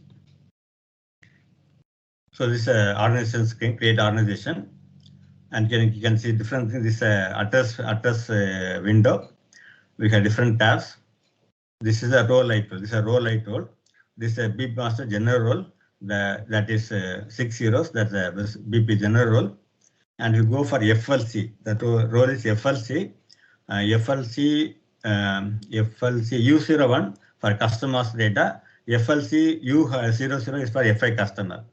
So what I told about this here, the customer and the general data, these 3 roles are mapped there. These 3 roles is one is the general role, and for customer data is FLC. FLC can type FLC will come. This is for FI customer is FLC 100. FLC use 00 for FI customer, FLC U0 for SD customer. Okay, and so if you go for supplier is FLV. Supplier is FLV and FLV N00 for finance supplier and FLV N01 for MM supplier. Okay, these are the roles generally we use. And if you for credit, later you see the credit management. For the credit management, there's one more role is there. For credit management, that is U for credit management. This is for credit management. So we'll be basically using for our SD purpose, we'll use four roles: general role, then the customer role, customer finance role, and we'll use the credit management role also. Okay, so I'll show how to make a Beatmaster now from the S4HANA system. And this is first we select the general role. First we select the general role, and here the grouping is there. This account group I told. This account group I told we'll have two roles, two groups, one for general, one for customer supplier. And in the IMG setting, I link those. These two accounts will link. Once you link the two groups, this group will take a group here. So in the back end in the IMG, I will get the groups and link both of them, general role number range and the customer role number range. And now for our practice, I'll take the first one. Internal number range, a standard number range, number group and number range. I'm taking that one. In this group, in this number range group, there are two groups are linked. One is in the I told you two roles. This two, general code and the customer code. So this both are linked in the IMG screen. That's why we had select only one number group, that is 777 standard number range. Now give the title. So we can make one title also. During the configuration part, I'll show how to get one title, like we want factory or something else. You can make your own title also. So I'll show later in the part how to do that. Give the name of the customer now. So I give some name like KRF and Co, something like that. So name of the customer. So here so you can make all the field mandatory optional. Later I'll show how to make this field settings and all. So as of now, these are optional fields. So this is a mandatory entry. So wherever you see this, so give the name here. And this is not optional, mandatory field now. So I'll show how to make a mandatory optional field also. And we'll discuss about the tables also. The separate topic table, we'll discuss that also. So give us some details. So I'm giving like West State. The state is some West State, something I'll give here. And so it's not a mandatory entry. So country is a mandatory. Postal code also can fill, postal code. And the city, so I'm Bangalore city. The customer is in Bangalore. This country will make IN. Region is, so Bangalore is 10, I think. 10. 10 is Karnataka. And you can go more, you can get more fields here. If you click on this button, more fields, you get more fields like district, all the other details you can enter. And scroll down. Okay, mandatory is this language. Take the language here. The other things are optional fields. We can make a mandatory field also. I'll show later how to do that one. So this is the address window. This address overview. So I'll also come to this later, how to make your own. So if the customer has multiple address, I'll show how to do that also. So now this is standard address. This is standard address now. I can make address for different usage here. I'll show later how to do that one. So other tabs are there. In the identification, some details are there, like legal form, this intersect. I'll show later. I'm going to show all these things, how to configure in the IMG screen. I'll show later. And it's a control. We got some more options like this also used for field setting. I'll show later that also. These are payment transactions, like the bank details you mentioned here. Like there's some more tabs are here. Okay. So this is general. This is the general role. I can get the general role. So I'll save this one. So this business partner 451 created. This is the BP code. This is the general code. This is general code. This is common for the customer supplier. We are going to get the KRF as a customer as well as supplier. His now code is 40,51. The customer code is not a customer code. It's not, you cannot call customer code. This is a BP code. BP code common for the customer and the supplier. Okay, so we made a master data as a general role master data. So to make the link between the customer supplier immediately, we have the business partner role. This is a general role. We are not going to use it anywhere. When you search for the customer master data, you can use the BP code. So this is not going to be used anywhere else. Okay, so maybe one more relationship is there. We can link this code here. Later I'll show this relationship. There we can use this general role. We can use that. Okay, as of now, so relationship means like making the contact person or sales employee in the master data. We'll use this BP. This is a BP code. So otherwise, we are not going to use it. It's just a identification that both the customer and supplier are the same person. That's why we are having this BP code. To make that customer supplier same code, we have this to connect with them. To connect the customer and supplier with the same person, we have to use a general role code here. Okay, so this can be used to a relationship. We'll come to a relationship later. That will show us a link. How to link that in the relationship. So as of now, it's not used. Not going to be used anywhere. Only for relationship. Only are going to use the business part of this BP code. Now we are. Yeah, you can use for GT site. We can use that, but mostly. So actually, you can see this is a BP. This is a BP code. The window is same for the customer, supplier, and as well as customer supply as well as the credit manager. Also same thing here. The finance role all is in the same thing. So can be used for by different departments. So same can be used for CRM module also. The same business partner can be used for CRM module also. So that in that case, whoever having this the particular demand, they can use that. I think this mostly is for a CRM function, not for our customers data. So yeah, that's the thing. Yeah, because the same master data can be used by different departments, different like CRM, customer supply. They can use the same window. HR also can use this one. So in that case, legal form can be applied in that case. So not related to the sales transfer directly here, because the BIP was common for different modules. So some of the fields only for the other modules. Now we can't. We need not use for custom master data. Okay. So I'll come to the later. I'll show the configuration, but I'll explain some more things in that. So now this general role. We have made a general role. So now we change to customer role and the finance role. Customer role, customer finance role. So now it's a display mode. Once I save this one, it became the display mode. So you can't enter anything. It's a display mode. To change the role, go to display to change. Switch between display to change. You can go here, or you can go for business partner, display to change. There are two options. Whether two ways, you can go for display change from here, F6, or you can go here, again F6.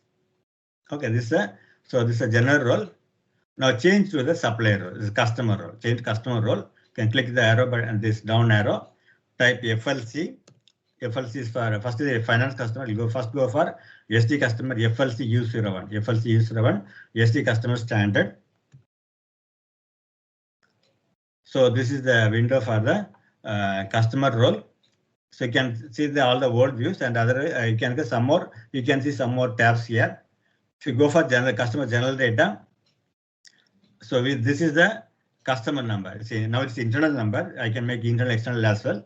Now it's internal number. Once I finish this, save this this master data, the sales role, you will get a number here, internal number. It is the customer number. This will be different from the VP role number. So I'll get a new number. When I save this button, I'll get a new number here. That will be different from the BP role number here. Okay. So this is a different tabs in the here. This again the same general data only. This is the SD view. So as we see in the ECC, we have the three roles: sales, finance, general data. For a sales role, you can go for this one, sales and distribution. To enter the sales details, you can go for sales and distribution. So once you click on this one, you'll get the details here. So enter sales organization, your sales organization. So what we get the interface structure. So yesterday we created TRG, yes. We created yesterday TRGS. This was TR. And this is also TR. Enter. So we get the sales area now. What we get yesterday. You can enter more sales area. You can add more the sales areas here. And here this is a mandatory for sales district. Already we know in the ECC, we can take one of the sales district. So I'll take something like southern region, some region. And this you can see in the same in the world ECC existing one. So those fields are coming here. sales district, sales office. So what you get will be automatically uploaded here. This is my sales office and my sales group. Okay, so here these things are already there. So if you scroll down, you'll get some more fields. You can link the price group. It's a mandatory thing that they have made, price group. So this we used in the sales order. Sales order gives price group. Like this, you can say. This is only for reporting purpose, not for any direct functionality. For reporting, filter is in the price group. And the customer base, already know the pricing concept in the old ECC.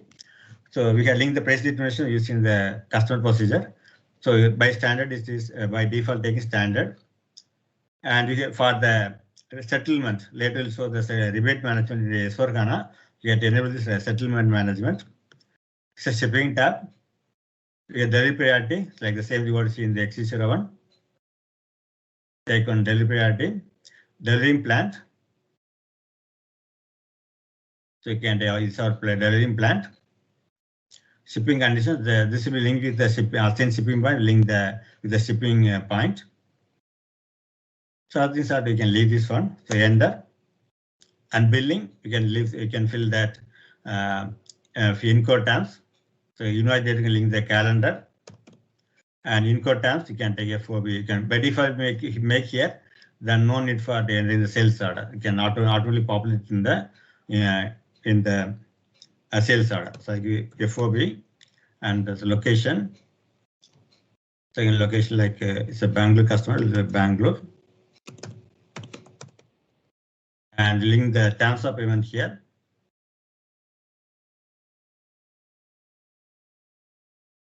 Okay, now I can enter. So, okay, this we'll do this later. I'll remove this one. Then go for partner functions. So this so once you save this, like get a number. So this is a sold party, will party, will get a number here. This is a number. This is a beat master, general role. It's a general role beat master. When I save this, I get a number here. When I press save, so other things are here. So additional data and some more tabs are there. Okay, so once I save this one, I'll get a number here.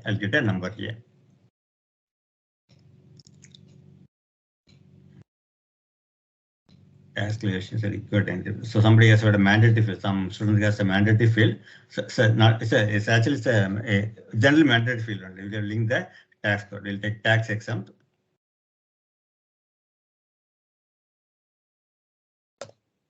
Save this one. So you can see the partner work. We'll get a new number now. This is a customer number. So this is the general number, BP number. This is a customer number. Okay, so we got the customer number. So changes have been saved. I got two numbers now, BP number as well as the customer number. So in all your sales order, any sales transaction, you use 402. We are not going to use anything in this code. We are not going to use any of the sales document. Only use this 402 in all the sales document, sales process. Okay. If you go for general data, click in the same role, click on general data, and customer general data will get the sub customer number. So this is 402 is the customer number. Okay. So now we can make two roles now. Next role is supplier customer finance role. So change the role to now FLC U00 FI customer standard. So now here nothing is mandatory here. So you can again get some more tabs here. Go for communicate data. So as in the old DC system, next is the finance section. So in this is in the S4HANA BP master, that's done by company code. Click on company code, you can enter the company code details. So here by default take 110 in the test server. Go for switch company code. Change your company code, switch company code. You can always a customer number, switch company code. Change the company code to your company code. TRG, my company code. Enter. So this is my company code. Customer is 402. So here mandatory reconciliation account. So I already know what is reconciliation account. From the list you can take accounts domestic, payable, receivable domestic. So go for this one 121 customer receivable domestic. In some server will be different. In another server the account is chart account, this number will be given. And this is a mandatory field release group. So that you can make matter absolutely anywhere. You can make from anywhere. So somebody has made this one. So now these are other windows, other tabs. Let's save this one. So when I click save button, your custom master is complete. So I made so reconciliation account man. What happened? So somebody has made a mandatory entry.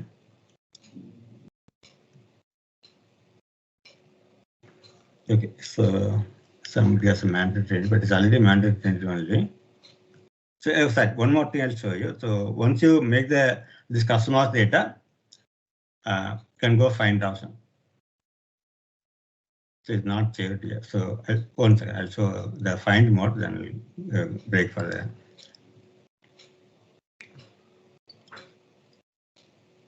So you want to see the beep master again. I already made the beep master. You want to see that again. Again, go for BP code. This is search option. This is search option. You can go for search by customer number or supplier number or general number. If you for customer number, click here customer number. Go for the search option. So give your company code or sales transaction company code. You have so many options to filter the list. You go for this option. Enter. This one we made now 402. Customer is 402. Open that. Start. Double click. You get the same window. This one we made now. Company. This is general role. You want to see the sub customer role, change to FLC. You get the details in the sub customer role. You can go sales institution, see the details there. Okay, this is a beep master creation. So what I have done, we have made it beep master. So some of things like table changes we can discuss later in the whole concept. Separately can discuss that. First, we'll go through the configuration and creation part. For other things we'll see during the course of it. So as I told, there are two account group needed. So what we are going to see now, we made a customer's data and how to make that roles, how to make the roles. First we'll see how to make the grouping and number ranger. First we'll use the first we'll go through this process, how to make this group, here, how to make the group and how to assign the number range. So make customer data, we are getting the 402 is a customer code. How to configure that, how to configure the grouping, and how to make field optional, field mandatory, field settings, how to make automatic mandatory, and how to make your own role. This I think we'll going to see that. Okay, so we'll go for configuration part. So first we'll start the account group. So as I told here, we had two account groups, one for general role, one for supplier or customer role. Okay, first we'll get the account group. So the account, so there is account group. I told you two account groups for the customers. We need two account groups, general and supplier customer role. So for that, you make the number in different folders in the IMG screen. So in the like earlier we did in the ECC for XT01 we went for customer account group. So here also we need two places to make the account group. One in the finance module. Then account group, one in the finance role, another in the cross application. The S4HANA, we're getting one more module like functionality, this folder, cross application. So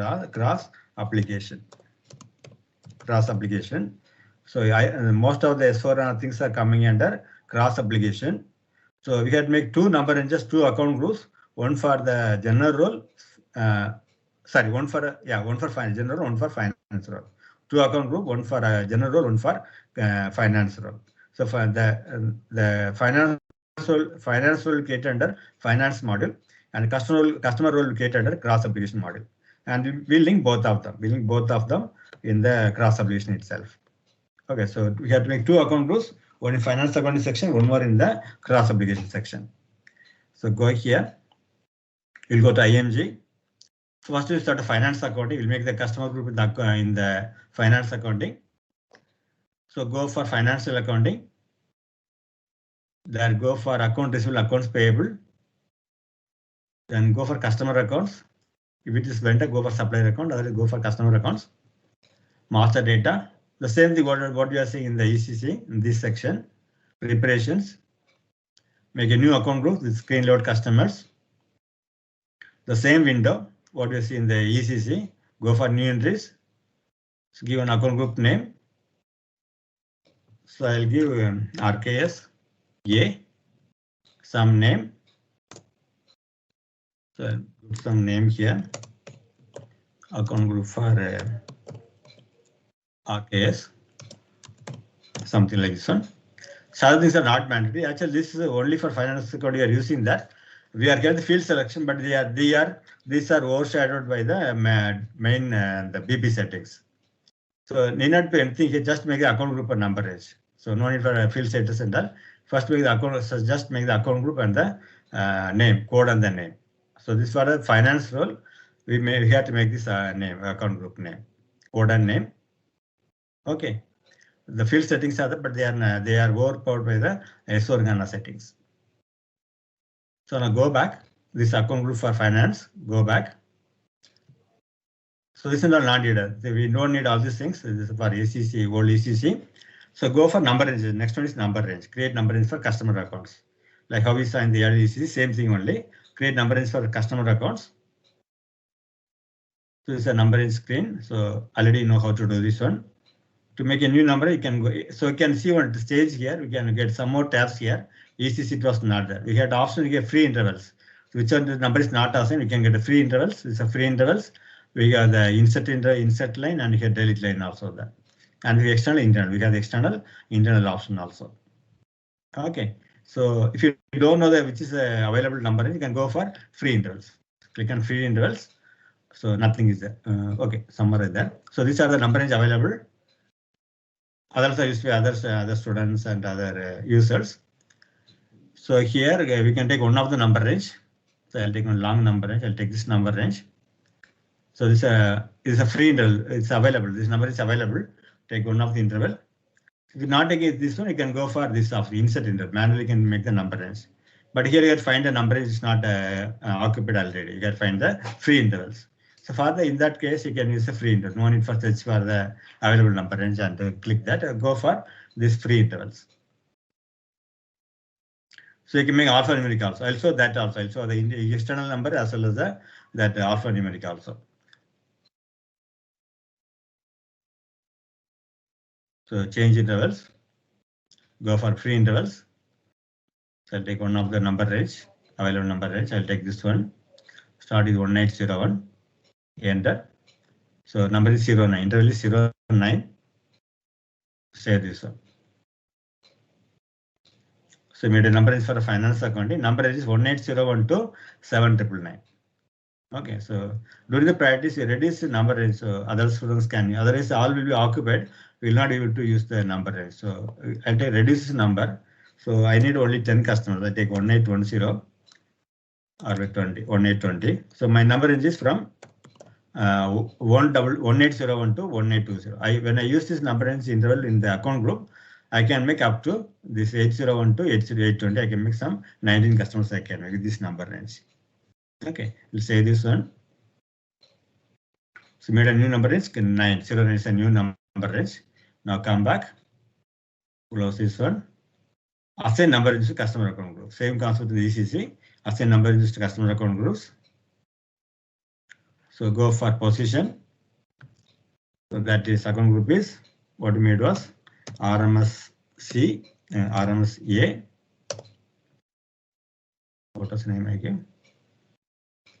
RKSA group name. So number is 09. We made a number is 09.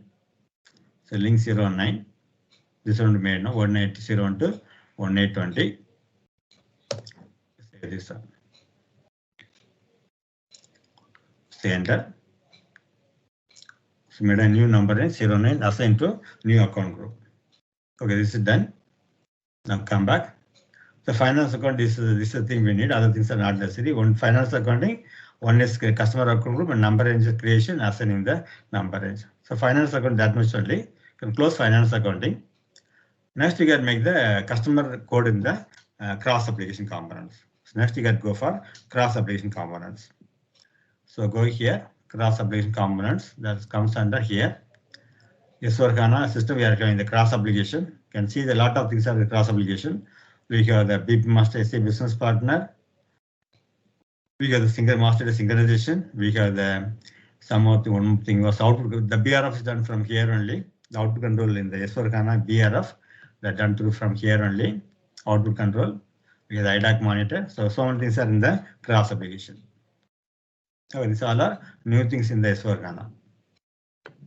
So for our number range creation, go for under cross application, SAP business partner, SAP business partner, go for here.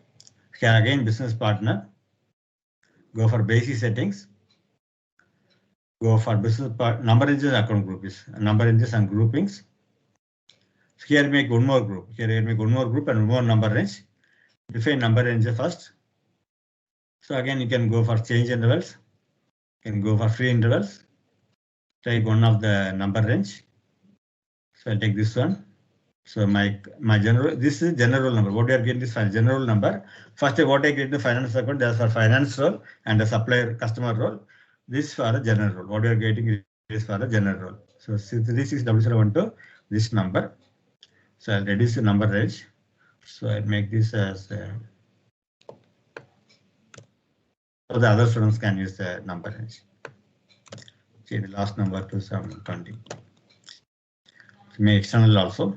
Say this one 06, number is 06, interval is 06. Say this one. Get done. Now come back. So number is 06, new number is 06.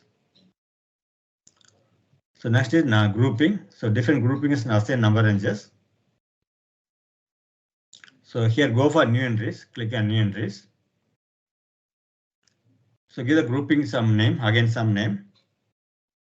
So I'm giving the same thing I'm giving here. So it can be same or different. I give the same thing. And short name for that. So that are again the same thing. And description, you can give some description like account group for RKS. I don't know RKS RMS. So give RKS. And number range was 06. 0 is the number range. This one. And the external number, if you put external in the number, external will be ticked here, auto will be ticked here. Some standard grouping linked with the main grouping, the standard grouping, the external, internal standard grouping, external. So that can be, we can make a link between different groups using the standard grouping number. So that's not required, basically, because they mostly use the CRM or they are using this option. So make one of the group as a standard group. So say this one. So it's a group we made, RK is a group, made a number range also. So next step we link both the groups. We made only finance accounting one group and cross application made one more account group. Now we are going to make the link between the account groups what we created. So we're going to make the link between the groups what we have created. So for that, same cross application, master data synchronization, here. Go for customer data integration. Go for customer data integration. There you go for BP setting, business order settings. Then go for customer integration, setting for customer integration. Again, go for field assign for customer integration.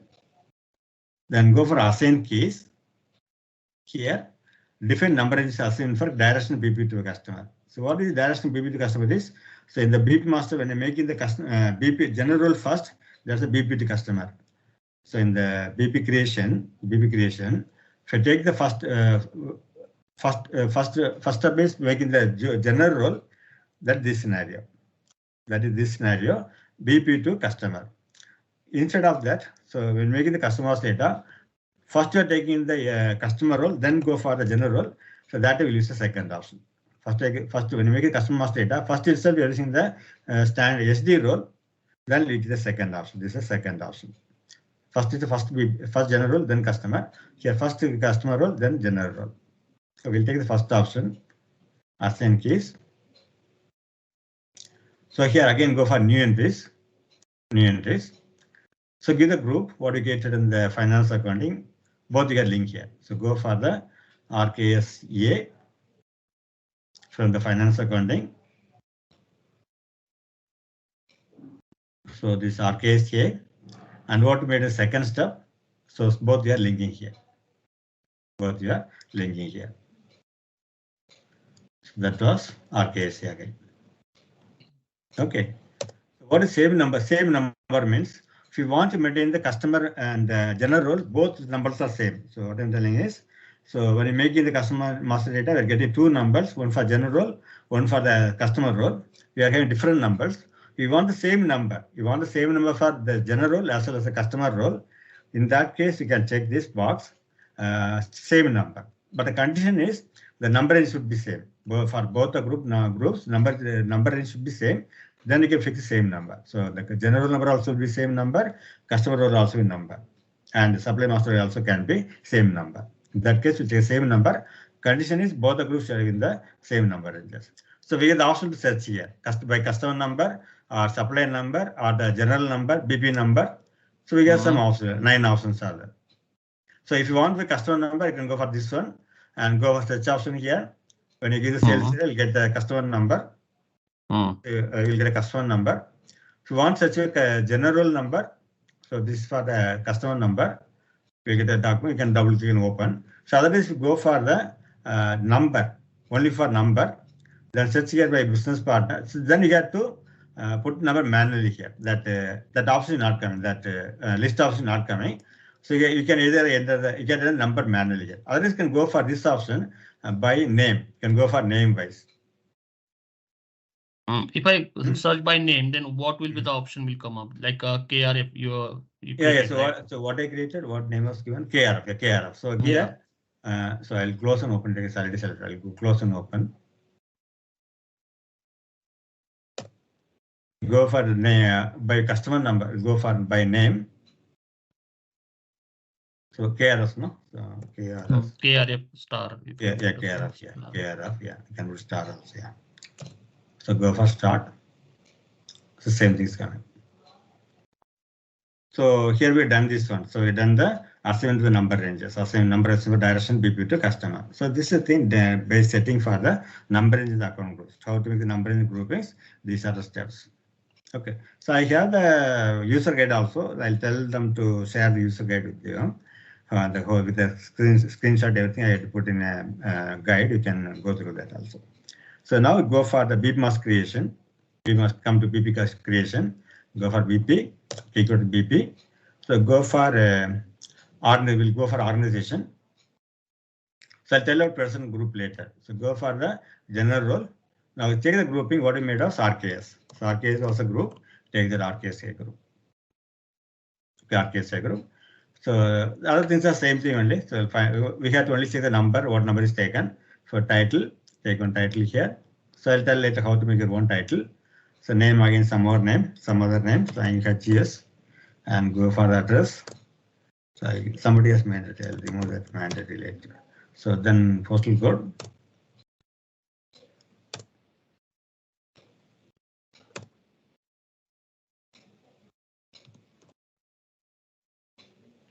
So go for language. These are mandatory things.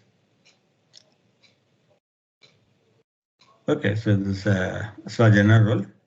When I say this, we created that BP role, general role we created now.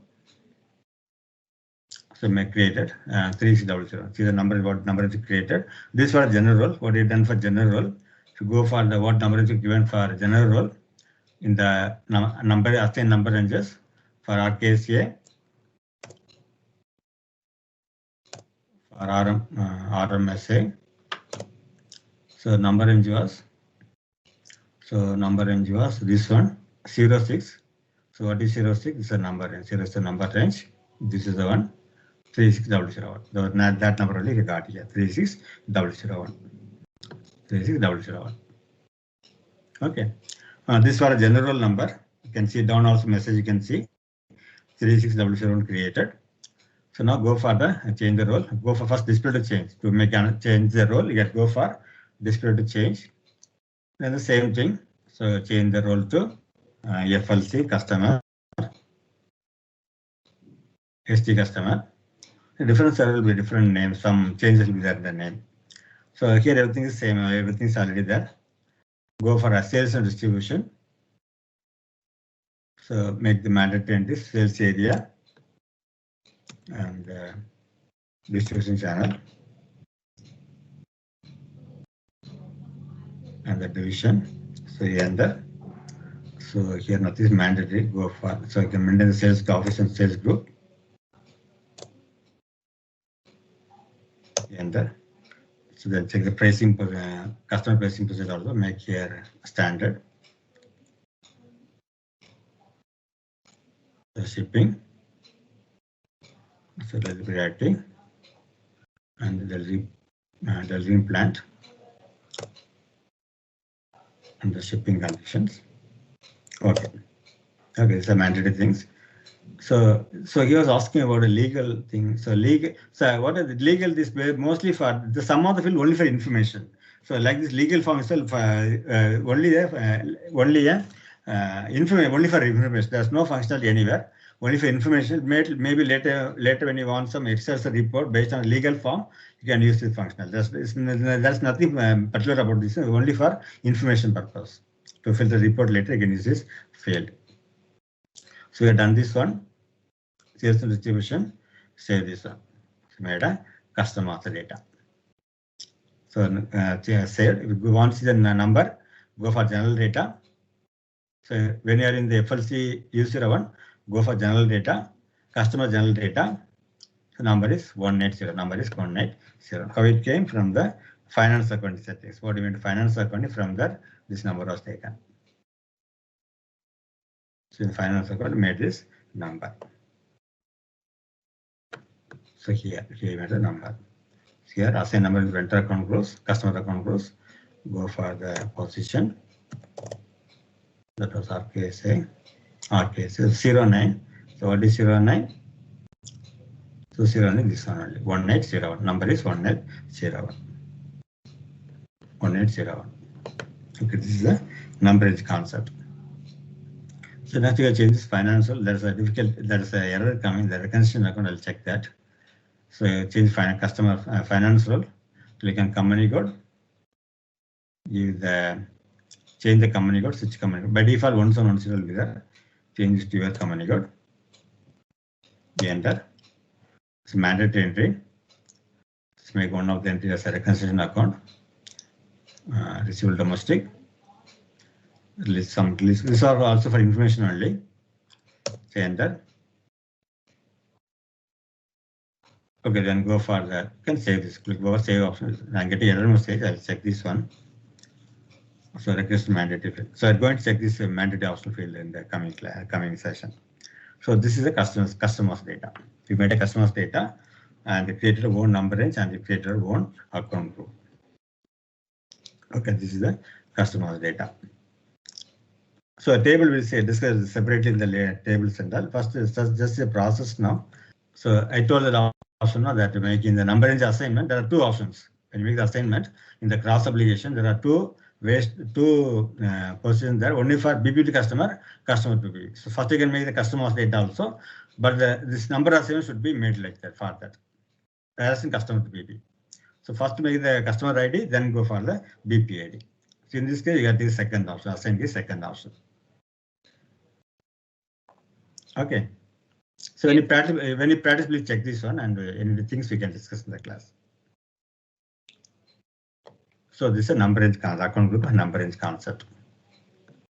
Okay. So now we'll go for some more configuration part. So what are configuration we can check in the BP master is. So one is the field settings, making the field mandatory optional fields and make your own role. There's some of the functions, some of the configuration we can see. And some more things are there when you go for the general data, in the customer general data and in the address, you get some address fields here. You have an address overview. So I can have more address here. So I have only Bangalore address, the customer is Bangalore, but you get different address. When he's vacation, he has one address, his office address is different. So in that way, how to maintain is, now already Bangalore is there. These are standard address usage. Later I'll show how to create your own usage also. So now we want another address. This is a Bangalore address. You want one more address for his office address. This is a house address. You want one for office address. So in that case, what you have to do is first make the new address. First you make a new address. Click on this create button. Click on this create button. Create. So another window, another address window will come. So again, give some details about address. So it's a mandatory. some state and the postal code, city. So this time city will be another place. I'll make city as Pune, city Pune, country code, and the region is Pune, Maharashtra 13, enter. Okay, so language get maintained. So language, enter. So we got two addresses now, Bangalore and Pune. So Bangalore address standard address. This is standard address Bangalore. We want as office address. So office address is there. So let's also how to get one the company address. So now we get assigned Pune to the company address. We get assigned the Pune address to company address. Further, what you have to do is double click on company address. Double company address.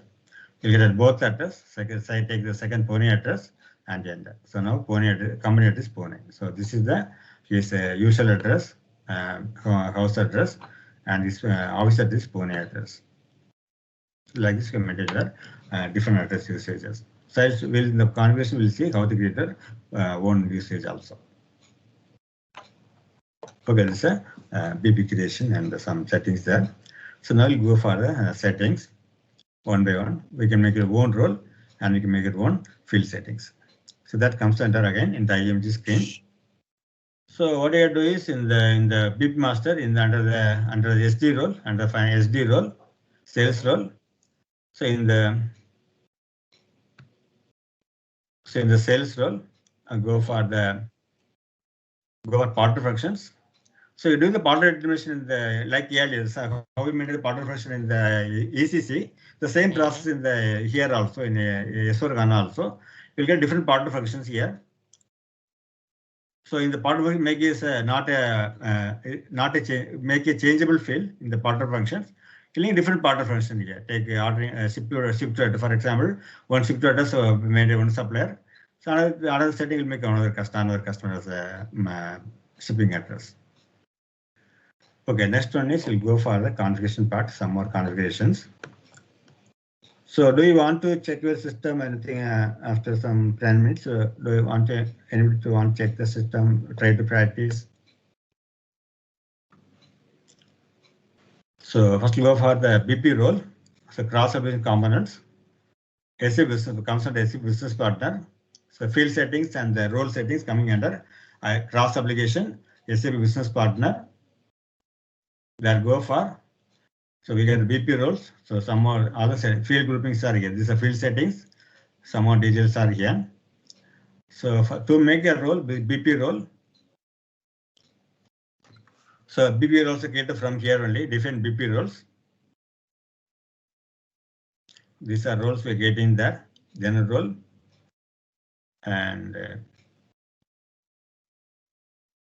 the different rules are there. So BP role. FLC, you can see FLC. This is the FLC for customer, FLV for supplier. So there are some settings inside. So if you double click, we'll get some. To get one thing, what is already standard is that you can copy from the standard and make changes. Okay. So these are settings inside supplier. This SD customer, FLC U01. So title and name will be there. So here's some BP role. So you can link. So for your main BP role, link some another. You can link another role. So this is standard role. It's a standard SD customer.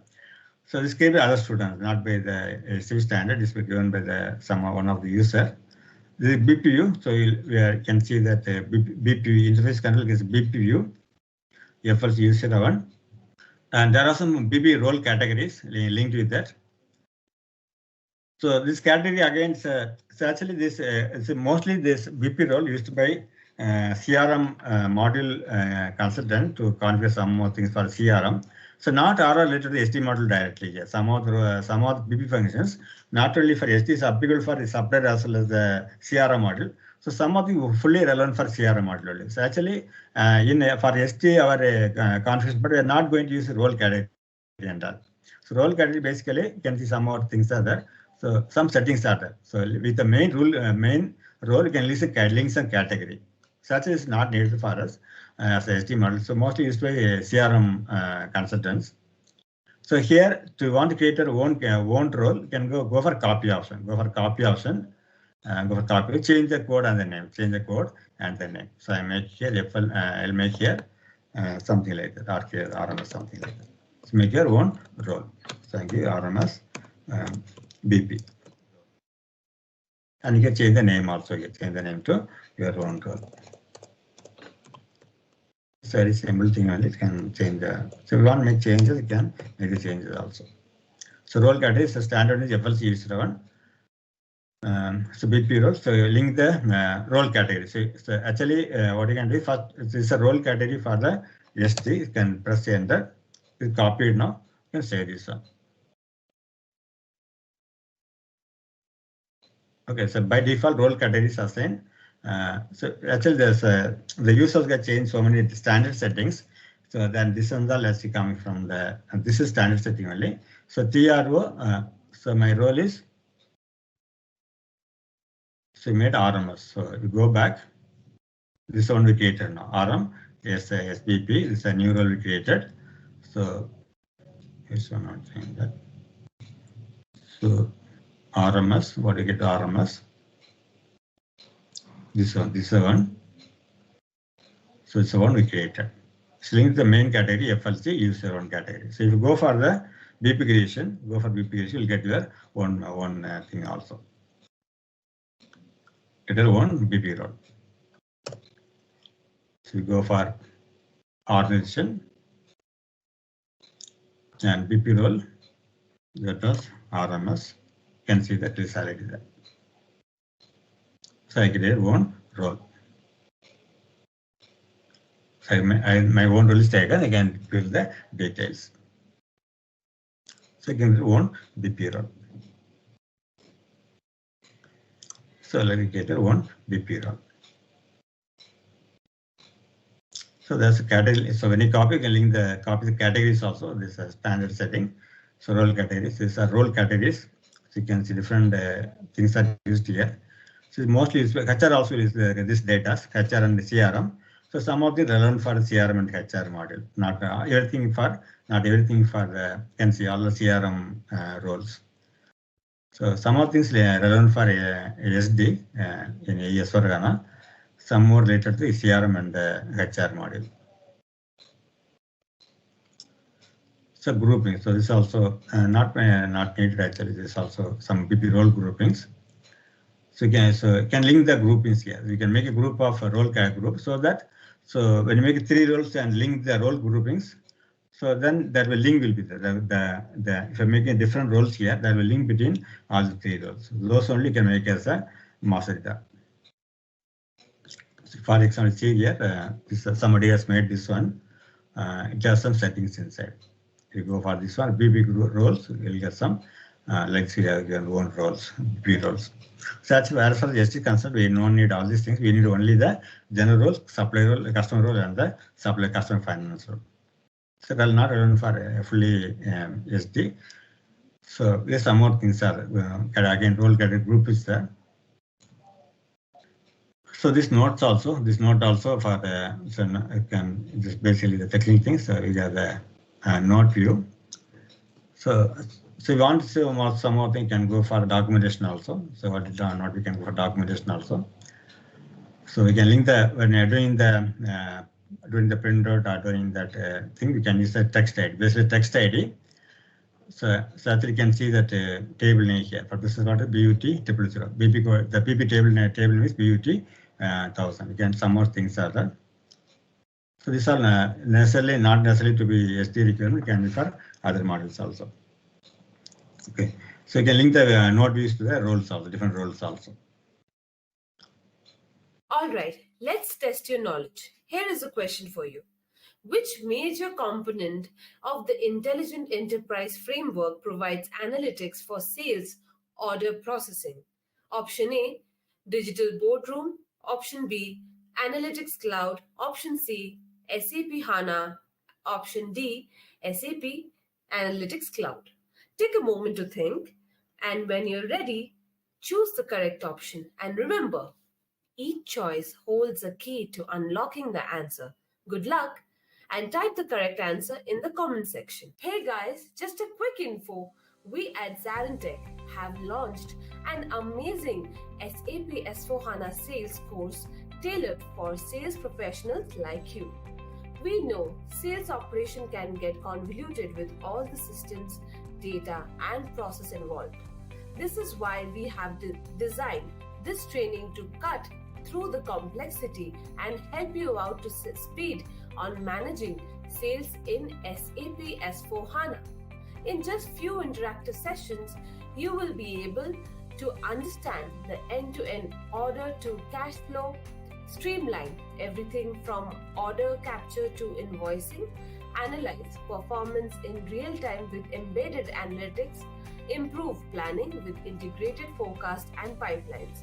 Numerous sales reps have already enhanced their SAP S4HANA skill sets with us and taken their career to new heights. Don't miss out.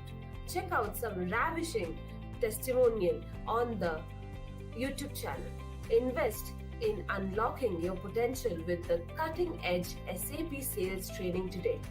Ready to be an S4HANA Sales Pro? Check out all the details through the link below.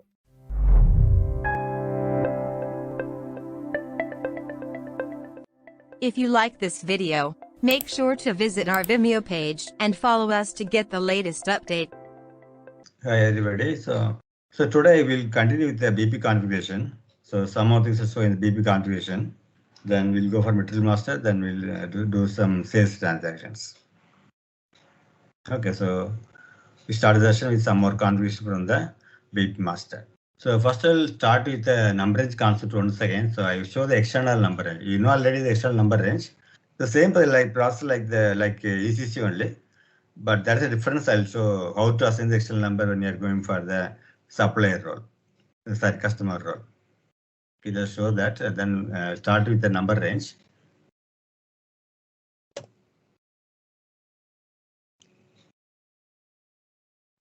So we'll go for the first. We'll go both the groups. Both the groups will maintain number range and so how to use the number in the BP master. So in financial accounting, yesterday I already created the account group. So I'll go for customer accounts, master data, preparations, and first let's see the number range whether the system have any external number. Go for this one. So what I am doing is I am going to assign external number to both the groups. So we create account groups, finance accounting and cross application components. So both the groups I am going to assign external number range. So go here. So check the external number is available. Anybody else has created external number.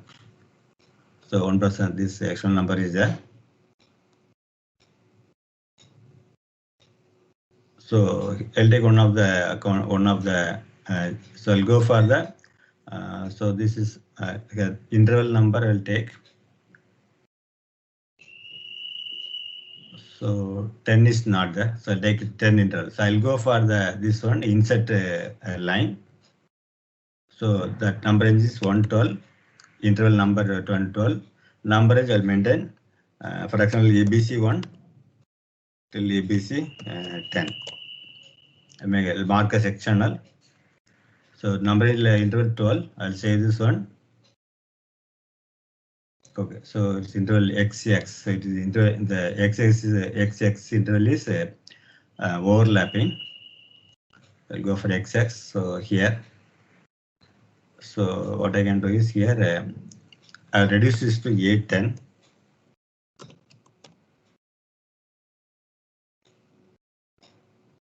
So saving this one. Okay, so my new number is 12. So I'll go back. I'll assign to the account group now. Go for here, assign number ranges. So go for yesterday created RMSA. So I'll take, so I think RINS. So RKS.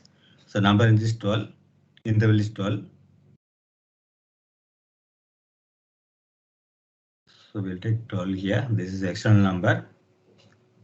Say this one. This account group for the supplier role. Sorry, customer role. This account group is for the customer role. So I'll go for the general role also. That's the cross application. So go for cross application components.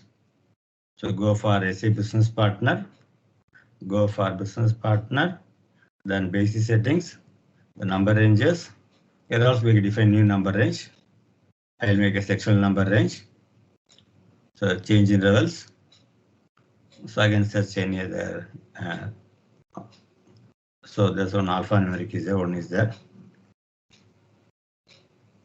Okay, so we'll go for, so number range interval will take. So 4, 5, 6, 7, 8, 9, 10, 12, 14, 16. So 18 is not, I'll go for 18. So insert a line. Insert line. It's not taking. So, okay, so I'll close and open.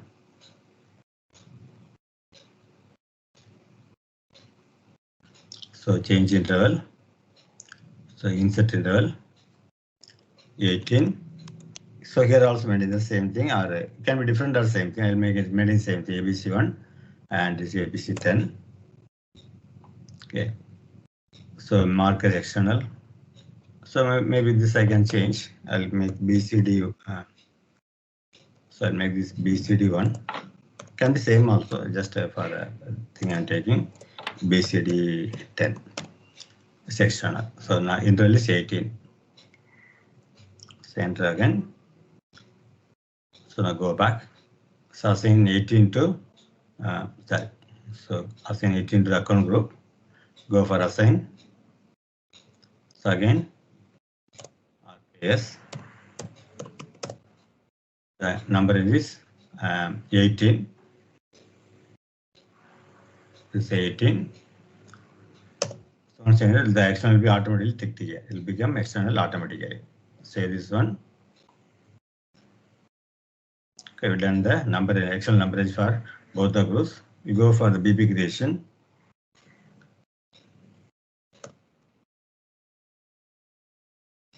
So organization. So here one more thing I'll show you. This we have 3 things.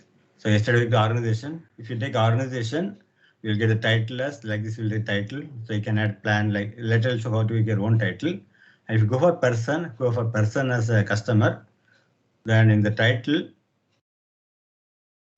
we get like this one, like Mr. Mrs. Like we'll get the title.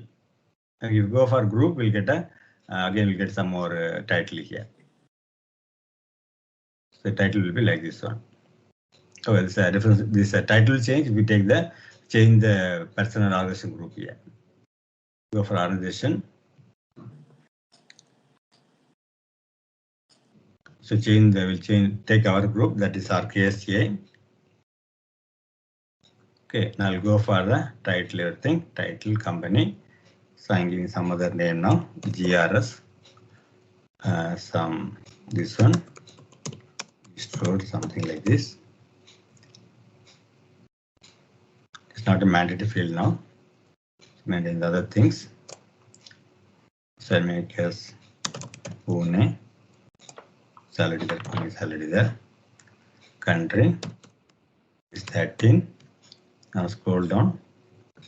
So language English.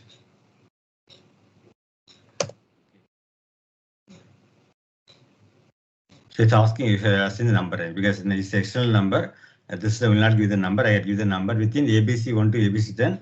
I can maintain any number here. So I can maintain ABC2 or ABC3. ABC starting from ABC1, ABC10, you can give any number. So that's the advantage of the Excel number. When in the Excel number, you can within the number range, you can take any number. So I'm giving ABC1, starting number only giving ABC1. Now we enter. Say, okay, okay, sir. So this is a general group number. So number should be BCD1. This is a general group number. So it will be BCD1.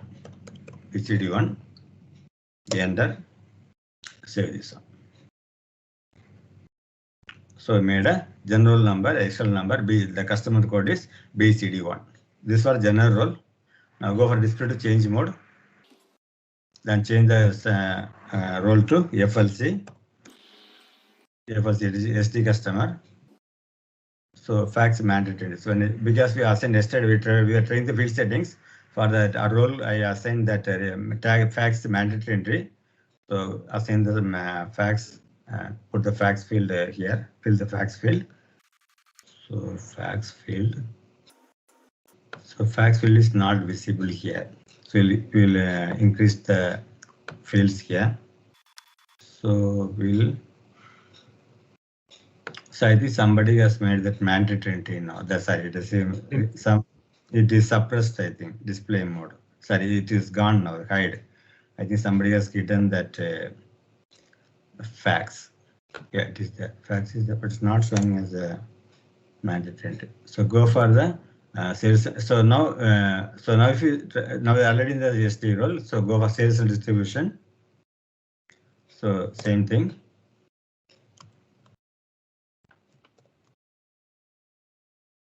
Enter. Okay, so things later will ask other things. Now save this one. When you go for save option, so it asks external number range and the external number X customer number. So now to assign the external number from this window, how to assign the external number for the customer role? Click on general data. Click on general data. Go for customer general data. Go for customer general data. So here assign the number. Here assign the external number like ABC1. Okay, now we save this one. So we assign this BCD1 is the general number and this is the customer number. This we can use only ABC1 in your sales transaction, not the BCD1. So our sales order we get use only ABC1. Save this now. So here, if you take when you take this, first save this one. Okay, again, some mandatory entries are there.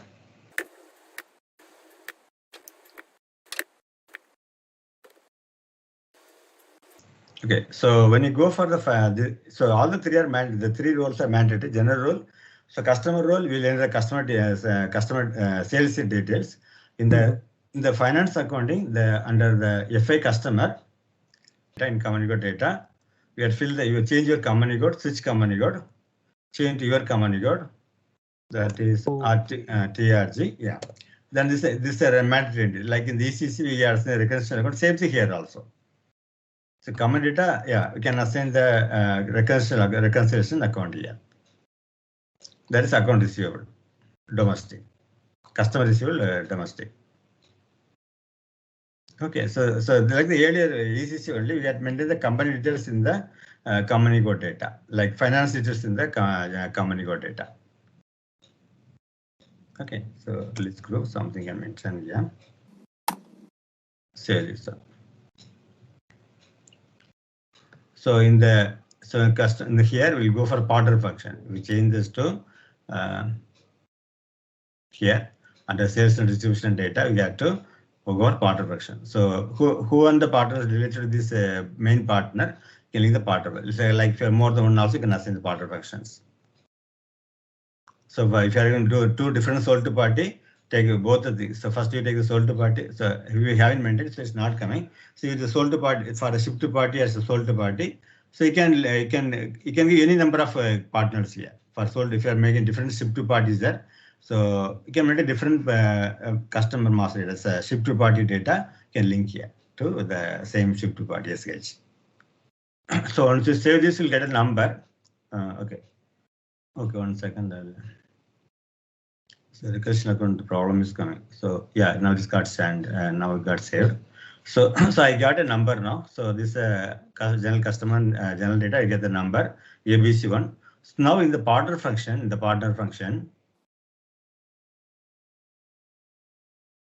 so this is a new customer. Now in the partner functions, so the BP role. So BP role is one more thing here. So for example, so BP role. So if you want to make a new BP role, so yesterday made a BP role.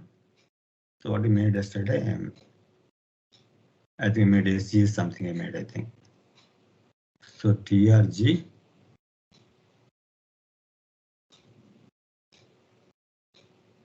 No, something starts with RK or RS. Yes, yeah, so RKS, yeah. So we'll take training today. So RKT. So we got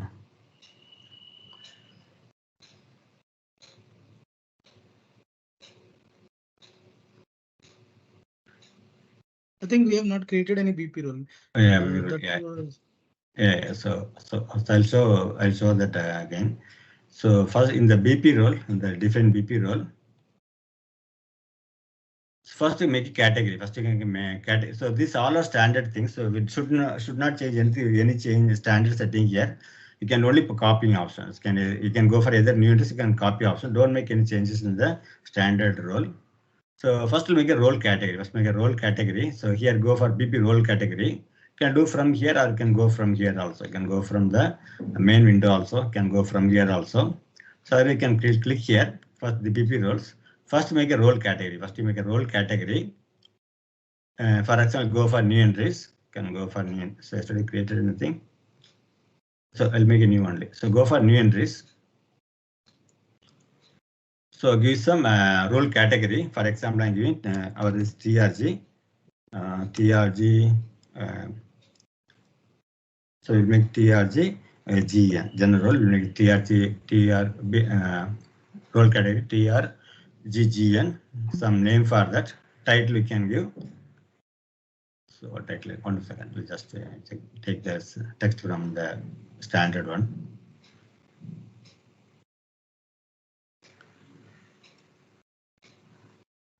Okay, we'll take customer only. So for new entries, select a customer. Description also the customer only. And this differentiation type. So we'll take a general data. So you can see all the views here. So I'll take general data. So here I can make the link here. So this category can be used for only organization. So if you take this role category and a role, later we're going to get the role. If you take the particular role, for example, I make a new role like TRG one new role. So there you can link. You can make only organization. Person group cannot be created with this role category. Okay, the customer or that the person or group cannot be used in this category. Okay, so I'll show that. So save this one. Save this one.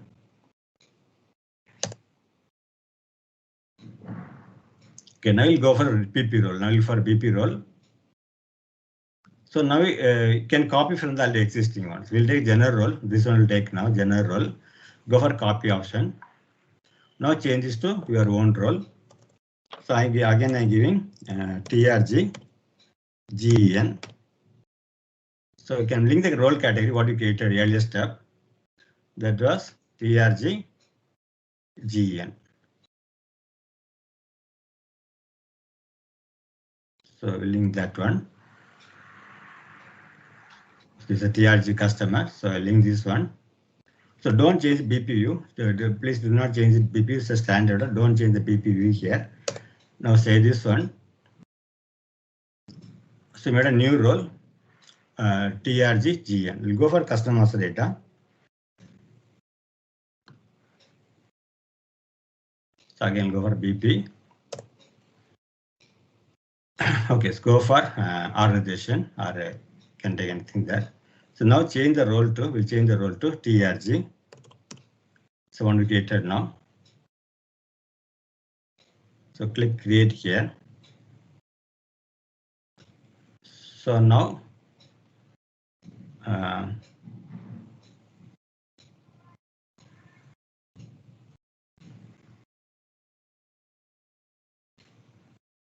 okay. So 1 second.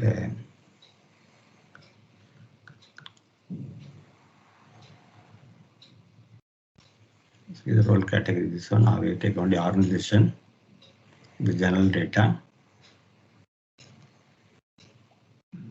So this one more thing, one more setup. We can link that. So if you go here. So so again, either business transaction here.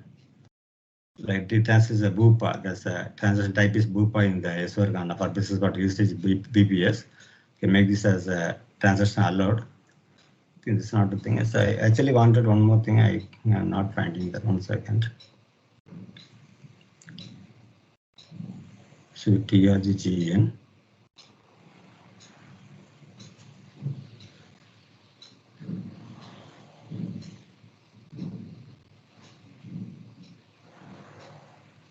So actually when you take this option, So this cannot be available.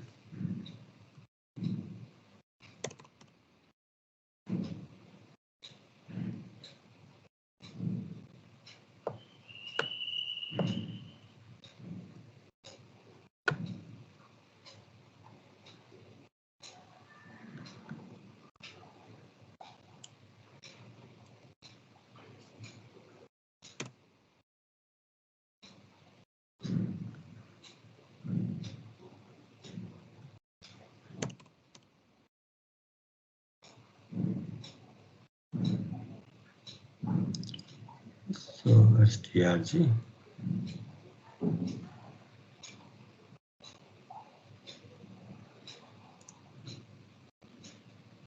So ETRG is not coming.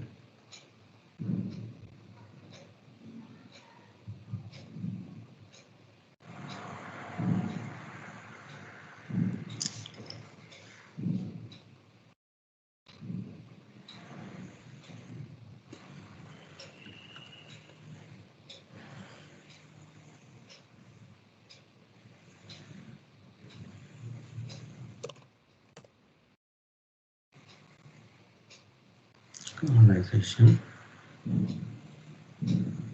Standardization.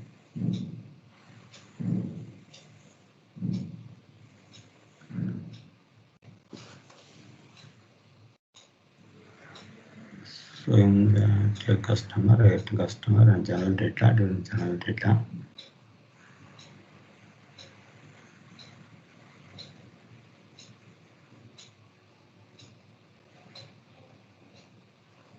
So role category, BP role is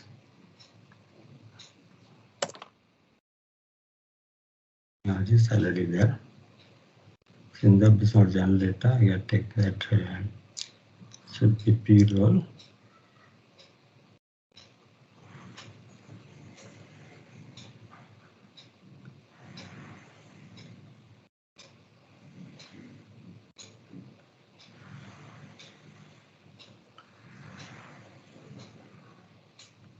This is additional, this is a main role, is additional role only, it's not a problem. So I'll go here again. Service, I'll like skip this and go for other options. So BP, here take as organization. So okay. So I'll tell you, yeah, sorry, I forgot the concept. So once again, if you go for person, and now search for that BP role, it will not be available. It's not available in the person. Go for group also, go for group. If you click group, if you go for the role now, TRG will not be available. If you go for organization only, just available. That role will be available only for organization. So go for the TRG now, it's available now. This is a concept. So you can make a BP role relevant to the person or all the three things. That's a concept. So you have to see that that function. So when you make the person, that TRG will not be available. Group also not available. Only organization level will be available here. Because we have made here in the role category. I checked here only organization. If you take person and group now, boy, will be available in all the sections.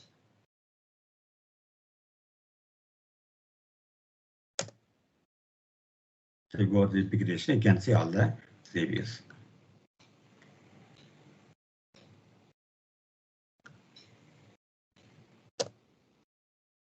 If you go person also available now.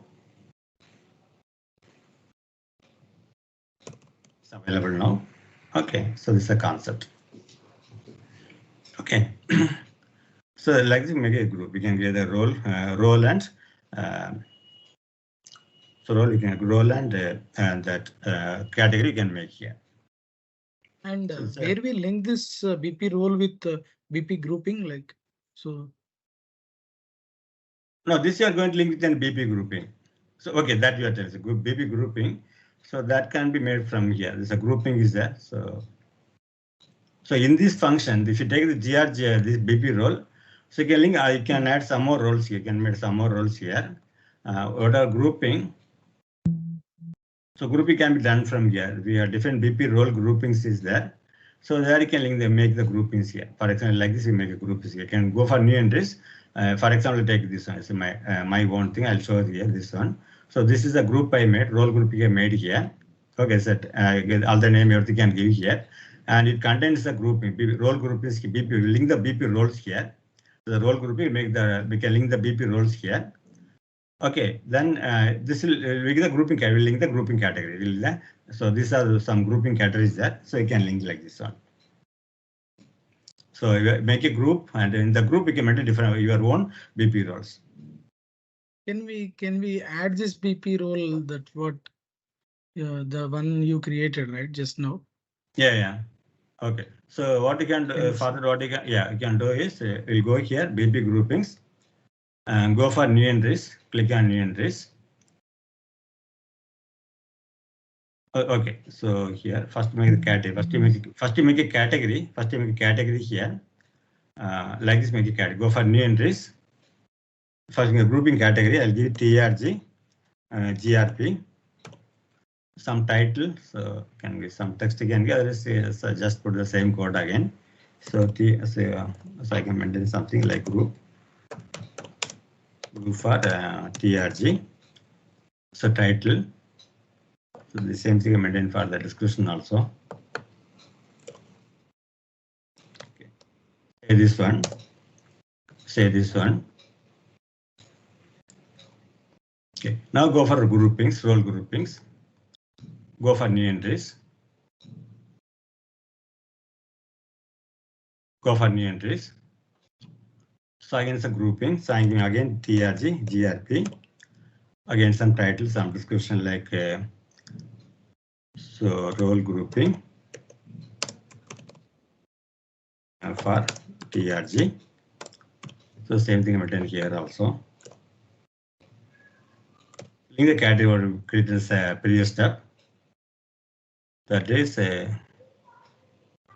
TRG grouping. So grouping we can take one of the view here. This technical part we can make that. So this is not needed. I'll leave this one not needed. Now enter. You can say this one. So now link the grouping now. So go BP role. Link the BP role now. Double click here. Go for new entries. Give the BP role what we create. Our own group we can give here. We get a TRG GEN. And Shekhar, what is the use of this grouping? And where I can use it by creating the customer BP partner? So this grouping actually so not directly the BP master linked here. So this is a grouping now. Role grouping is in the BP role. But this actually does not impact the BP master correctly. So what are the BP creation now is not actually exactly that not linking that. So yeah, so just like it's for identification purpose, like what are the transfer using for your group. So this one for information purpose, not having any link with the BP master creation. For a particular group of customers, maintain the group B groupings. So that is not directly affecting the BP master here. So just for the information purpose or some related for any customer report, you can use the functionalities. It's not related directly with the BP. This is okay. This category group is like that, but the role groupings is not having any direct impact to the customer master creation. It's mostly for the information purpose, also for the reporting purpose. We can use this one. Not directly not having any function in the BP master creation. BP creation only BP role is directly affecting and the category group. So which are whether it's applicable for person group, person company, that's we can link here. This is not a direct impact on the BP master creation. This is only for our convenience of making the BP grouping, role groupings here. Okay. BP grouping we have in the BP master, right? That we select the BP grouping and then we select the BP so grouping. yeah, that also can be done. That is actually coming in the it was grouping and coming under 1 second. So that can link here, but that the purpose is this BP grouping controls the BP roles. So sure, that also that I'm going to author that you're telling your authorizations, no?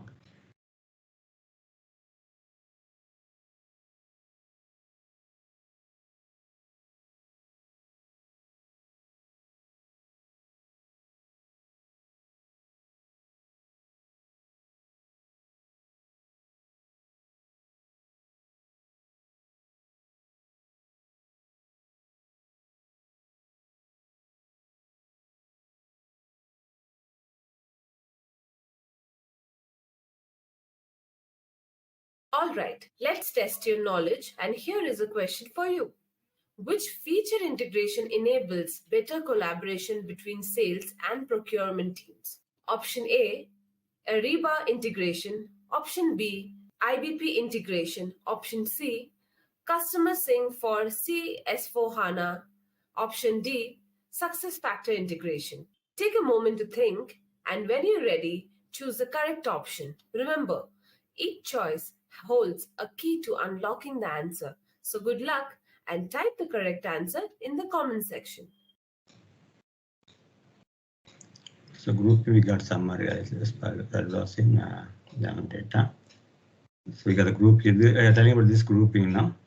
The account group is no, actually does not affect directly here. The group number get manually here. This author will come to this later. The authorization. Not this. Can you go back? So that's not directly affecting the BP supply customer data. So maybe I'll give some more ideas in this. Some in the coming class I'll show some more idea about its grouping. But mainly it's for the only inference purpose or related for the basically for our convenience. For the convenience, make the groupings, but not affecting the BP mask creation directly. Not like BP role. So category group can maintain for the for that like person can be allowed for the role or like that we are maintaining here. Grouping is not having a direct impact.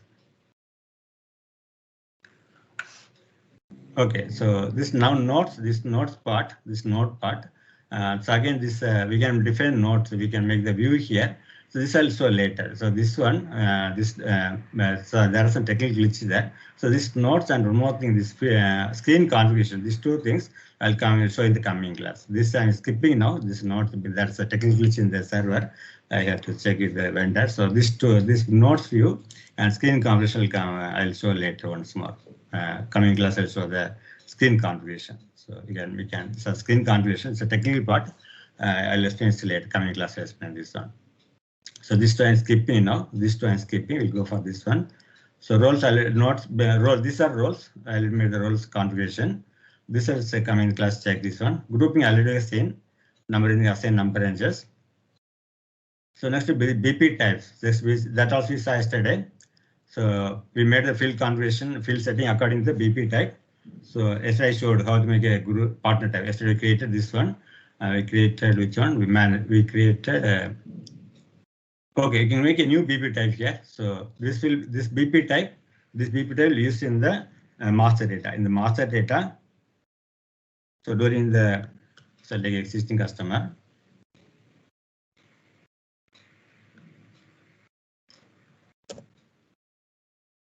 So take ABC1.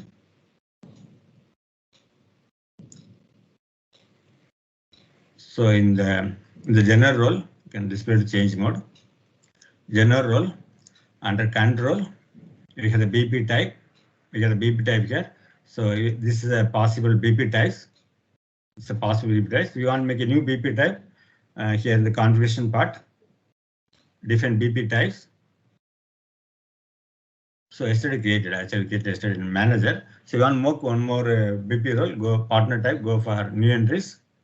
So give some code, some name like salesperson, something like this one. Say this one. Say this one. So if you go for BP configuration of BP master, click and if you go click and close and open, we'll get a new BP type. That is 1000 salesperson. Okay, we get a salesperson. So now the main so you can see field selection will change now because this BP type mostly related with the field settings. In the BP set in the field settings here, this is a BP type. Then it's like yesterday. Yeah, please. Okay. So this is for the number range assignment only. So basically, for the concept of account group is to link the number ranges. So we can link the number ranges here. For this account group, we link the number range here. Okay. So when I'm making the customer data, we'll get a number. We'll get a number for the customer's data. So that number is assigned to only through grouping here. And we get two numbers because this one, if I say this one, I'll get a BP number. This is a general number. When I take this partner role as a general role, I'll get a general number related to the general role. So when you put customers data, another number will be created. So that for that process, we can do two groupings, one for finance account, one for cross application. And in the assignment, we did the assignment with the two groups here. So when you went for cross application, in the cross application, we went for the synchronization. When for synchronization, here the master data synchronization, we assign both the groups. We link both the groups here. So here went here. So we went to BP settings, and for the customer integration, then went to field assignment, then assign keys. So here link the both the groups. We made one group for, so you can see that. You can see that. So for example, we made RKSA. You can see this are both the groups. This is for the general role. This is for the customer role. So once you assign these two groups here, but during the creation of BP, we'll get two numbers, one for general role, one for the customer role. So the understanding is this only for the number range assignment. So when you make customers data, some code should be assigned to customer. That done through account grouping. This role is for having that different like when you see in the old ECC, we had three department or three sections. So one is general section. So do you remember the ECC BP creation? So do you remember that when you made in the ECC, when we made customer master data, we get three sections. One is for general, finance, and the sales section.